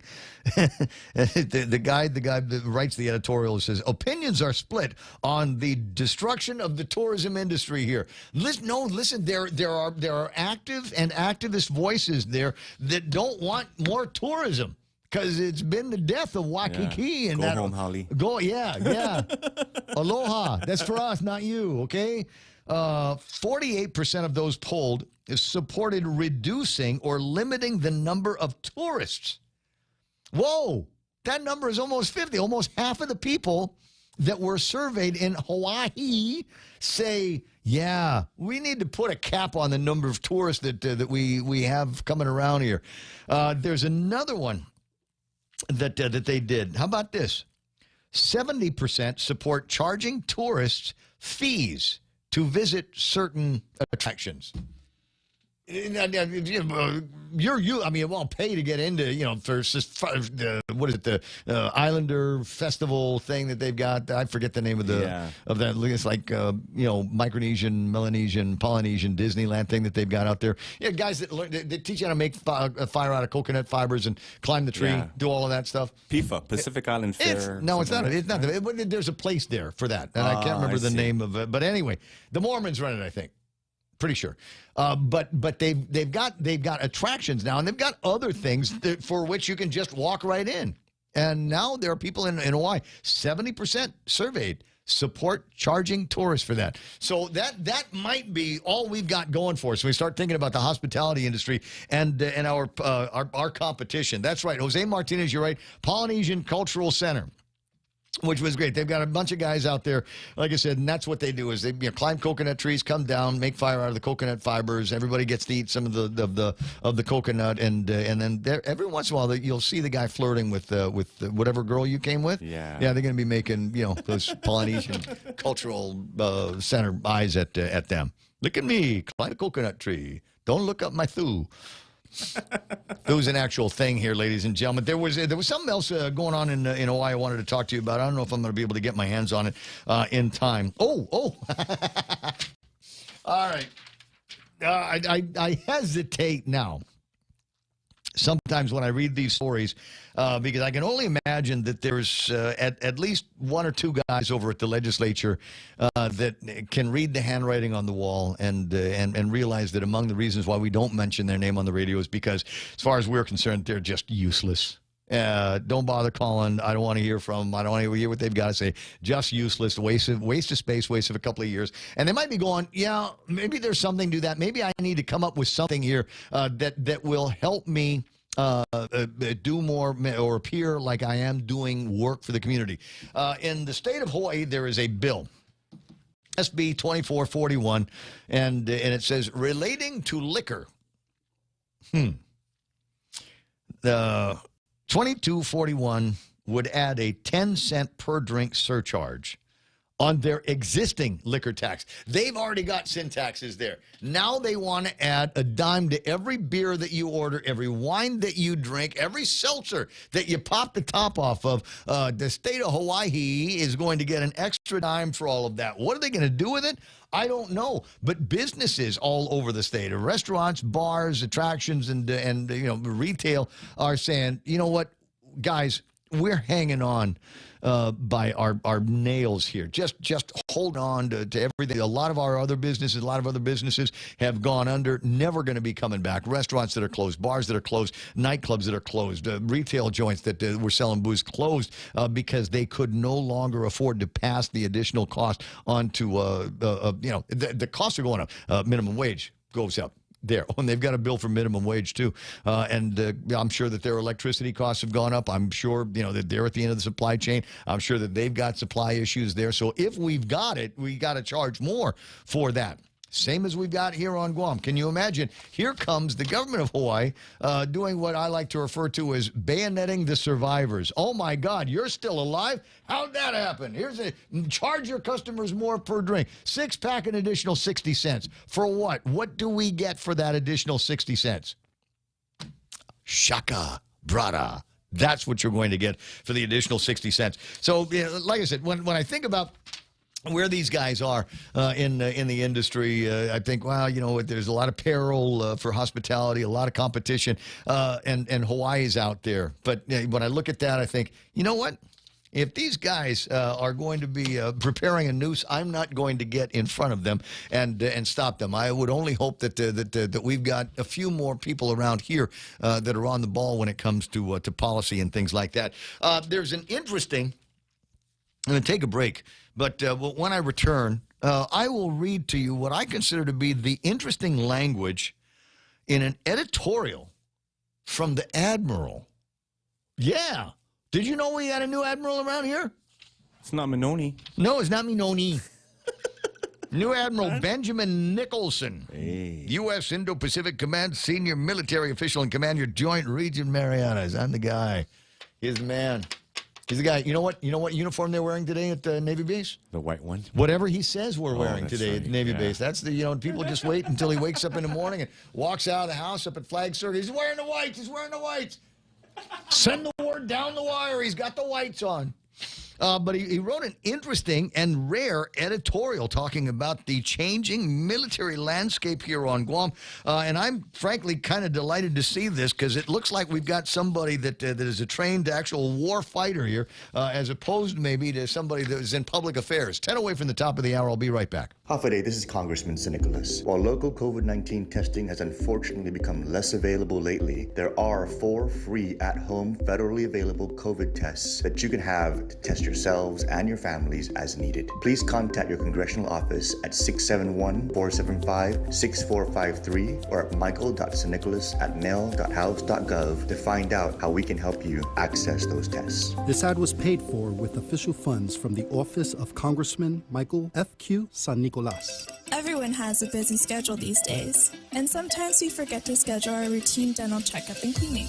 Don't neglect your dental health. Schedule one today with Dr. Robert Yang and his Smile team, conveniently located at the East West Business Center on Marine Drive, Upper Tumon. Call us today at 647-8702 or 3. Again, that's 647-8702 or 647-8703. We make smiles happen.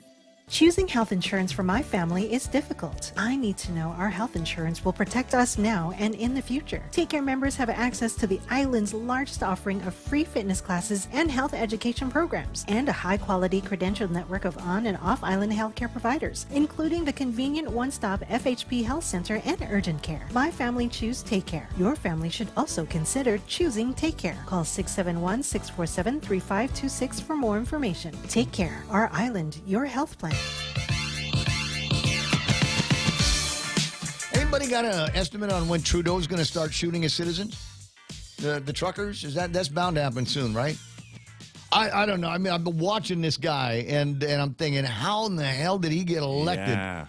The boss of that country, and then you got to recognize that our Libbies learn from their Libbies, and that's all there is to all of that stuff. I mean, this guy's getting heckled in the prime minister place for all of the lame brain ideas that he got. Look, here's the thing: you don't need the mandates anymore. You don't need the mandates anymore. Everywhere is determining that they're in a far better position right now to be able to deal with COVID-19 than we were in the beginning. Thanks, everybody, for your patience and your hospitality, and just move forward. But this guy, it's like he's got, you know what it is? You know what it is? He's a girly man. Oh, he's a girly man, so he's got it now. He's all puffed up now. Yeah. No, these are my mandates, and you're not helping out your fellow man. And you come out, you come here with your big trucks and your rigs and all of that stuff. You see what in the last newscast, how the gaslighting has already begun, where they're saying, oh, those guys at the bridge, automatic weapons. Confederate flags. Yeah. They're going to try to make that. They're going to try to use their paid-for media there to make it out like this is going to be the Canadian version of January 6th from last year. Mark my words, ladies and gentlemen. Now, some of us are getting our information from lamestream media. I got a guy on the ground in Canada. We've mentioned him before. Right? So, So when I look at the dashboard and I see who's, somebody might be listening up in Windsor, Ontario. Yeah. Windsor, Ontario. Jody Mendoza is his name. And Jody wrote me, he's given me updates about every 5 or 6 hours on what's going on at the bridge. All right, here's the update. The bridge is now open. Trucks are rolling, but here's a few weird exceptions. Dude, it's COVID-19 in Canada. Everything's weird. None of the cross streets are open. Ontario Highway 3, also known as the Huron Church Road, is the road that goes over to Detroit. Once you get past the EC Row Expressway, there are no turns on or off number 3. You can't cross number 3. No traffic, not even pedestrians can cross the highway. Also, you cannot get on the route to their number 3 either. The only way for people to walk across is at the Tecumseh Road intersection or an overhead walkway about a half-mile north. That's a big inconvenience, to say the least. But the bridge is open, and I guess that's the most important thing. Stay tuned. So obviously things are happening. A bunch of people got arrested. It's supposed to be like small time deals or whatever. But it's interesting to watch what's happening out there. And to the degree that I'll broken record on this, I sure do wish we had that kind of gumption here. I sure do wish we had people that are just going, really, another month of the public health emergency? Really, guys? When does this end? What's the metric? How are we going to know when we're safe? Are we going to wait until you tell us? Yeah, I don't think so. Rear Admiral Benjamin Nicholson, who is the commander of the Joint Region Marianas, writes the changing military landscape on Guam. I have not seen this in print yet. That doesn't mean it's not there. I just haven't seen it. Half a day prior to World War II, And then he puts in parentheses WW2. The U.S. military footprint on Guam was relatively small, fewer than 500 service members, with only a small Navy yard at PD and the Marine Corps barracks at Sumai. Japanese forces invaded in December 41 and occupied the island until the military liberation in July of 1944. The force laid down in Guam has undergone many changes over the years. After liberation, the U.S. military conducted a massive buildup on Guam necessary to provide a staging and logistics area in order to bring an end to the war. Construction took place across the island, including the Glass Breakwater, airfields at Oroti Point, Naval Air Station Agana, Harmon Field, Northwest Field near Retidian Point, and Patty Point. Massive laydown areas across the island for the materiel and personnel needed to press west towards Japan. Ultimately, the final acts to close the war came from the Marianas in August of 1945. We were that ascent. Yeah, boom. Big bada bang, bada boom. And it goes on after the history lesson here to talk about where we are today. Our adversaries throughout the world have continued to build and train their forces, and new threats have emerged, underlining the importance of Guam's defense. In the past month, the Democratic People's Republic of Korea, that's the NORCs, has launched 7 missile tests in this region, most recently confirming that they are capable of striking Guam. Based on this information, military capabilities must increase so that we are postured to defend America's strategic outpost in the Pacific. Former U.S. Indo-Pacific Commander Admiral Philip Davidson, I've quoted him before, said Guam's defense is homeland defense, and I could not agree more. As the need for a 360-degree missile defense system for Guam is realized, the U.S. military remains committed to our promise of a smaller land footprint and optimizing the current DoD land. In order to fill these operational requirements and remain committed to our net negative promise, we're only assessing current DoD land for potential missile defense sites on Guam. This may require us to reassess existing DoD land, for which there was previously not a defined future military use labeled as excess in previous annual DoD land holding reports. We still got our eyes on Fidian, lady. We still got our eyes on all of that stuff, and your desire for legacy. I might be reading too much in between the lines, but your desire for some kind of a legacy in building a hospital out in Fidian comes second to our requirement to be able to defend America and defend our assets here. The last line here, we honor and demonstrate this commitment by continuing to optimize, respect, and cultivate DoD land for homeland defense while staying mindful of the impact to the community. Defense is not just about deterring our adversaries through military presence in the region, but having the concrete capability to neutralize any hostile forces that may threaten it. Like I said, yeah, nice place for a hospital, not really. But we still got our eye on it, and it is possible what might be, looking like it's vacant and abandoned by the military might be one of those things that we go after. There's more in there, a little bit more of a history lesson, and how we got to where we are here in the current requirements. I'm just glad, like I said, that I've got a piece of paper in front of me by an admiral that looks like it was written by somebody that went to war school, as opposed to somebody that, public relations being what it is, net negative, and our great relationship, blah, blah, blah, blah, blah. I'm glad to see somebody that is talking out of one side of its mouth and using what I think is tough language. That's good. 10 o'clock in the morning. My God, it's 10 already? You had it in your Oh, man. Tell you what, I'm going to go check out the Super Bowl game, maybe get some Valentine's in a little bit later on. Did I miss something? Yeah, you're a day late. Oh, crap. I knew I should have reset the watch. All right. 10 o'clock in the morning on Tuesday, the 15th of February. I'm going to jam Real Joe for Real Joe and Montesilva Tyron and Jerry Roberts. My name is Ray Gibson saying thanks so much for listening and being part of the program. Hope you enjoyed it. If you did, tell a friend, hit the share button, like us and follow us on Facebook, hit the little, alarm bell on the YouTube side. That way you'll get a notice when we finally get on the air for the next time. His Honor, Bob Klitsky, Tall Tales, 4 o'clock this afternoon. Right now, it's the latest from the Fox News Radio Network. Continuing diplomatic talks over Russia and Ukraine. I'm Rich Dennison, Fox News. Russian officials say they're open to continued talks to reduce tensions over the Kremlin's massive troop buildup along Ukraine's border. While Western leaders are warning Russia could attack Ukraine any day now, Russian President Vladimir Putin is hinting at more diplomacy. Putin met with his foreign minister today, and Sergei Lavrov recommended holding further talks with Western countries.